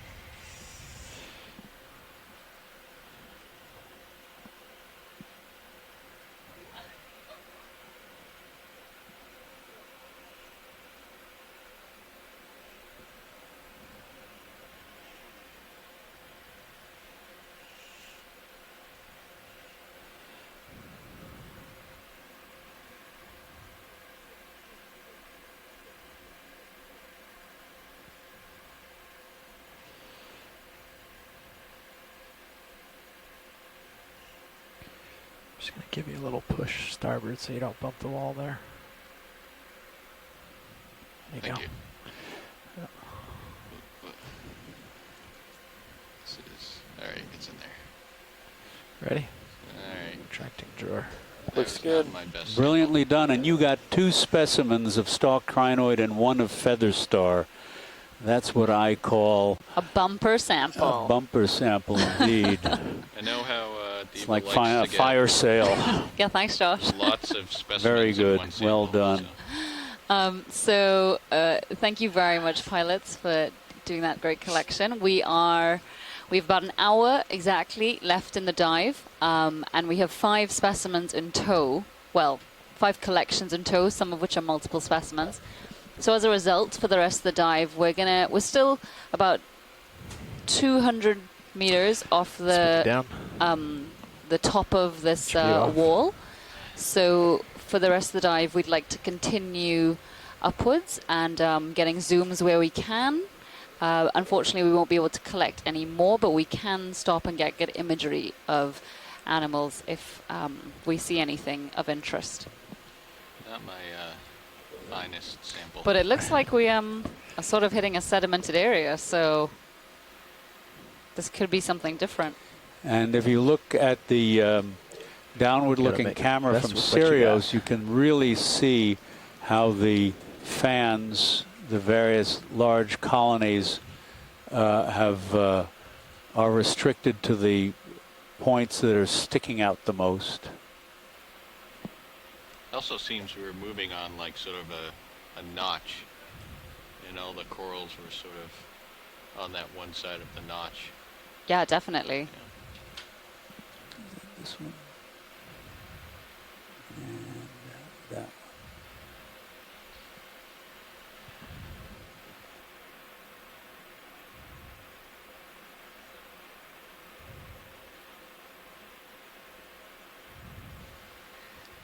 So it looks like we're sort of leaving that sheer cliff area where there was obviously quite a strong current sweeping around, where we found lots of suspension feed, lots of filter feeders, right, and moving into this very sedimented area. Sonar looks blotchy. And there's a nice Hyalonema, yes, glass sponge, stalked glass sponge, rising up out of the sediment. 355 maybe is sort of uphillish. Earlier I was telling you all that some of what we there. were seeing was reminiscent of what we saw in Little Abaco Canyon. Again, that's in the North Atlantic side, just near the Bahamas, just to the northwest of the Bahamas. And on that wall, we climbed it vertically for 300 meters, which is just stunning. And for most of that section, it was covered straight with lines here. Maybe we could do corals. That's wonderful stuff. That's fine. Maybe we should do like 20 or 30 meters. This looks like another one of those irregular, very diaphanous glass sponges. Come on in, video. 355. Cool. Yep. Yeah. Or maybe, Shirley, if you're there, this is not, no, it's not Faria. But really delicate, diaphanous. If I can think of any other adjectives beginning with D, I will.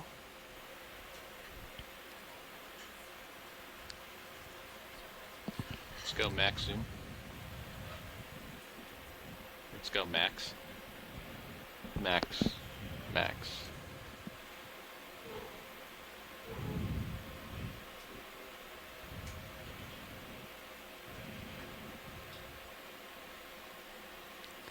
A few little worm tubes on it.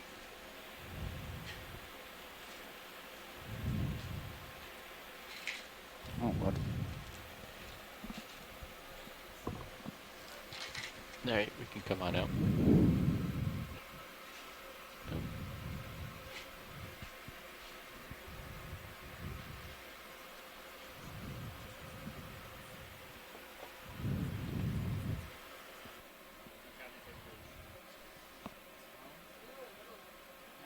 So we were a little worried about making our second waypoint because of the amount of distance we had to cover in the next hour. And that was because we were seeing so much life and wanting to stop and film all of it. And now we've, again, hit this very sedimented area where there just may not be that much to see. So perhaps we still actually may make that second waypoint. You come on in, video.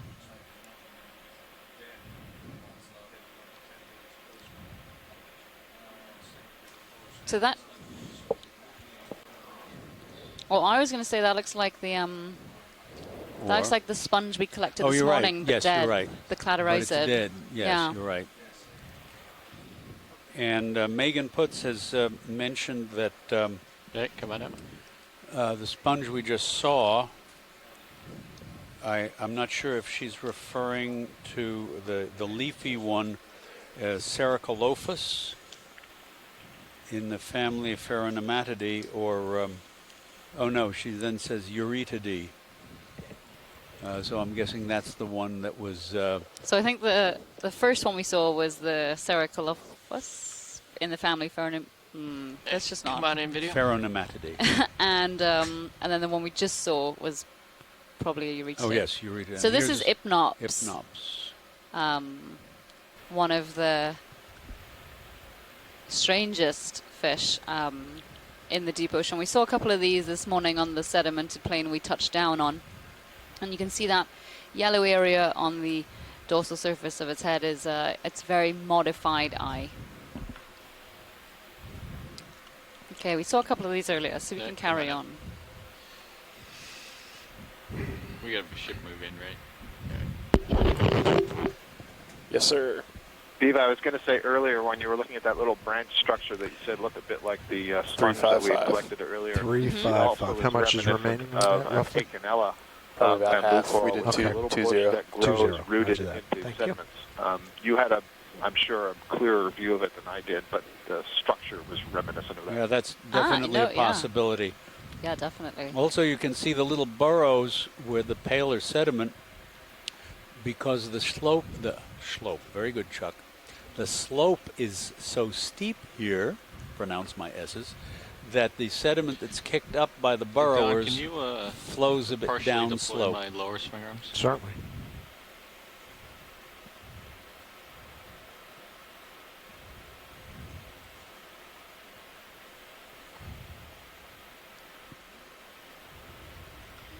And if you look on the Sirius cam, so camera 2, this is a pretty big boulder, about the size of D2 perhaps.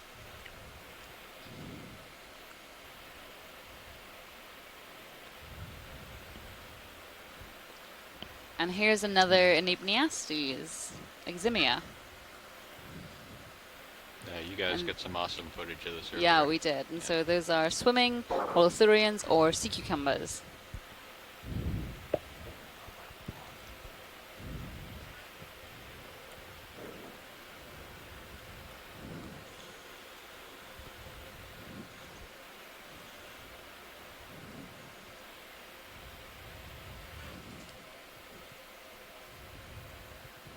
Let's do a snap right there. I believe also that Hypnops, the species. Oh, here's a dead stalk Does that with work a for pair you, of Josh? dead cup corals on it. Hypnops murrayi is named, I believe, for John Murray, who it was described in 1878, and he was one of the main forces before behind the HMS Challenger expedition. As soon as that moves over, I'll put in another one. And there's for you guys. another beautiful example of the transition between the Come on in, video. black encrusted limestone and the white, much more bioeroded limestone. Go and take. But could it also be that the white is now being uncovered? Yeah, sure, absolutely. And here's another Larvacean house. This And one's in there. Yes, Oh, yeah, you can there's a see the larvation in there. undulation Wow, cool. of the tail of the Larvacean. Also, they're sometimes called appendicularians. And again, they are related to sea squirts, and it turns out that the sea squirts, including the Larvaceans, are the major group of invertebrates that is most closely related to the vertebrates. Very strange, but that's the way it turns out to be. And so you can see the interior filters there as pale white. Those are the structures. It's a complex structure that this little tadpole-shaped larva produces, and the area that is most densely covered with fine white particles, that's the coarse outer filter, and then the pale white interior structure is the interior filters that will collect the extremely fine particles, bacteria-sized nanoplankton and smaller, and as that clogs up this little fellow, and you can just about make out his head or its head in the middle. Though that's a perfect, you can see how symmetrical it is. That's a perfect shot, brilliant. And so great view. Did you say, I just walked in late, Chuck, did you say I can see the tail beating? Yes, that's exactly right. Yeah, great. And almost the entire interior, so the exterior you can't really see the exterior of the house, but you can see it outlined with fine particles that have settled on it. And the filmy ribbed structures in the middle are the that almost account for the entire interior, are the interior filters that are collecting the fine particles. And then at the bottom in this view now are the more densely covered exterior filters that filter out the larger particles.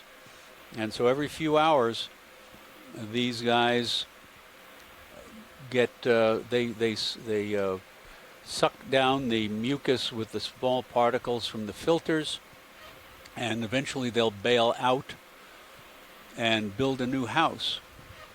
And in shallow water, at least, that happens every 4 to 6 hours. I don't know how long it takes these guys down here, but there's certainly plenty of marine snow. And then these discarded houses are major sources of nutrition over the long term to the deep sea floor, because they will sink more rapidly than the individual particles floating in the water. That's brilliant. Gorgeous video. Thank you. All right, when you're good, video. You can come out.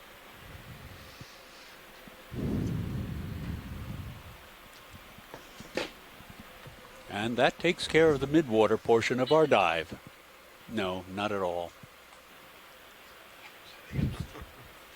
There are some larvaceans that produce mucus houses that are much, much larger than this, that look much more like umbrellas with a little tadpole-shaped character hanging below.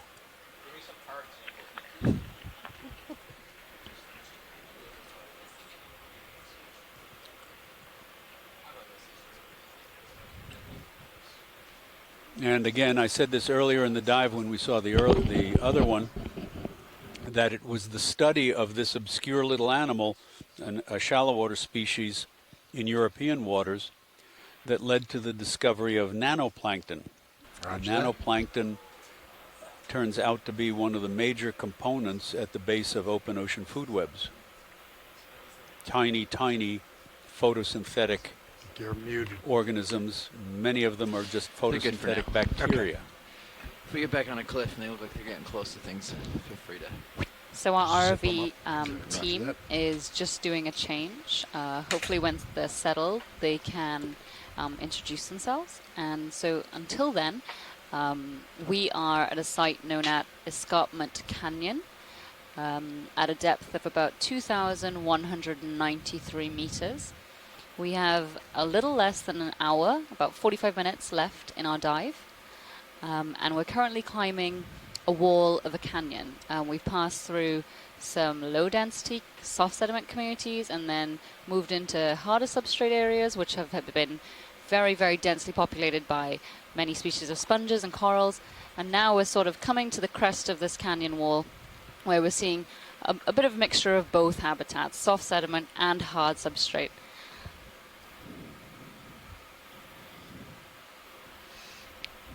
Nav, I think Chris said he was going to put a move in, but I don't think he ever did before he left the chair, did he? Yes, I can put one in for you. Oh, he did? Okay. Or, Steve, no, we one was just not put passed in. over a whip. You don't he need told to me go that back pass to off. it. Last but move I was thought finished maybe 6 it might minutes have been ago. one of the primnoid whips. If you guys are ready, I can put very another one regular in. distribution of polyps and very straight. Last direction was So 355 I'll try to degrees. give you a heads up if I see one coming up again. Yeah, sure. If our pilots are just hard changing over, ototherwise we would have asked to I zoom think on you it. were But looking any at earlier future whips as we we see, came up we will definitely stop and get a good look at. There's another little stalked crinoid disappearing off right. So, yeah. And Scott has let us know that It's like a 20-meter jump. The genus of the Larvacean, the little fellow Just go up a little bit in the first water and then column that start we to talked move. about with the mucus Copy. house, may be in the What do you genus think, Jeff? Bathycordeus.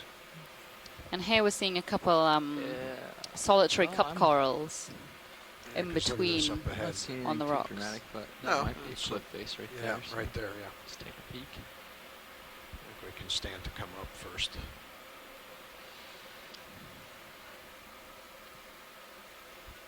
And this is an obviously protruding series of boulders or slump blocks, and yet must be sheltered from the current because we're not finding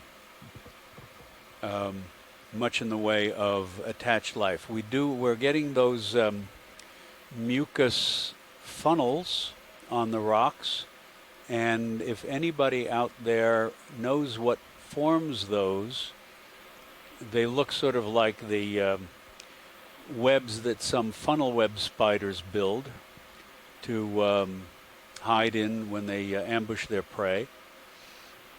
That's obviously not an option down here. But if anybody knows what might produce those flattened funnel mucus webs or mucus funnels, it'd be interesting to know. Interested to know. Thank you very much. Okay, so pilot, are you good to go? Okay, Nav, I think I feel comfortable with 20-meter move now. Good to go where? Just continue on. You were settling in. Oh, yes. Yeah, we are. And also Bill making or progress. anyone else who happens to be 20 listening meters, who has 355. a geological I'll put it in. leaning, Sounds good any to me. suggestion of why some of these rock units or strata are particularly regular, almost like stair steps? Of course, a lot of them are not, but it'd be interesting to know if there's any reason why they should erode as stair step like features.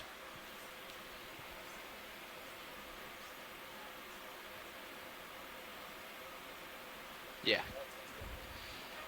Roger. So here we come to the edge of a where the rock sticks out, and there's a few more things. There's one of the long, slender hexactinellid sponges disappeared below left. And there may be one of those whips that Scott was interested in looking at just below us. So if we could potentially stop and get a little zoom. Yeah, we can snap in that direction. Give me a second to line it up. One can't turn one's eyes for even a second. All right, you think there's nothing but barren rock out there, and then surprise, surprise, surprise. Well, for the record, I never think there's just barren rock. Just whether stuff is big enough for us to actually see it or not. Right, Life right. always finds a way. My bad. Yep. Yes, to quote Jeff Goldblum in Jurassic Park, life All right, pilots, will we're moving. find a way. Copy So that. just ahead of us, I think there's one up there. Up farther? Yeah, so just at the top of the screen. Okay. Oh, the white. Chuck, thinner I'm one? taking notes that you have now quoted Monty Python and Jeff Goldblum today, so this should be fun. Just above lasers now. Just wait. This guy? This looks branched. Like it has one branch or something. You don't want to get me started with the Monty Python here. Scott, is this what you were interested in? This? No, this looks like another bamboo if you're talking about just to the Okay. under the lasers there. Yeah, we were. Okay, let's continue upslope no. then. Sorry. It's not. Yeah. No, that's okay. No problem. I'm not certain that's what I saw. I just had that hunch that it was something different. So. And Megan asked whether we had gotten any close-ups of those stalked glass sponges with that look like the stack of coins, and I believe we did from earlier in the Sorry, dive. Pilot, you're calling me? Yeah, I just didn't want to interrupt.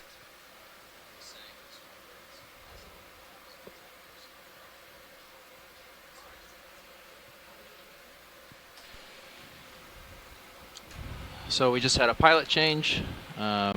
Sitting in the front row now with the Global Foundation for Ocean Exploration is Jeffrey Lanning at pilot.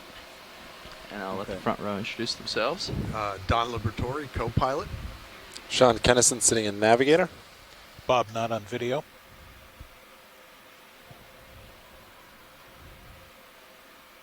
And Annie White on clipping.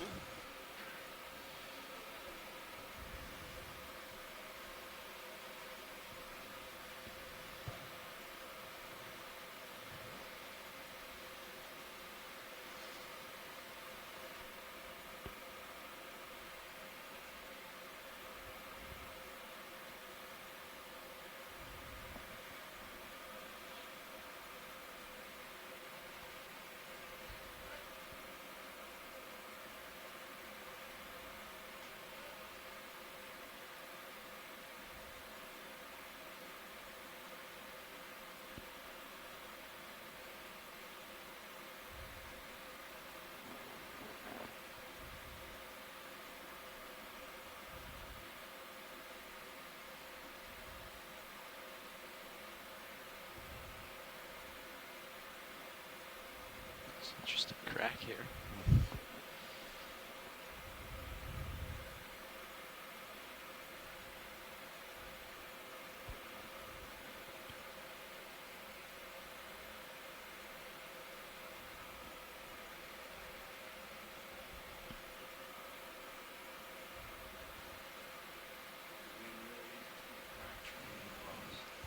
And a great view of it on camera too, from Sirius. Interesting fractures in the rocks. Yes.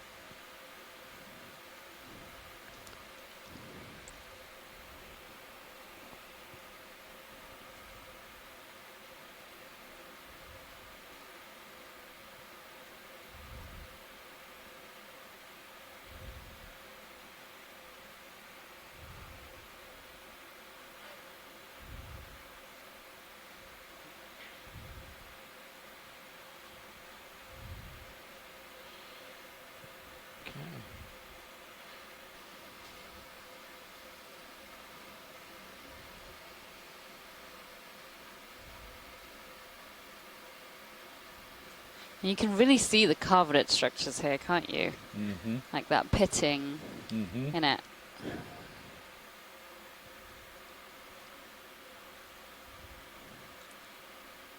Really dramatic. That move ended about a minute ago. Geology. Put in another 20 in the meters. Sirius I don't see anything it looks good. of dangerous on Sirius Sonar.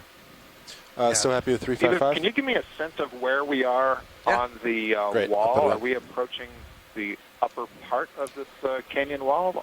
Sure, Scott. So we are at 2,165 meters, and we have about a little less than 45 minutes left in the dive. And with that, we have about 250 meters left on the track. So that's why we're going to continue up a little. Yes. So that's why we're going to continue up a little bit. Okay. Well, 250 meters to waypoint 2. So that's why we're going to continue up a little bit more quickly. Sorry, go ahead. Yeah, no problem. No, so that was not to pressure you to get to the top. It was just for my sense of where we were on the wall. I was trying to get an understanding if we were, on the part that's just starting to level out at the top, or if we're still climbing it. And it sounds like we're still climbing. So yeah, we are. And so it's funny because we started off quite quickly traversing that sedimented area because there wasn't that much to see, and then we hit those high density communities and everything just slowed down, and our pace slowed down a bit. So, and this is bizarre geology here. This is just wonderful.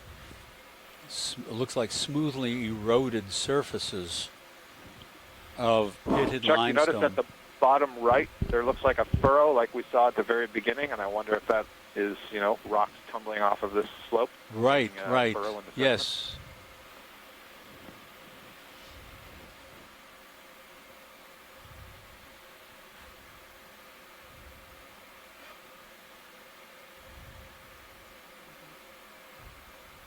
possibly like there are lots of eroders living in that carbonate at some point in the past?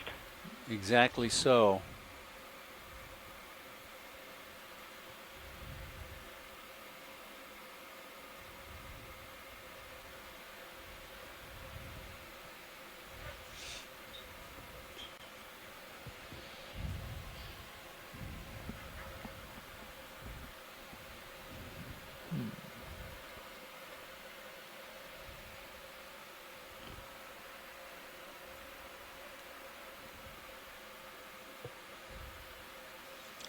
Could we have a zoom in quickly on that brownish gray thing in the middle of the base of the wall there? Not sure if that's detritus or alive or what. So not the small spherical object, but this sort of stuff the lasers are on now. All right, where the lasers are? Okay. For sure. Come on in, video.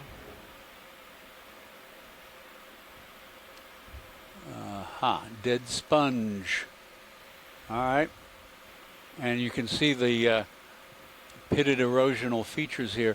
I'm not sure if those are biologically or chemically, biological or chemical origin of all of those little holes. Maybe Bill, if he's still around, can chime in. Bioerosion, says Kimberly. Oh, you would like to confirm if it is. Well, what do you think from this close-up?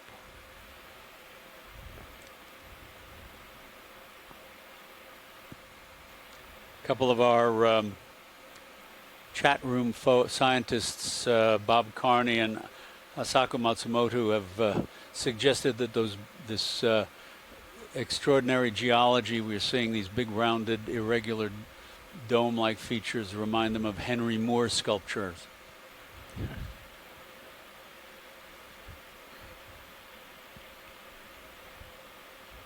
Okay, video, I think we characterize these holes.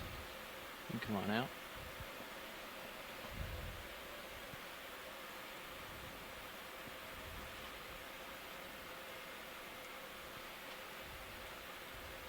So Kimberly, what do you think?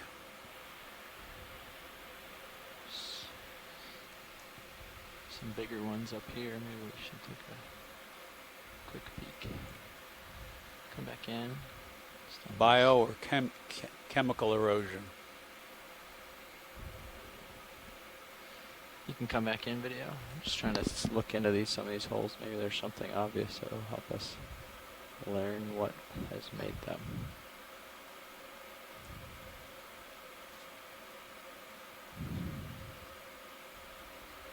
A little. So I think that's a little cladorized predatory sponge, and so I think that'll be like the 4th or 5th species of predatory sponge we've seen in these 2 dives, which is quite a lot. Unfortunately, we have all of our collections today, and we've already collected a cladorized, but I just saw something move in that big burrow, I thought, unless it was a trick of the eyes. But I'm not sure if that is. Bill Keeney. Hi, Bill Keeney. Yay, so glad you're still on the call. Yeah, hi. I was slow getting dialed in. I've been following. All of these borings definitely look biological. Now, they could be very old, bored at a time. Most of this rock is Cretaceous age, I think, and it could have happened, any time after these rocks were deposited. Continue on video. They would have been pilots, hard, for next of course, move, at the time, so cemented according to Sirius sonar, sediment. starting to look More like at one stage, it must have been in much more shallow water. Necessarily want to go that way. I mean, they would have been deposited So maybe if you in take shallow a peek, water. kind of figure out. But these borings don't normally occur at this kind of depth. The organisms that do this kind of boring don't usually occur at this depth. I don't think they've been described. But it's definitely a very interesting pattern. Another potential thing is that they could be burrows in the sediment, and they somehow have dissolved out. That whatever was filling the burrows was looks like about different in the surrounding 0.35. matrix of the sediment. And once over time, maybe due to diagenetic changes, the burrows could have been push out my sonar. I can scan around Yeah, further. maybe do a quick sweep. Fillings wanna would push me have out to dissolved 50 or away. 30 or But something? Where are you at it now? doesn't You're at look 10. like, Oh. Can we do a snap zoom on that hard branch, on that elongated board. animal? Yep, hold on. Right. Thanks very much, Bill. Breaks. Yeah, it's really kind of amazing when you think of the deep time that is exposed along these rugged escarpments. Cretaceous, of course, is over 65 million years ago. And Florida has been building up as a peninsula of shallow water sediments for the last, what? Come on in, video. 180, 200 million years or so. So an awful lot can happen in that time. Chuck, after we look at this sponge here, it looks like a sponge skeleton tipped over. When we pan out, can we look just to the lower part of the screen? There's another stick-like object sticking out of the sand, and I'm just wondering if it might be our first sea pen. Okay. Oh yeah, I did. I think I saw a sea pen over. Come out a little bit, video. I think I saw one, right? And I just had before we go, yes, if you can pan down to the left, there's another stick-like object. Yeah, Yeah, straight down, center. Can you zoom in right where the lasers are now? Yeah. Scott France requested that. Yeah, come on in, video. That bright red shrimp you saw a minute ago was Nematocarcinus thread-leg shrimp, and the common one is Nematocarcinus rotundus. Thanks, Mary. So what do you think here? It just looks like another, maybe it's a dead sponge stock being overgrown by something. Yes. Yeah, that looks like a collateralized sort. No, definitely not. That's a polychaete tube. Oh, you're right. And you can see its feeding appendages sticking out the end of that tube there. Any chance we could get a little bit more zoom? Yeah, video, if you've got it, you can take it. And you can see how it's used the sediment and pteropod shells and everything you could find to create that tube. Wow, absolutely incredible. That's awesome. Good spot. I'm sneaking in closer. Hey, Copilot, can I put your sonar out to 80? Yeah, go ahead. Thanks. What was the consensus? Go up to the waypoint or follow the slope straight up? Steepest slope. Steepest slope. Copy. I would hesitate to jump in on the family name. So you're looking... Yeah, 030-035. Yeah, that's a onuphid, yes. Onuphids build these kinds of tubes, but it doesn't look so much like an onuphid tube because if we get in focus, you can see the tube itself is smooth, but it's got a lot of things sticking out of it that I'm not sure are... Some of them are pteropod shells that have been glued to the tube. I'm trying to figure out what the other things are as soon as we get it in focus. There it is.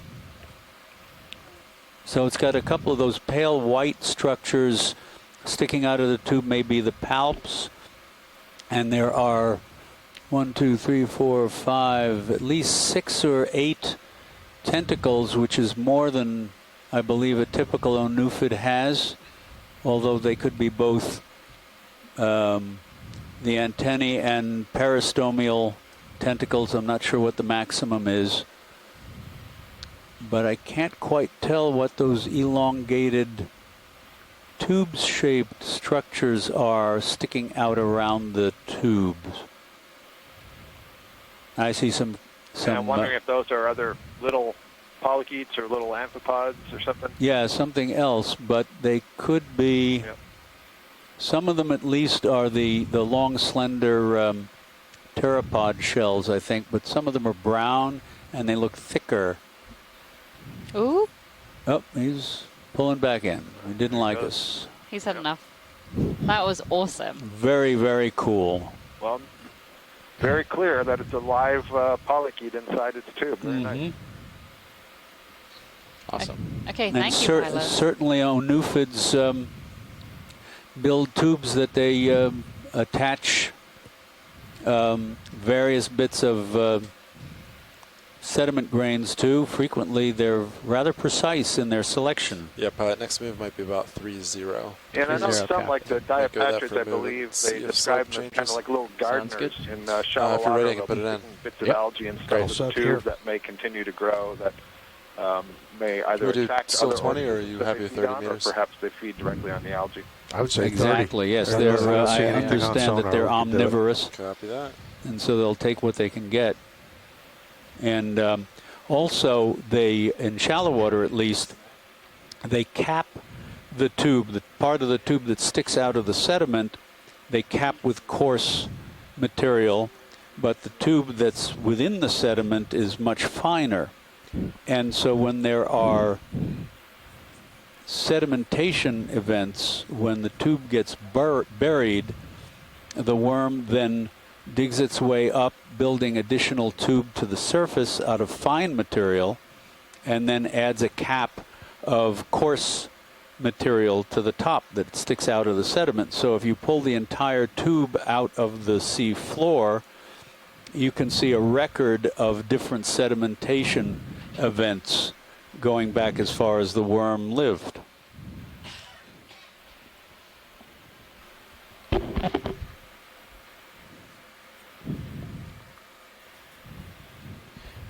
want to take a snap on this here. I don't know if there was just an Echiren spoonworm tongue sticking out off the screen to the right. Did you see a forked tongue, Scott? Yeah, I did. It's a little red one. Come back no, out. but I saw something that looked purple. You never know in the shadows, though. Yeah. There's an Hypnops. Drifting. Oh, no, there it it's is. Hypnops. That's what I saw. Oh, no, but there's something else down there. Right where the lasers are now. May we zoom? Yeah, I think that's a Cereantid, maybe? Yeah. We'll see. Yeah, video. Go ahead and... Scott is on the Bingo. money. Yep. Burrowing anemone. I saw it when we were going over the first time. Thank you.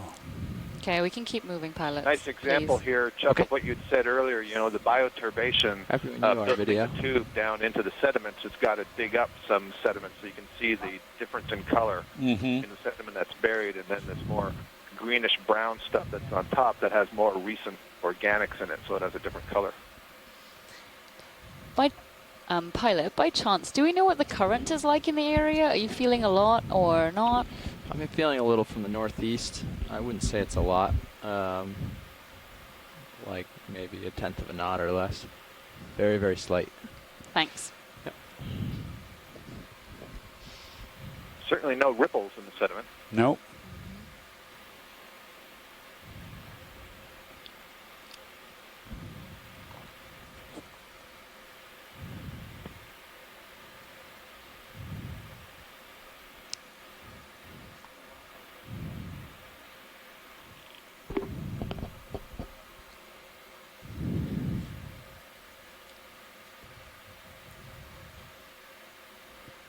There's a small shrimp. And that could be a holothurian dead ahead, if we Yep. could get a quick zoom on that. Sure thing. Another small shrimp, and then a holothurian. Yes. Let's see if we can get a name on that one.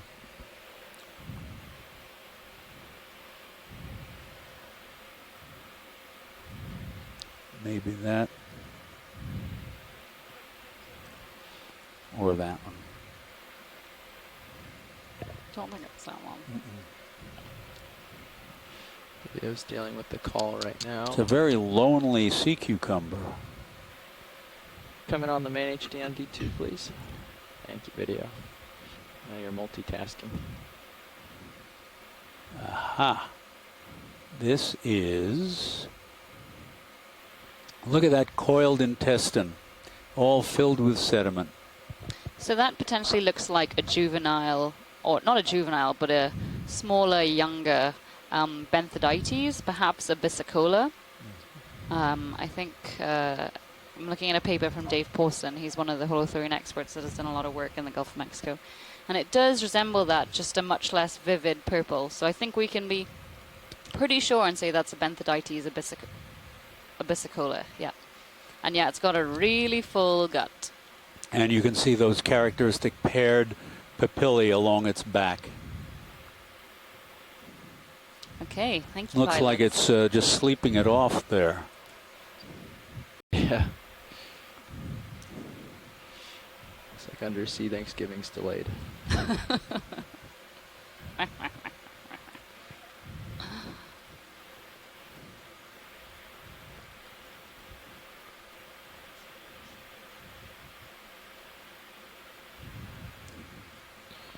Okay, great. When you're done with this video, we're ready to move on. Mm-hmm.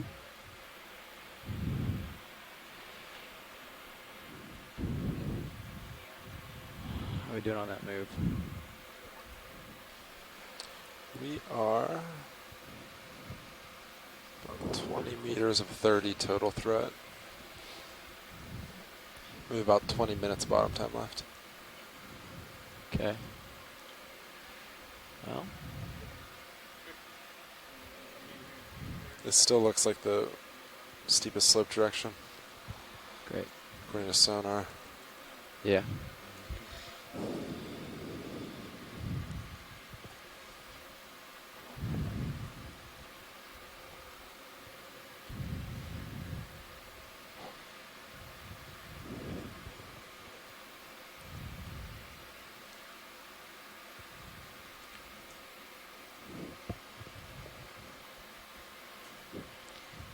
So it looks like there's something just to the left, perhaps something stalked. Oh no, it might just be one of the Euplectalidae sponges again. So don't worry to slow down too much. But just past that, oh, is that a piece of seagrass? Well, we'll see Just when ignore we me get for now. closer. Well, we'll see when we get closer. Continue on the trajectory we're going right now. Is this a pen? Yeah, that looks like a bit of seagrass. No, I think that's a Euplectalidae sponge. We've seen quite a couple of these throughout this dive, so I wouldn't worry to stop again. Oh, just above the lasers there? Okay. Oh, no, I think that's just something dead. I think also there's several of these polychaete tubes that we looked at. It's, you know, we're just sort of seeing them in the shadows, but I suspect they're a little bit more common than is immediately obvious. Yeah, but that looks to be the move. Do you want me to tack on another 30? Yeah. Yep. Copy. I'm just going to keep it at 3-0.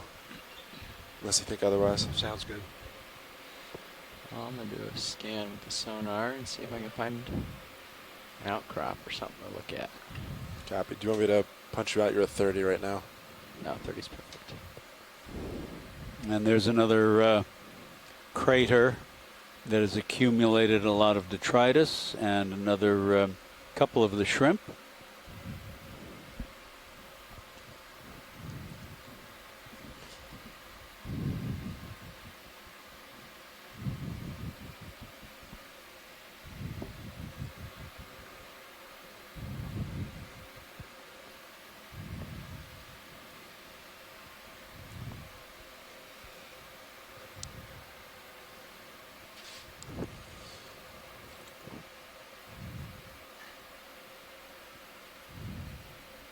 Might be something slight, maybe due north. It's kind of tough to tell.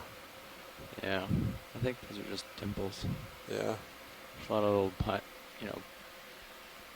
and dimples and everything. So we have just over 15 minutes left on the seafloor. Yeah, of course. Yeah, I was just looking for something. We are at 2,147 meters at a site known as Escarpment Canyon, and we are just nearing the top of the canyon wall. This does seem to be an extremely sedimented slope, and we are trying to move in the direction of the more steep areas, but they are not proving to be free of substrate. Sediment. Oh, sorry. I need caffeine. It's all right. Sediment. Getting late.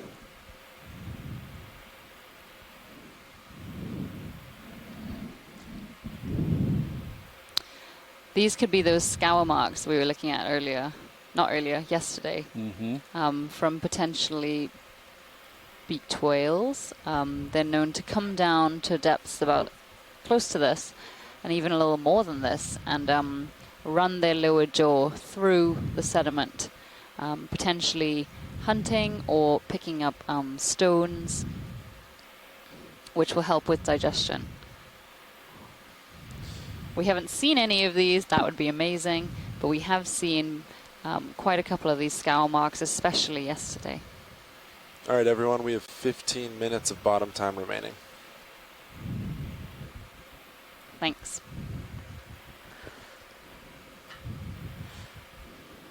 I think seeing as there's less to see here, if it's okay with you guys, we could move a little quicker to see if, you know, there is anything in the area that is a little bit more interesting. Copy that, watch lead. Ship's in motion, so we're just waiting for that and cover as much ground as we can. That looks man-made. Thank you. Can we have a snap zoom on that? It just looks like trash, but yeah.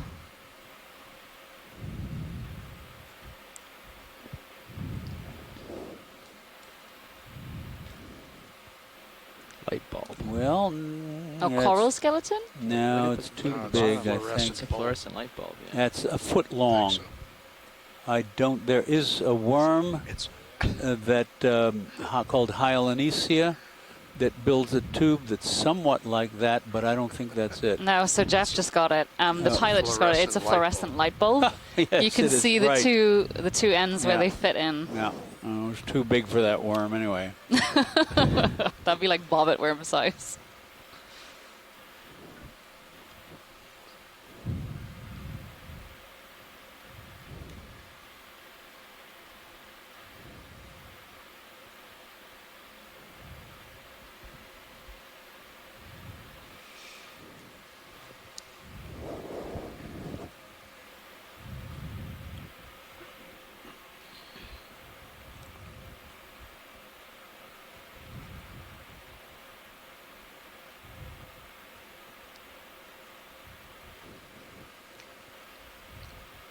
And I'm really surprised that we're not seeing, again, like yesterday, more deposit feeders in these sedimented areas. I mean, there's a lot of sediment and phytodetritus within the sediment, and why are there not more animals here to eat it? Oh, what's that? One lone holothurian. Yeah, I agree with that observation, Riva. Always a mystery. A little black spot. I'm looking for anything. I was thinking perhaps, you know, where the slope is a little bit too steep, but I really don't think that's the case here. What if it's amazing? It's round. Probably a paint can. Oh, yeah, you're right. It is very paint can-like, isn't it? It's looking that way. Let's see. I might have backed up a little bit for a paint can, but I'm still well ahead of track. Could be something amazing. That looks like maybe an Echiren trace you just went over off to the left. Yeah, I could see. Oh, that's like a cookie. No, a cookie tin. Oh, The like Danish cookies you get at yes. Christmas time. Yeah, there you go. Any cookies in it? I'm excited about that because it's Christmas, but not excited about that because there is trash in the deep sea. It's times like now when wish we could just throw If you a look rock at box the and throw it out. Sirios camera, you can see there's a series of those scour marks. 3 in a row and then a couple to the right of it. And Scott just made a great point. You know, these beaked whales are accustomed to coming down here, scooping up whatever it is they scoop up, or even just, you know, scraping parasites off the lower jaw, whatever it may be. But there's quite a bit of trash down here, so there's a high likelihood that, you know, they could come down here and actually get a mouthful of fluorescent light bulb or Danish cookie tin. Yeah, which wouldn't be 15 great. feet over, that one would have got a Danish cookie tin for sure. Maybe that explains why the cookies were empty.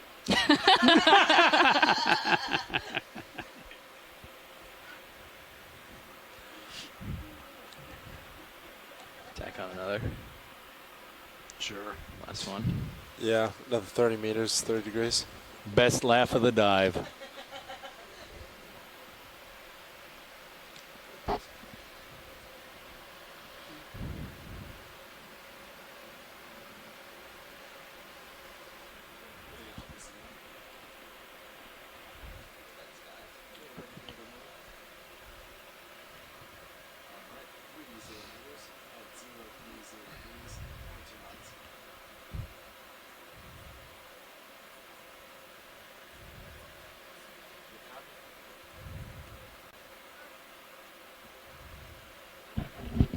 There's something stalked coming up in the distance.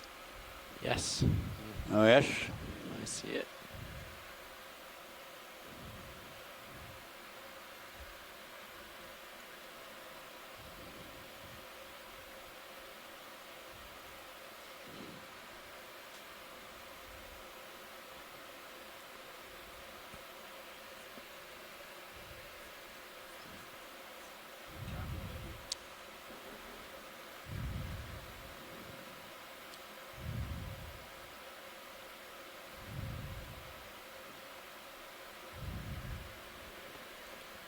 What do we have here? Come in partial video just to start to. So it looks like a dead Yep. sponge stalk. You can see the glass spicules wrapped. With Yeah. let's see, there's Archoscalpellum barnacles. There's a feather star, possibly a bunch of hydroids all over it. And also quite a bit of bioturvation around the stalk. Mm-hmm.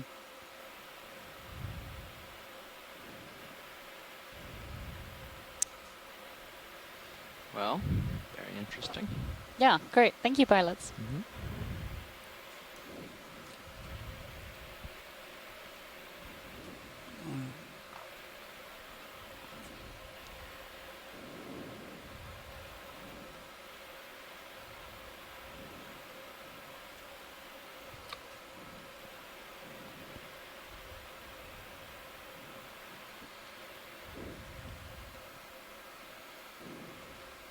Maybe we can see your feeding apparatus.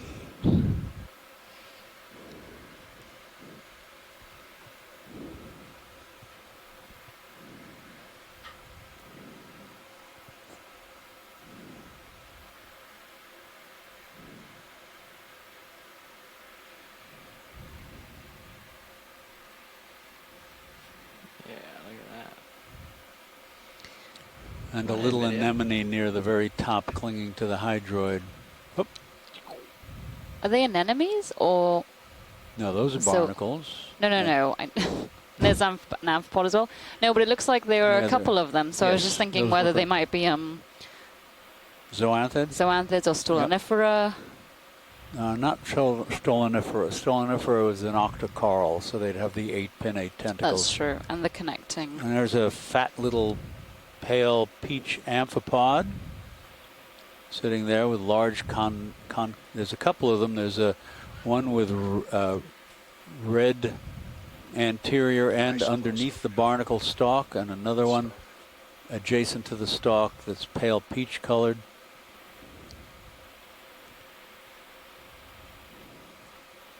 And lots of hydroids. These are all these little zigzag branched colonies are all hydroids. Colonial with the tube-shaped tips to their side branches that house the polyps, very tiny polyps. It's a wonderful view there of the base of the peduncle of this large barnacle that we're looking at, wrapped around the individual glass fibers of the sponge. Yes.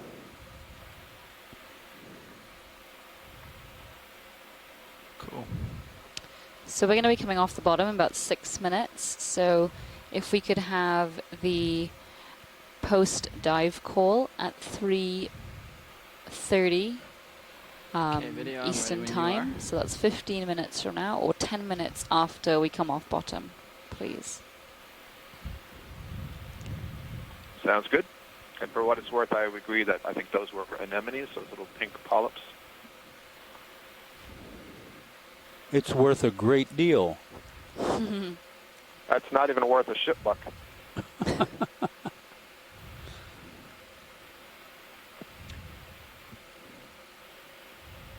Nonsense. I require constant reassurance.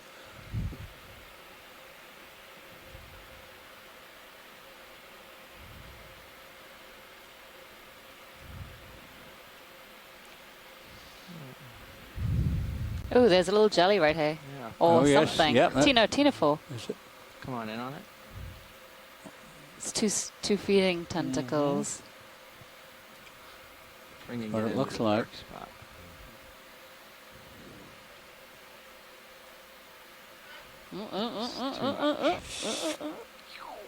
Blown away. The wild ride. Oh, still around. He's over there now.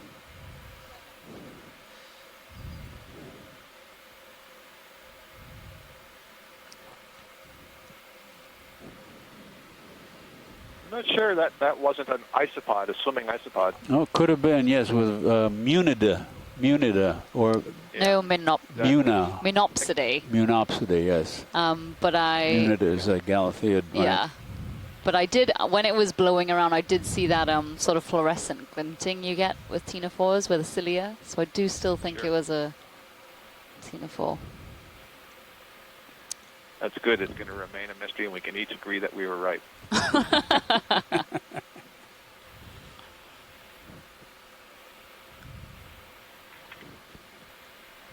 couple more of these depressions here with, I mean, it was sargassum earlier, and it's probably some type of phytodetritus that sifted down from the sea surface and settled in these little grooves on the seafloor.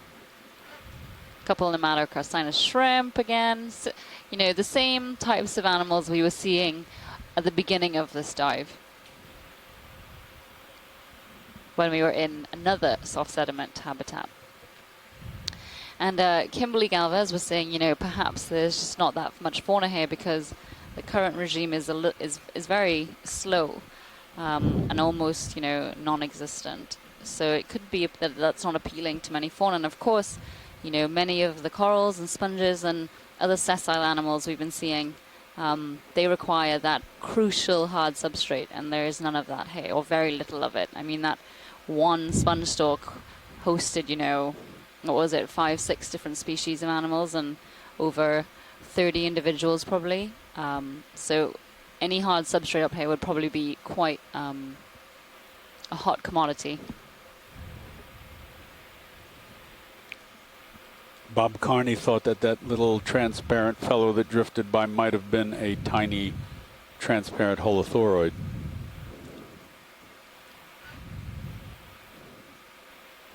So we've got 3 opinions on it.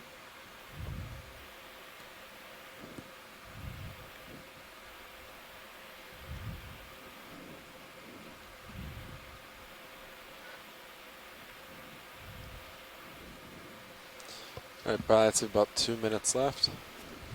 Copy that.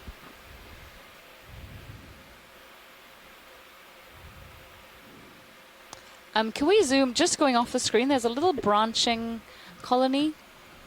Just going off the screen. Yeah, so it was white, so it wasn't very easy to see, but it was a little sort of bushy looking branching colony. I just mean off bottom, off. Off, yeah, sorry, right. off the bottom of the screen. Sorry. Yeah, that's okay. Which way to? There we go, There just it is. to the right. I still don't see it.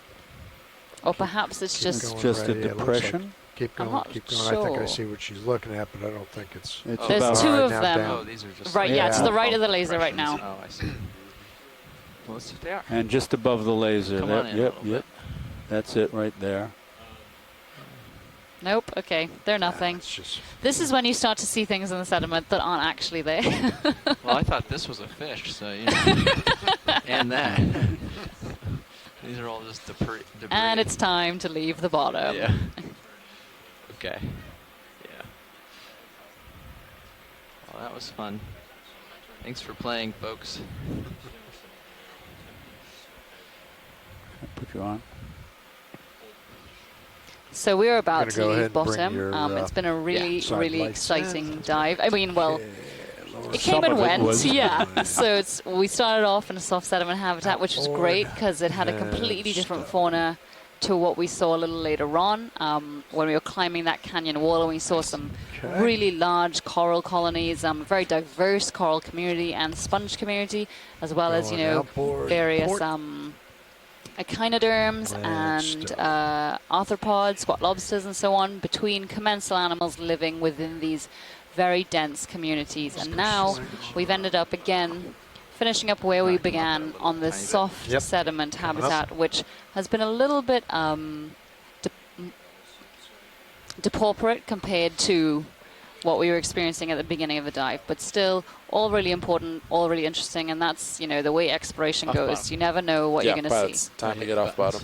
And also, in summary, we saw some very interesting geology, the abrupt distinctions between the bio-eroded white limestone strata and the up and stow, okay. ferromagnesium coated, or ferromanganese, sorry, coated black limestones, and also the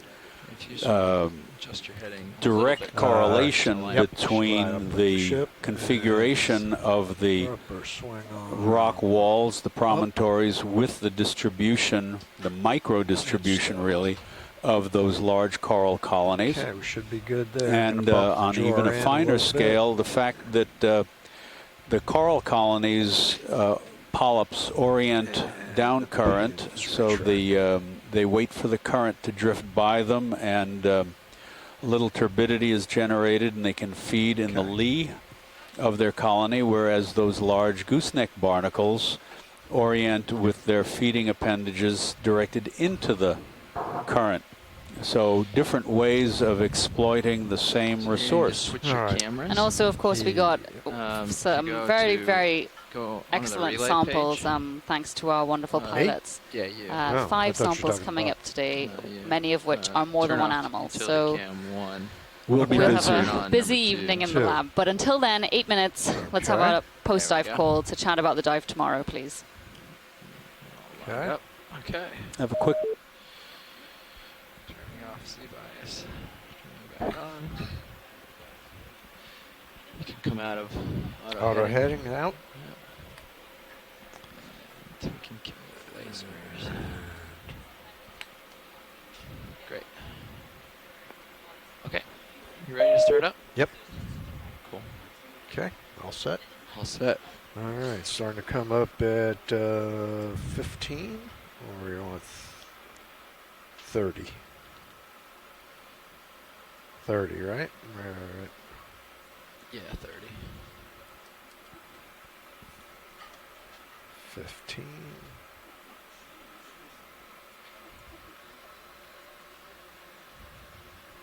20 coming up.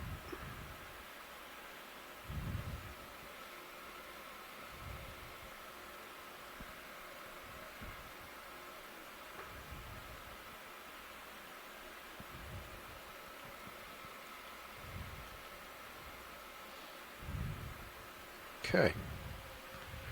Winch coming up, 30 meters a minute. Great. Spinning up to keep up. Okay.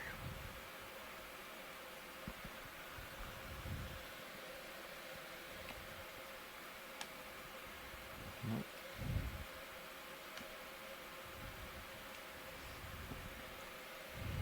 Alright, we'll see how we do.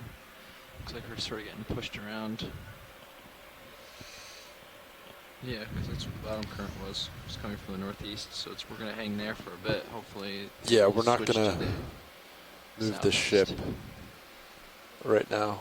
Yeah. I don't know if you heard discussion with Dive Super. We're going to keep ship stationary, and then eventually we want to move into the wind, which is hitting us almost 60 degrees, hitting the bow 60 degrees starboard. So we'll do like a wide turn, and then come out auto swing, kind of drift the current.